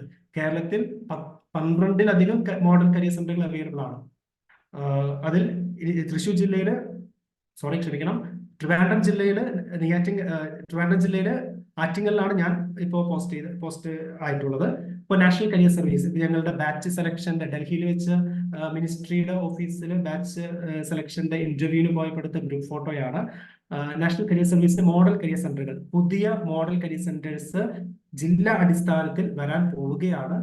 Such a huge career opportunity for career counsellors in national career service project. അതുപോലെ തന്നെ എയിംസ്, അതുപോലെ തന്നെ ദിവ്യാംഗ ഡിപ്പാർട്ട്മെന്റ്, അതായത് മിനിസ്ട്രി ഫോർ സോഷ്യൽ ജസ്റ്റിസിന്റെ കീഴിലും all India institute of medical സയൻസസിലും വൊക്കേഷണൽ കൗൺസിലർ വേക്കൻസി ഉണ്ട്. പക്ഷെ ഇതിന് സൈക്കോളജിയും RCA രജിസ്ട്രേഷനും അവർ ചോദിക്കുന്നുണ്ട്. എങ്കിലും കരിയർ കൗൺസിലിംഗ് മേഖലയിലെ ഒരു പ്രോമിസിംഗ് ആയിട്ടുള്ള സാധ്യതയാണ് എയിംസിലും അതുപോലെ തന്നെ ഈ പറയുന്ന മൾട്ടിപ്പിൾ ഡിസബിലിറ്റി ഡിപ്പാർട്ട്മെന്റ് അതുമായി ബന്ധപ്പെട്ട സ്ഥാപനങ്ങളിൽ വരുന്ന വൊക്കേഷണൽ കൗൺസിലർ വേക്കൻസി. അപ്പൊ അത് ലക്ഷ്യം വെച്ചുകൊണ്ട് നിങ്ങൾ ആപ്ലിക്കേഷൻ ഒക്കെ കൊടുത്ത് പ്ലാൻ ചെയ്യുകയാണെങ്കിൽ നല്ലതായിരിക്കും. പിന്നെ IIMs, Indian Institute of managements, നമുക്ക് എല്ലാവർക്കും അറിയാം MBA പഠിപ്പിക്കുന്ന +2 കഴിഞ്ഞ കുട്ടികൾക്ക് ഇന്റഗ്രേറ്റഡ് MBA പഠിപ്പിക്കുന്ന IIMസിലെ പ്രിൻസിപ്പൽ കരിയർ കൗൺസിലർ എന്ന് പറയുന്ന സീനിയർ പോസ്റ്റ്, ജൂനിയേഴ്സ് അല്ല സീനിയർ പ്രിൻസിപ്പൽ പോസ്റ്റ് ആണ്. 1,10,000 മേലെയാണ് സാലറി. കരിയർ കൗൺസിലിംഗ് അതുപോലെ പ്ലേസ്മെന്റ് അസിസ്റ്റൻസ് ആണ് നമ്മൾ കൊടുക്കേണ്ടത്. ഓൾമോസ്റ്റ് എല്ലാ IIMസിലും ഇത് കോൺട്രാക്ച്വൽ ബേസിൽ വേക്കൻസി വരാറുണ്ട്. അപ്പൊ അത് കറക്റ്റ് ടാർഗറ്റ് ചെയ്ത് വർക്ക് ചെയ്ത് കഴിഞ്ഞാൽ നിങ്ങൾക്ക് ഗവൺമെന്റ് സെക്ടറിലേക്ക് കരിയർ കൗൺസിലിംഗിൽ എത്താനായിട്ട് സാധിക്കും. അതുപോലെ തന്നെ നെഹ്റു യുവകേന്ദ്രയുടെ കരിയർ ഡെവലപ്മെന്റ് സെന്ററുകൾ ഇത് വരാൻ സെൻട്രൽ ഗവൺമെന്റിന്റെ കീഴിലാണ്. നാഷണൽ യൂത്ത് പോളിസിയുടെ ഭാഗമായി ജില്ലകളിൽ ആരംഭിക്കാൻ പോകുന്ന യൂത്ത് ഡെവലപ്മെന്റ് സെന്ററുകളിൽ കരിയർ കൗൺസിലിംഗിന്റെ വാക്കൻസി നെഹ്റു യുവകേന്ദ്രയുമായി സഹകരിച്ചുകൊണ്ടാണ് വരാൻ സാധ്യതയുള്ളത്. പോളിസിയിൽ അങ്ങനെയാണ് മെൻഷൻ ചെയ്തിട്ടുള്ളത്. അപ്പൊ അതുകൊണ്ട് തന്നെ ആ ഒരു സാധ്യത ഇതിപ്പോ നിലവിൽ ഇല്ല, പക്ഷെ ഇൻ ഫ്യൂച്ചറിൽ അവൈലബിൾ ആയിരിക്കും. Okay, right. ഞാൻ കേന്ദ്ര ഗവൺമെന്റിന്റെ കരിയർ പ്രൊജക്റ്റിലാണ് വർക്ക് ചെയ്യുന്നതെങ്കിലും ഞാൻ പോസ്റ്റ് ചെയ്യപ്പെട്ടിട്ടുള്ളത് കേന്ദ്ര ഗവൺമെന്റിലാണെങ്കിലും ഞാൻ വർക്ക് ചെയ്യുന്നത് സ്റ്റേറ്റ് ഗവൺമെന്റിന്റെ ഡിഫറെന്റ് ഡിപ്പാർട്ട്മെന്റുകൾ വഴിയുള്ള കരിയർ കൗൺസിലിംഗ് പ്രൊജക്ടുകളിലാണ്. ഇതിപ്പോ ലേറ്റസ്റ്റ് നമ്മുടെ കേരള സർക്കാരിന്റെ വനിതാ ശിശു വികസന വകുപ്പിന്റെ കരിയർ ഗൈഡൻസ് പ്രോഗ്രാം ട്രിവാൻഡ്രത്ത് നടന്നിരുന്നു. അപ്പൊ അവിടെ അറ്റൻഡ് ചെയ്തതിന്റെ പിക്ചറാണ് ഞാൻ പിക്ചേഴ്സ് കാണിക്കുന്നത്. നിങ്ങളെ ഒന്ന് ഇതിലേക്ക് ശ്രദ്ധ ക്ഷണിക്കാൻ വേണ്ടിയിട്ടാണ് കേട്ടോ. അതുപോലെ തന്നെ ഡിഫറെന്റ്ലി ഏബിൾഡ് ആയ കുട്ടികളുടെ കരിയർ ഡെവലപ്മെന്റ്, നമ്മളെപ്പോഴും കരിയർ ഡെവലപ്മെന്റ് സംസാരിക്കുക നമ്മുടെ സോക്കോൾഡ് നോർമൽ കമ്മ്യൂണിറ്റിയെ കുറിച്ചാണ്. അതല്ലാതെ ഈ പറയുന്ന ഡിഫറെന്റ്ലി ഏബിൾഡ് ആയ കുട്ടികൾ, intellectual disability, motor disability, learning disability, അങ്ങനെയുള്ള ഡിഫറെന്റ് ഡിസബിലിറ്റീസ് ഉള്ളവർക്കും കരിയർ ഡെവലപ്മെന്റ് കൊടുക്കേണ്ടതുണ്ട്. അതിനുവേണ്ടി പ്രത്യേകം ministry of labour and employment പ്രത്യേകം കരിയർ സർവീസ് സെന്ററുകൾ സംസ്ഥാനങ്ങളിൽ ആരംഭിച്ചിട്ടുണ്ട്. പക്ഷെ അതിന്റെ എണ്ണം കുറവായിരിക്കും. കേരളത്തിൽ അത് തിരുവനന്തപുരത്താണുള്ളത്, നാലാഞ്ചിറ എന്ന് പറയുന്ന സ്ഥലത്താണുള്ളത്. അപ്പൊ അവിടുത്തെ റീഹാബിലിറ്റേഷൻ കൗൺസിലർ, അതുപോലെ തന്നെ റീഹാബിലിറ്റേഷൻ സ്പെഷ്യലിസ്റ്റ്, ഇങ്ങനെയുള്ള തസ്തികകളിലൊക്കെ കരിയർ കൗൺസിലിംഗ് ഒരു എക്സ്ട്രാ ആഡഡ് ക്വാളിഫിക്കേഷനോ അല്ലെങ്കിൽ എക്സ്പീരിയൻസോ ആയിട്ട് ചോദിക്കുന്നുണ്ട്. അപ്പൊ ആ രീതിയിലും നിങ്ങൾക്ക് അവസരങ്ങൾ ഉപയോഗപ്പെടുത്താം. ഇതിന് പുറമെ നമ്മുടെ പ്രസന്റേഷൻ സമയം നീണ്ടുപോയി അല്ലേ, ഒരു 5 മിനിറ്റ് കൂടി ഞാൻ എടുക്കുകയാണ്. DHSC വൊക്കേഷണൽ ഹയർ സെക്കൻഡറി, അതുപോലെ തന്നെ minority welfare department, SSC ST department, fisheries ഡിപ്പാർട്ട്മെന്റുകളെല്ലാം തന്നെ കരിയർ പ്രൊജക്ടുകൾ റൺ ചെയ്യുന്നുണ്ട്. വർഷത്തിൽ ഇവരുടെ ക്ലാസ്സുകൾ അവൈലബിൾ ആണ്. അതത് ഡിപ്പാർട്ട്മെന്റുകളെ ബന്ധപ്പെട്ട് കഴിഞ്ഞാൽ അവരുടെ കരിയർ ക്ലാസ്സുകൾ നിങ്ങൾക്ക് കൈകാര്യം ചെയ്യാൻ സാധിക്കും. ഇതിലൂടെ നിങ്ങൾക്കൊരു സെൽഫ് ഇമേജ് ഉണ്ടാക്കിയെടുക്കാം, നിങ്ങൾക്ക് സ്വന്തമായിട്ട് എസ്റ്റാബ്ലിഷ് ചെയ്ത് മുന്നോട്ട് വരുവാനായിട്ട് സാധിക്കും. ഇങ്ങനെയുള്ള ഡിപ്പാർട്ട്മെന്റുകളിൽ സ്ഥിര ക്ലാസ്സുകളല്ല, അതൊരു സീസണൽ ആയിട്ടാണ് ക്ലാസ്സുകൾ വരുന്നത്. പക്ഷെ അതിലൂടെ നിങ്ങൾക്ക് കുട്ടികളെ കണ്ടെത്തുവാനും ക്ലയൻസ് പൂൾ, നിങ്ങൾ ക്ലാസ് എടുക്കാൻ പോയി കഴിഞ്ഞാൽ സ്വാഭാവികമായും നിങ്ങൾ എസ്റ്റാബ്ലിഷ്ഡ് ആവും. അതിലൂടെ നിങ്ങൾക്ക് ക്ലയൻസിനെ ഐഡന്റിഫൈ ചെയ്യാനായിട്ട് സാധിക്കും. ഇത് വ്യത്യസ്തമായ ഇതുപോലുള്ള ക്ലാസ്സുകളിൽ ഞാൻ അറ്റൻഡ് ചെയ്തതിന്റെ പിക്ചേഴ്സ് ആണ്. ദെൻ നാഷണൽ കരിയർ സർവീസ്, ഞാൻ നേരത്തെ പറഞ്ഞ നാഷണൽ കരിയർ സർവീസുമായി ബന്ധപ്പെട്ടും നിങ്ങൾക്ക് കരിയർ കൗൺസിലിംഗിനുള്ള സാധ്യതയുണ്ട്. താഴെ കാണുന്ന വെബ്സൈറ്റിൽ ഇന്ന് തന്നെ നിങ്ങൾ എന്ത് ചെയ്യണം, ചെക്ക് ചെയ്യണം. ncs.gov.in ഈ വെബ്സൈറ്റിൽ കയറി കൗൺസിലർ മുകളിൽ ടൈപ്പ് ചെയ്ത് നിങ്ങൾക്ക് കൗൺസിലേഴ്സ് എന്നൊരു സെഷൻ കാണാം. അവിടെ രജിസ്റ്റർ ചെയ്യുക. രജിസ്റ്റർ ചെയ്ത് കഴിഞ്ഞാൽ ദേശീയ ലേബർ പോർട്ടലിൽ കൗൺസിലിംഗ് സർവീസസ് നിങ്ങൾക്ക് കൊടുക്കുവാനായിട്ട്, അതായത് നിങ്ങൾക്ക് കൗൺസിലറായിട്ട് രജിസ്റ്റർ ചെയ്യുവാനുള്ള സാഹചര്യം അവിടെ അവൈലബിൾ ആണ്. ഇതിന് പുറമെ local self government departments, Panchayati Raj, അതുപോലെ തന്നെ വില്ലേജ് സംബന്ധമായിട്ടുള്ള പ്രൊജക്ടുകൾ, കുടുംബശ്രീ പ്രൊജക്ടുകൾ, നിങ്ങളുടെ പഞ്ചായത്തിലെ കുടുംബശ്രീ അതുപോലെ തന്നെ ലോക്കൽ സെൽഫ് ഗവൺമെന്റുമായി ബന്ധപ്പെട്ട പ്രത്യേകിച്ച് മുനിസിപ്പാലിറ്റികളിലുള്ളവരാണെങ്കിൽ മുനിസിപ്പാലിറ്റികൾക്ക് പ്രത്യേകം എഡ്യൂക്കേഷൻ പ്രൊജക്ട് അവൈലബിൾ ആണ്. അപ്പൊ അത് ഉപയോഗപ്പെടുത്തിക്കൊണ്ട് നിങ്ങൾക്ക് എന്ത് ചെയ്യാം, എസ്റ്റാബ്ലിഷ്ഡ് ആവാനായിട്ട് സാധിക്കും. ഈരാറ്റുപേട്ട മുനിസിപ്പാലിറ്റിയിൽ ഞാൻ ചെയ്ത സെഷന്റെ ഒരു ചിത്രമാണ് ഞാൻ കൊടുത്തിരിക്കുന്നത്. അതുപോലെ തന്നെ library council, Kerala state library കൗൺസിലിൽ അഫിലിയേറ്റ് ചെയ്തിട്ടുള്ള വായനശാലകൾ വർഷത്തിൽ ഒരു വട്ടം career counselling, career guidance session നടത്തുന്നുണ്ട്. നിങ്ങളുടെ അടുത്തുള്ള ലൈബ്രറി കൗൺസിലിനെ എത്രയും ലൈബ്രറിയെ ബന്ധപ്പെടുക, അവർ ഫണ്ട് പ്രൊവൈഡ് ചെയ്യും. പ്രോഗ്രാം നിങ്ങൾക്ക് നടത്താവുന്നതാണ്. നിങ്ങൾക്ക് എസ്റ്റാബ്ലിഷ്ഡ് ആവാം. അതിനൊപ്പം കുട്ടികളെ, ക്ലയൻസിനെ നിങ്ങൾക്ക് കണ്ടെത്തുവാനായിട്ട് സാധിക്കും. ഇതിന് പുറമെ നമ്മുടെ സ്റ്റേറ്റ് യൂത്ത് ഡിപ്പാർട്ട്മെന്റ്, നമുക്ക് എല്ലാവർക്കും അറിയാം, ചിത്രത്തിൽ നിൽക്കുന്ന വ്യക്തിയെ തൽക്കാലം നിങ്ങൾ നോക്കേണ്ടതില്ല. ഞാനിപ്പോ വിവാദങ്ങളിലേക്കൊന്നും കടക്കുന്നില്ല. പക്ഷേ ആ ഡിപ്പാർട്ട്മെന്റ് നമുക്ക് ഹെൽപ്ഫുൾ ആണ്. യൂത്ത് കമ്മീഷനുമായി ബന്ധപ്പെട്ട് സഹകരിച്ച് നിങ്ങൾക്ക് പ്രോഗ്രാമുകൾ ചെയ്യാവുന്നതാണ്. ഞാൻ ഈ കഴിഞ്ഞ വർഷം ചിന്താ ജെറോം ചെയർമാൻ ആയിരിക്കുന്ന സമയത്ത് ചെയ്തതാണ്. ലേറ്റസ്റ്റ് ഇപ്പോ ഷാജഹാനാണ്. ലേറ്റസ്റ്റ് ഈ വർഷത്തെ പ്രോഗ്രാം ഞാൻ ചെയ്തിരുന്നു. അത് ജനുവരി 1 ആയിരുന്നു. റൈറ്റ്. ഇതിന് പുറമെ നോൺ ഗവൺമെന്റൽ ഓർഗനൈസേഷൻസ്, നമ്മുടെ ചുറ്റുവട്ടത്ത് ഒരുപാട് NGOs ഉണ്ട്. ആ NGOസുമായിട്ട് സഹകരിച്ചുകൊണ്ട് കരിയർ പ്രോഗ്രാംസ് ചെയ്യാം, എസ്റ്റാബ്ലിഷ്ഡ് ആവാം. ഞാൻ സ്ഥിരമായിട്ട് ഇപ്പോ സമയക്കുറവ് കൊണ്ട് ഞാൻ ഓടി നടന്ന് ചെയ്യാറില്ല. ഇപ്പൊ കേരളത്തിലെ തെരഞ്ഞെടുക്കപ്പെട്ട, ഞാൻ വർഷങ്ങളായിട്ട് അസോസിയേറ്റ് ചെയ്യുന്ന അത്യാവശ്യം നല്ല റെപ്യൂട്ടേഷൻ വർക്ക് ചെയ്യുന്ന കുറച്ച് NGOs ഉണ്ട്. ഞാൻ അവരുടെ സ്ഥിരം കൺസൾട്ടന്റ് ആണ്. ഒന്ന് പറവൂര് പ്രാർത്ഥന ഫൗണ്ടേഷൻ, കാസർഗോഡ് അക്കര ഫൗണ്ടേഷൻ, അങ്ങനെ 1-2 ഫൗണ്ടേഷൻസ് ഉണ്ട്. അപ്പൊ ഇവരുടെ സ്ഥിരം ക്ലയൻസിനെ ഞാനാണ് ഹാൻഡിൽ ചെയ്യുന്നത്. അപ്പൊ NGOസുമായിട്ട് നിങ്ങൾ എന്ത് ചെയ്യണം, അസോസിയേറ്റ് ചെയ്യണം. അതുവഴി ഒരുപാട് കുട്ടികളിലേക്ക് നിങ്ങൾക്ക് എത്തുവാനായിട്ട് സാധിക്കും. ഇതെല്ലാം പേഴ്സണലായിട്ട് നിങ്ങൾക്ക് എസ്റ്റാബ്ലിഷ്ഡ് ആവാനുള്ള കാര്യങ്ങളാണ് പറയുന്നത്. അതുപോലെ ജ്ഞാനേശ്വരി, ഇപ്പൊ ചിത്രത്തിൽ കാണുന്ന Jnaneshwari trust, it's education trust, പാലക്കാടുള്ള ഒരു സ്ഥാപനമാണ്. അവരുടെ കരിയർ സെഷൻസ് ഞാനാണ് ഹാൻഡിൽ ചെയ്യുന്നത്. സോ നിങ്ങൾ നിങ്ങളുടെ വിസിനിറ്റിയിലുള്ള NGOസിനെ ഐഡന്റിഫൈ ചെയ്യുക, പ്രസന്റേഷൻ കൊടുക്കുക, സെഷൻസ് കണ്ടക്ട് ചെയ്യുക, കുട്ടികളെ ഉണ്ടാക്കിയെടുക്കുക, അതുപോലെ തന്നെ റെപ്യൂട്ടേഷൻ ഡെവലപ്പ് ചെയ്യുക. ഓക്കെ. ദെൻ സ്കൂൾസുമായിട്ടുള്ള ടൈപ്സ്. പക്ഷെ ഇത് കേരളത്തിൽ കുറച്ച് ടൈറ്റ് ആണ്. CBSE സ്കൂളുകൾ കിട്ടാൻ നമുക്ക് ഇത്തിരി ബുദ്ധിമുട്ടാണ്. എങ്കിലും ഞാൻ ദൈവസഹായത്താൽ കുറച്ച് വർഷങ്ങളായിട്ട് ഈ ഫീൽഡിൽ ഉള്ളത് കൊണ്ട് കുറച്ച് സ്കൂളുകളുമായിട്ട് ഞാൻ ടൈപ്പിലുണ്ട്. അതുപോലെ തന്നെ എനിക്ക് ബാംഗ്ലൂരും, നേരത്തെ പറഞ്ഞ ഭുവനേശ്വരും, അതുപോലെ ഡൽഹിയിലും ഒരു സ്കൂളിൽ ഞാൻ ടൈപ്പ് ഉണ്ട്. അപ്പൊ അവരുടെ വർഷത്തിൽ ഞാൻ ഒരു വട്ടം അവിടെ പോവുകയും അവിടുത്തെ കുട്ടികൾക്ക് ഗൈഡൻസ് പ്രൊവൈഡ് ചെയ്യും. അത് വർഷാവർഷം നടക്കുന്ന ഒരു ആക്ടിവിറ്റിയാണ്. അപ്പൊ സ്കൂൾ ടൈപ്സ് നിങ്ങൾക്ക് പരിഗണിക്കാവുന്നതാണ്. Then Lions Club, Rotary Club, Lions Club and Rotary Clubs, ഇവര് എഡ്യൂക്കേഷൻ പ്രോഗ്രാംസ് ചെയ്യുന്നുണ്ട്. നിങ്ങളുടെ അടുത്തുള്ള ലയൺസ് ക്ലബ്ബ്, റോട്ടറി ക്ലബ്ബുമായിട്ട് ബന്ധപ്പെടുക, അവരുടെ കരിയർ പ്രോഗ്രാംസ് ഏറ്റെടുക്കുക. ദെൻ എസ്റ്റാബ്ലിഷ്ഡ് ആവാം. നിങ്ങൾക്ക് പബ്ലിക് വിസിബിലിറ്റി കിട്ടും. അതുപോലെ തന്നെ സ്റ്റുഡൻസിനെ, ക്ലയൻസിനെ ഉണ്ടാക്കിയെടുക്കാൻ. മാത്രമല്ല ഈ റോട്ടറി ക്ലബിലും ലയൺസിലും വരുന്ന ക്ലയന്റ് പൂൾ എന്ന് പറയുന്നത് ഒരു പ്രീമിയം അപ്പർ മിഡിൽ ക്ലാസ് ആളുകളായിരിക്കും. അതുകൊണ്ട് തന്നെ നമുക്ക് പെട്ടെന്ന് ഒരു ഇൻ ടേംസ് ഓഫ് ഫിനാൻസ്, ഒരു ബിസിനസ് ലെവലിൽ ചിന്തിക്കുകയാണെങ്കിൽ പെട്ടെന്ന് ക്ലോസ് ചെയ്യാനും പെട്ടെന്ന് ക്ലയൻസിനെ ഉണ്ടാക്കിയെടുക്കാൻ സാധിക്കുന്ന ഒരു അവന്യൂസ് ആണ് ലയൺസ് ക്ലബും അതുപോലെ തന്നെ റോട്ടറി ക്ലബും ഒക്കെ. ഇതിന് പുറമെ ട്രെയിനിങ് ആൻഡ് കൺസൾട്ടേഷൻ. നിങ്ങളെപ്പോലെ കരിയർ കൗൺസിലിംഗിലേക്ക് വരാൻ ആഗ്രഹിക്കുന്നവർക്കുള്ള ട്രെയിനിങ് സെഷൻസ്, ട്രെയിനിങ് പ്രോഗ്രാംസ്, സെമിനാറുകൾ, പ്രൊഫഷണൽ അസോസിയേഷൻസ്, ഇതെല്ലാം ഇതിന്റെ ഭാഗമായിട്ട് ഞാൻ റീസെന്റ് എന്റെ 100 ട്രെയിനിങ് 100ാമത്തെ training session, it was in Calicut. Actually Calicut ഒരു സ്ഥാപനമായിട്ട് അസോസിയേറ്റ് ചെയ്തിട്ട് എന്റെ 100 സെഷൻസ് ഞാൻ കംപ്ലീറ്റ് ചെയ്തു. സോ ഈ രീതിയിൽ, so that also revenue for you. നമുക്ക് ഈ ട്രെയിൻ ദ ട്രെയിനർ ഓപ്ഷൻസ് നിങ്ങൾക്ക് വൺസ് യു ആർ എസ്റ്റാബ്ലിഷ്ഡ് നിങ്ങൾക്ക് അത് ആരംഭിക്കാവുന്നതാണ്. Then the final note, I'm concluding my presentation.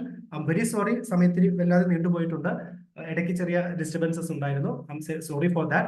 നമുക്കറിയാം ഈ വർഷം 4,14,159 കുട്ടികളാണ് SSLC എഴുതിക്കൊണ്ടിരിക്കുന്നു. 100% കുട്ടികൾക്കും കരിയർ ഗൈഡൻസ് വേണം. നോ ഡൗട്ട് ഇൻ ദാറ്റ്, തർക്കമില്ല. 100%ലേക്ക് എത്തണ്ട, ഒരു 0.5%ലേക്ക് നമ്മൾ കരിയർ കൗൺസിലിംഗ് ക്ലബിലുള്ള നമ്മളൊന്ന് വിചാരിച്ചു കഴിഞ്ഞാൽ, കരിയർ കൗൺസിലിംഗ് രജുദ്ദീൻ സാറിന്റെ നേതൃത്വത്തിൽ കരിയർ കൗൺസിലിംഗ് ക്ലബിലുള്ള നമ്മൾ ഇതിനുവേണ്ടി ഒന്ന് ശ്രമിച്ചു കഴിഞ്ഞാൽ അതിന്റെ ഒരു 0.5%ന്റെ ലൈഫെങ്കിലും നമുക്ക് ടച്ച് ചെയ്യാനായിട്ട് സാധിക്കും. എന്തുകൊണ്ടാണ് നമ്മുടെ രാജ്യം ഇപ്പോഴും ഡെവലപ്പിംഗ് ആണ്? നമ്മൾ ഡെവലപ്ഡ് അല്ല. ഇത്രയും റിസോഴ്സസ് ഉണ്ട്, ഇത്രയും നാച്ചുറൽ റിസോഴ്സസ് ഉണ്ട്, ഹ്യൂമൻ റിസോഴ്സസ് ഉണ്ട്, ഇന്റലക്ച്വൽ റിസോഴ്സസ് ഉണ്ട്. എന്നിട്ടും India is still developing. Y?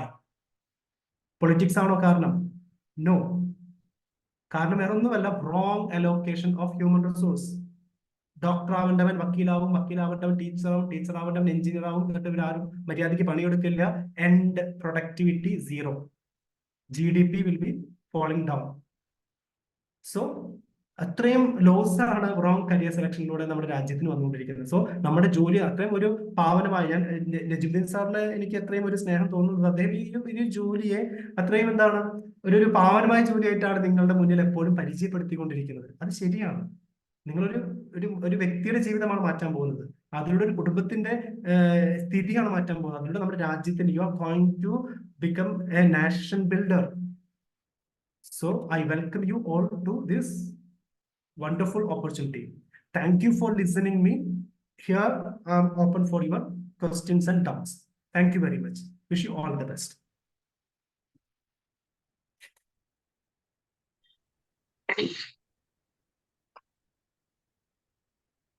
Thank you, Shamir sir. It was a wonderful session. Sir ഇടയ്ക്ക് പറഞ്ഞില്ലായിരുന്നെങ്കിൽ, അയ്യോ ഞാൻ സമയം കുറച്ച് പോയല്ലോ എന്ന് പറഞ്ഞില്ലായിരുന്നെങ്കിൽ ഞാൻ വാച്ചിൽ നോക്കില്ലായിരുന്നു. അത്രയും എൻഗേജ്ഡ് ആയിട്ടാണ് സെഷൻ പോയത്. വളരെ നല്ല സെഷൻ ആയിരുന്നു. പ്രതികൂല കാലാവസ്ഥയായിരുന്നു വീട്ടിൽ, എന്നാൽ പോലും സാർ അത് വളരെ നന്നായിട്ട് ക്രിയേറ്റീവായിട്ട് മാനേജ് ചെയ്തു. അതും ഈ നോമ്പ് ഉത്സവങ്ങള് ഇവിടെ എന്റെ തൊട്ടടുത്തൊരു ക്ഷേത്രമാണ്. അപ്പോ അവിടെ മൈക്കിൽ ഞാൻ എന്നിട്ട് വേറെ എന്റെ ഫ്രണ്ടിന്റെ വീട്ടിൽ അവര് കിച്ചണിൽ വന്നിരുന്നിട്ടാണ് ഇപ്പൊ അറ്റൻഡ് ചെയ്യുന്നത്. ഓക്കെ. എനിവേ സാറ് അതും നോമ്പെടുത്തിരിക്കുകയാണ്. ശരിക്കും ഭക്ഷണം കൂടി കഴിച്ചിട്ടുണ്ടാവില്ല. അങ്ങനെ 1.5 മണിക്കൂർ സാർ സംസാരിച്ചു നിർത്താതെ. Thank you so much sir for your valuable insights. ഇനി എന്തെങ്കിലും സംശയം ഉണ്ടെങ്കിൽ ചോദിക്കാം. നമ്മുടെ മെമ്പേഴ്സിന് ആർക്കെങ്കിലും എന്തെങ്കിലും സംശയങ്ങൾ ചോദിക്കാനുണ്ടെങ്കിൽ തീർച്ചയായിട്ടും നമുക്ക് ഈ അവസരം അതിനുവേണ്ടി ഉപയോഗപ്പെടുത്താം. ഡൗട്ട്സ് വരട്ടെ.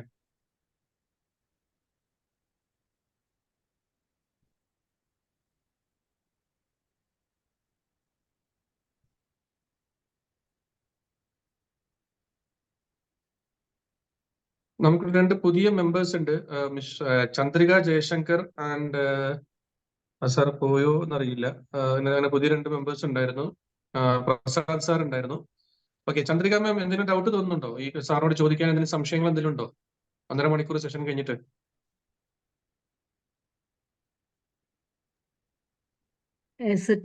അങ്ങനെ പ്രത്യേകിച്ച് ഡൗട്ടൊന്നും തോന്നില്ല, അതുകൊണ്ടാണ് ഞാൻ ചോദിക്കാത്തത്. ഓക്കെ, വേറെ ആർക്കെങ്കിലും എന്തെങ്കിലും ഡൗട്ട് ഉണ്ടോ നമുക്ക് ഈ പറഞ്ഞ കാര്യങ്ങളുമായി ബന്ധപ്പെട്ടിട്ട്? സാറിന്റെ നമ്പേഴ്സ് എല്ലാവരും പറഞ്ഞോളൂ. ആരോ സംസാരിച്ചു, ആരാണത്? ഹലോ, നജമുദ്ദീൻ സാർ, അർഷിതയാണ്, തിരൂർ. മാം, അഷിത മാം പറയൂ മാം. ഞാൻ വളരെ ആക്സിഡന്റലി ആണ് സെഷന്റെ ലിങ്ക് കണ്ട് ജോയിൻ ചെയ്തപ്പോ കുറച്ച് അധികം ലേറ്റ് ആയി. ഓൾമോസ്റ്റ് തീരാനാവുന്നു എന്ന് വിചാരിച്ചപ്പോഴാണ് ജോയിൻ ചെയ്തത്. പക്ഷെ ലക്ലി ഒരു ഹാഫ് ആൻ അവർ മോർ കൂടെ സെഷൻ ഉണ്ടായിരുന്നോണ്ട് ഇറ്റ് വാസ് റിയലി യൂസ്ഫുൾ.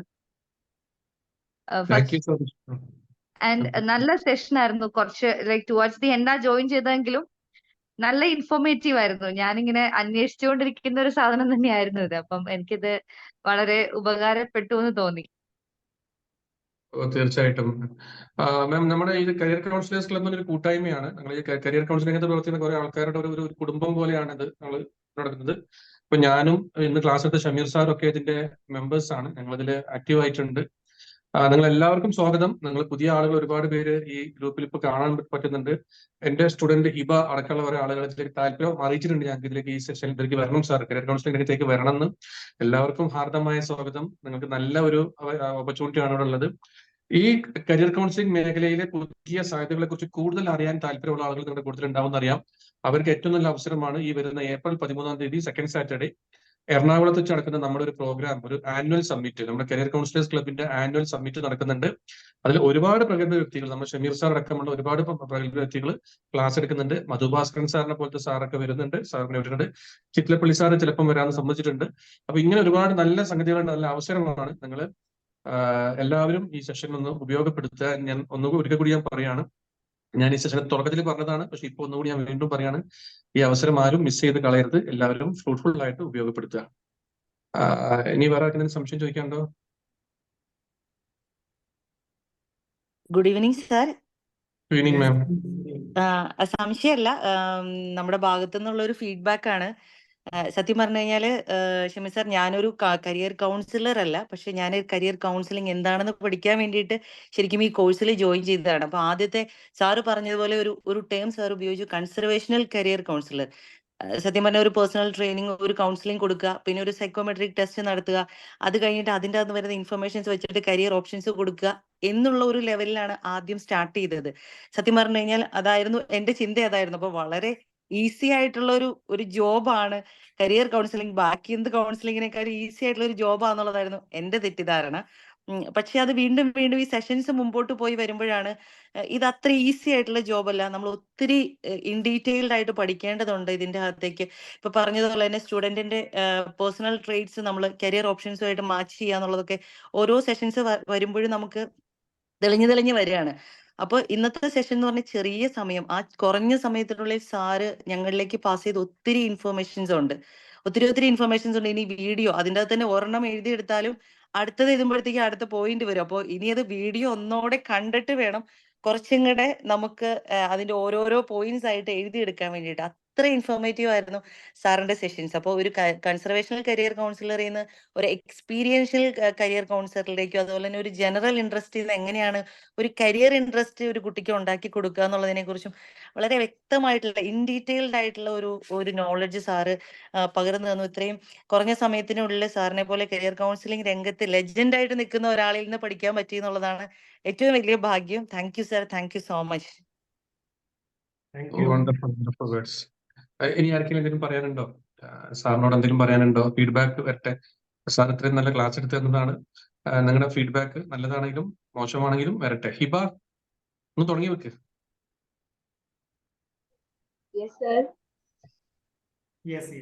പറയാം. ഞാൻ ആക്ച്വലി നജ്മുദ്ദീൻ സാറ് കഴിഞ്ഞ ക്ലാസ് കേട്ടപ്പോ ഞാൻ സാർക്ക് പേഴ്സണലായി മെസ്സേജ് അയച്ച് പറഞ്ഞിട്ടുണ്ടായിരുന്നു, എനിക്ക് ഒരുപാട് ഇൻട്രസ്റ്റ് ഉള്ള ഒരു ഫീൽഡാണ്. ഞാൻ ആക്ച്വലി ഫീൽഡിലേക്കൊന്നും ഇറങ്ങിയ ഒരാളൊന്നുമല്ല, ഇറങ്ങാൻ ആഗ്രഹിക്കുന്ന ഒരാളാണ്.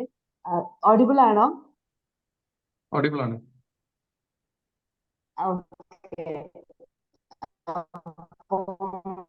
ഞാൻ ആക്ച്വലി ഇപ്പോ സൈക്കോളജി ജസ്റ്റ് ഗ്രാജുവേറ്റ് ആയിട്ടേ ഉള്ളൂ. MBA സ്റ്റുഡന്റ് ആണ്, നജ്മുദ്ദീൻ സാർ സ്റ്റുഡന്റ് ആണ്. അപ്പം എനിക്ക് ഫസ്റ്റ് ആയിട്ട് പഠിക്കേണ്ട ഒരു ABCD എന്നുള്ളതിന് ഏറ്റവും നല്ലൊരു എന്താ പറയാ ഡീറ്റെയിൽ ആയിട്ട്, സത്യം പറഞ്ഞ സാർ ലാസ്റ്റ് പറഞ്ഞു കുറച്ച് ഏറിപ്പോയി ക്ലാസ് എന്ന്. അപ്പോഴാണ് സത്യം പറഞ്ഞ ഞാനും സമയം നോക്കുന്നത്. നജ്മുദ്ദീൻ സാർ പറഞ്ഞ പോലെ തന്നെ അത്രയും എൻഗേജ്ഡ് ആയിട്ടുള്ള ഒരു ക്ലാസ് ആയിരുന്നു. ഓരോ പോയിന്റ്സും എടുത്ത് സൂക്ഷിച്ചു വെക്കാൻ പറ്റി. Very thankful to Najmuddin sir and both Shameer sir. Sir പറഞ്ഞ പോലെ, ഇപ്പം നേരത്തെ മാം പറഞ്ഞ പോലെ ഇത്രയും വലിയൊരു ലെജൻഡിന്റെ ക്ലാസ് കേൾക്കാൻ പറ്റുന്നതിൽ വലിയൊരു ഭാഗ്യമുണ്ട്. Very thanks. ഇൻഷാ അല്ലാഹ് ഈ ഒരു ഫീൽഡിലേക്ക് ഇറങ്ങണം എന്നാണ് വലിയ ആഗ്രഹം. നജ്മുദ്ദീൻ സാറ് സപ്പോർട്ട് കൂടെ ഉണ്ട് എന്നുള്ള പ്രതീക്ഷയാണ്. ഇൻഷാ അല്ലാഹ്. Thank you so much. തീർച്ചയായും ഞങ്ങൾ എല്ലാവരും ഉണ്ട്, ഞങ്ങൾ എല്ലാവരുടെയും സപ്പോർട്ട് ഉണ്ടാവും തീർച്ചയായിട്ടും. ഇനി ആർക്കെങ്കിലും എന്തെങ്കിലും പറയാനുണ്ടോ? സതീഷ് സാർ, ഇതും കൂടി നമുക്ക് അവസാനിപ്പിക്കാം. ഹലോ സർ, കേൾക്കാമോ? ഷമീർ സാറിനെ എനിക്കറിയാം, ഞങ്ങൾ പേഴ്സണലായിട്ട് മീറ്റ് ചെയ്തതാണ്. ഞാൻ ഈ കരിയർ കൗൺസിൽ ഫീൽഡിലേക്ക് ഒന്ന് ഇറങ്ങാൻ തുടങ്ങുന്ന സമയത്ത് ഞാൻ ആദ്യം കേട്ട പേര് ഷമീർ സാറിന്റെയാണ്. ഞാൻ കോൺടാക്ട് ചെയ്തു, ഞങ്ങൾ ഒരുമിച്ച് മീറ്റ് ചെയ്തു, ഒരുമിച്ച് കോഫിയൊക്കെ കഴിച്ചു. സാർ എനിക്ക് ഒരു ട്രീറ്റൊക്കെ നടത്തി. അങ്ങനെ ഒരു ഭാഗ്യം എനിക്ക് ഉണ്ടായി. അപ്പം ഹലോ സാർ, ഞാൻ കുളിക്കാൻ വേണ്ടിയുള്ള ഒരു വേഷത്തിലേക്ക് നിൽക്കുകയായിരുന്നു. അപ്പോഴാണ് ഇത് ക്ലാസ് സ്റ്റാർട്ട് ചെയ്തത്. അപ്പോഴാണ് പിന്നെ ഞാൻ ഇരുന്ന് അങ്ങനെയാണ്, അതിലെ ഞാൻ വീഡിയോയിൽ വരാത്തത് കൊണ്ടാണ് ഞാൻ കുളിക്കാനായിട്ട് പോകുമായിരുന്നു. അപ്പം സാറിന്റെ ക്ലാസ് ഗംഭീരമാണ്. സാറിന്റെ ആയിരിക്കും എന്ന് എനിക്ക് അറിയാമായിരുന്നു, കാരണം വളരെ ഇൻഫോർമേറ്റീവ് ആയിരുന്നു. എനിക്കൊന്ന് ഈ കഴിഞ്ഞ ഇത് പറയുന്നത് ശരിയല്ല, എനിക്കൊന്ന് ഈ കഴിഞ്ഞ ക്ലാസ്സിലേക്ക് കമ്പയർ ചെയ്യുമ്പം ഒരു കരിയർ കൗൺസിലർ എന്താണ് ചെയ്യേണ്ടത്, എങ്ങനെയാണ് അത് പെർഫോം ചെയ്യേണ്ടത്, അതിന് വേണ്ട അടിസ്ഥാന ഭാഗങ്ങൾ എന്തൊക്കെയാണ്, അതിനെപ്പറ്റി വളരെ ഡീറ്റെയിൽ ആയിട്ട് സാറിന്റെ ക്ലാസ് കൊണ്ടുപോയി. ഇത് വളരെ പ്രയോജനപ്രദമായ ഒരു കാര്യമായിരുന്നു. ഇത് നമുക്കൊരു വളരെ ഇൻസ്പിറേഷൻ തരുന്ന ഒരു കാര്യമാണ്. ഇത്ര നന്നായിട്ടൊരു ക്ലാസ് കണ്ടക്ട് ചെയ്യുന്ന സാറിന് എല്ലാ അഭിനന്ദനങ്ങളും എല്ലാ ഭാവങ്ങളും നേരുന്നു. Thank you sir. Super super super super. ഇനി ആർക്കെങ്കിലും എന്തെങ്കിലും പറയാനുണ്ടോ? ഇനി അവസരം തന്നില്ല എന്ന് പറയരുത്. എല്ലാവർക്കും തുല്യ അവസരം ഉള്ളത് സംസാരിക്കുക. Make use of the opportunity. Satheesh sir ഇപ്പോ ഫീഡ്ബാക്ക് പറഞ്ഞ സതീഷിനെ നമ്മൾ റിയലി അപ്രീഷിയേറ്റ് ചെയ്യണം. കാരണം നജീബ് സാർ അദ്ദേഹം എന്നെ കാണാൻ വേണ്ടി കൊല്ലത്തുനിന്ന് ഇവിടെ ആറ്റിങ്ങിൽ വന്ന് വെയിറ്റ് ചെയ്ത് എന്നെ കണ്ട് സംസാരിച്ചു പോയ ആളാണ്. അപ്പൊ അത്രയും enthusiastic ആണ്. അതെ അതെ അതെ. ചില ആളുകളുണ്ട് അത്ര റിസ്ക് എടുത്ത് വരുന്ന ആളുകളുണ്ട്. ഒരാൾ എന്നെ കോട്ടയത്ത് കാണാൻ വേണ്ടി വന്നിട്ടുണ്ടായിരുന്നു എന്നെ ഇവിടേക്ക്. അതും ഒരു അരമണിക്കൂർ മാത്രമേ പുള്ളി എന്നെ കണ്ടുള്ളൂ. പക്ഷെ എന്നാലും ഇതൊക്കെ അവരുടെ ഒരു ആത്മാർത്ഥതയാണ് കാണിക്കുന്നത്. Anyway thank you so much. ഇനി ആർക്കും ഒന്നും പറയാൻ ഇല്ല എന്ന് വിശ്വസിക്കുന്നു. അതിൽ പറയാനുണ്ടെങ്കിൽ പെട്ടെന്ന് സംസാരിക്കുക. Anyway Shameer sir, so thank you so much. നിങ്ങളെ ഇത്രയും തിരക്കുകളുടെ ഇടയിലും നമ്മുടെ ക്ഷണം സ്വീകരിച്ച് താങ്കൾ മുമ്പോട്ട് വന്നു. ഈ നോമ്പെടുത്ത് ക്ഷീണിച്ചിരിക്കുന്ന അവസ്ഥയിലും ഒരു ഒഴിഞ്ഞ വയറുമായിട്ട് ഞങ്ങളുടെ തലച്ചോറ് നിറയ്ക്കാൻ ഒരുപാട് നല്ല കാര്യങ്ങൾ താങ്കൾ പറഞ്ഞു തന്നു. മുമ്പോട്ട് പ്രവർത്തിക്കാനും ഞാൻ എല്ലാവരോടും പറയാണ്, നിങ്ങൾ ഈ ഇപ്പൊ കേട്ടുകൊണ്ടിരിക്കുന്ന എല്ലാവരും സാറ് പറഞ്ഞ കുറെ കാര്യങ്ങൾ, കുറെ പോർട്ടൽ സാർ കാണിച്ചു തന്നു, കുറെ വെബ്സൈറ്റ് പരിചയപ്പെടുത്തി, കുറെ സ്കീമുകൾ പരിചയപ്പെടുത്തി, എല്ലാം ഒന്ന് പെട്ടെന്ന് പരിശോധിച്ച് നോക്കുക. അത് ഇവിടെ കേട്ട് വിട്ട് കളയരുത്. നാളെ ചെയ്യാൻ പെട്ടെന്ന് ചെയ്യാൻ പറഞ്ഞ് വിട്ട് കളയരുത്. പെട്ടെന്ന് കയറി അവിടെ കയറി രജിസ്റ്റർ ചെയ്ത് നിങ്ങൾ സ്വയം എസ്റ്റാബ്ലിഷ് ചെയ്യാൻ ശ്രമിക്കുക. ഒരു ക്ലാസ് കേൾക്കലല്ല വലുത്, ആ ക്ലാസ് കേട്ടതിന് ശേഷം നമുക്ക് എന്ത് ട്രാൻസ്ഫോർമേഷൻ ഉണ്ടായി, നമ്മൾ അതുകൊണ്ട് തന്നെ ടേക്ക് അവേ എന്താണെന്നുള്ളത് വലിയൊരു വിഷയമാണ്. സാറിനെ സംബന്ധിച്ചോളം, ഈ ക്ലാസ്സിനെ സംബന്ധിച്ചോളം നമുക്ക് ഇന്ന് ഒരുപാട് ടേക്ക് അവേസ് ഉണ്ട്, ഒരുപാട് കാര്യങ്ങളുണ്ട്. പക്ഷെ അത് നമ്മൾ ചെയ്ത് തീർക്കുമ്പോഴാണ് ആ ക്ലാസ് അർത്ഥവത്താവുക. അപ്പൊ എല്ലാവർക്കും നല്ല ഒരുപാട് ബെനിഫിറ്റ് ഉണ്ടാവട്ടെ എന്ന് ഞാൻ പ്രാർത്ഥിക്കുകയാണ്. എന്തായാലും ദൈവം അനുഗ്രഹിക്കട്ടെ, ഉഷാറാവട്ടെ കാര്യങ്ങളൊക്കെ. ഷമീർ സാർ, ഒരിക്കൽ കൂടി താങ്കൾക്ക് ഞാൻ താങ്ക് യു പറയാണ്. നമുക്ക് ഇവിടെ നമ്മുടെ അനുഷ മാം ഉണ്ടോ? ലൈനിലുണ്ടോ അനുഷ മാം? അനുഷ മാം സാർ ഉണ്ട് സാർ. മാം, നമ്മുടെ കരിയർ കൗൺസിലേഴ്സ് ക്ലബിന്റെ ഭാഗമായിട്ട് സൈഡിൽ നിന്ന് മാഡം ഒരു വോട്ട് ഓഫ് താങ്ക്സ് പറഞ്ഞിട്ട് നമുക്ക് വൈൻഡപ്പ് ചെയ്യാം. ഇന്നത്തെ ക്ലാസ് അതായത് വളരെ എൻഗേജിങ് ആയിരുന്നു. ഇത്രയും നടന്ന ക്ലാസ്സുകളിൽ അതായത് സാറ് പറഞ്ഞതുപോലെ തന്നെ ടൈം പോയത് എങ്ങനെയാണെന്ന് അറിഞ്ഞതേ ഇല്ല. അതായത് ഒത്തിരി ഇൻഫോർമേറ്റീവ് ആയിട്ടുള്ള കുറെ കാര്യങ്ങൾ ഇന്ന് അറിയാൻ പറ്റി. ഒരു ഡൗട്ട് പോലും ഇന്ന് എടുത്തതില് ഒരു ഡൗട്ട് പോലും അതായത് ഒരു മെമ്പേഴ്സിനും ഉണ്ടായിട്ടില്ലെന്നാണ് ഞാൻ കരുതുന്നത്. അപ്പൊ ഇത്രയും നല്ല ക്ലാസ് പ്രൊവൈഡ് ചെയ്ത നജ്മുദ്ദീൻ സാറിനും ക്ലാസ് എടുത്ത ഷമീർ സാറിന് ഒത്തിരി താങ്ക്സ് ഉണ്ട്. Okay thank you. അപ്പൊ നമ്മൾ അടുത്ത വെള്ളിയാഴ്ച 7:30 ഇതുപോലെ വേറൊരു ഫാക്കൽറ്റിയുടെ ഒപ്പം വേറെ വിഷയവുമായി ബന്ധപ്പെട്ട് ഒരുപാട് കാര്യങ്ങൾ നമുക്ക് മനസ്സിലാക്കാം. അതുവരെ എല്ലാവർക്കും good night. See you. Thank U.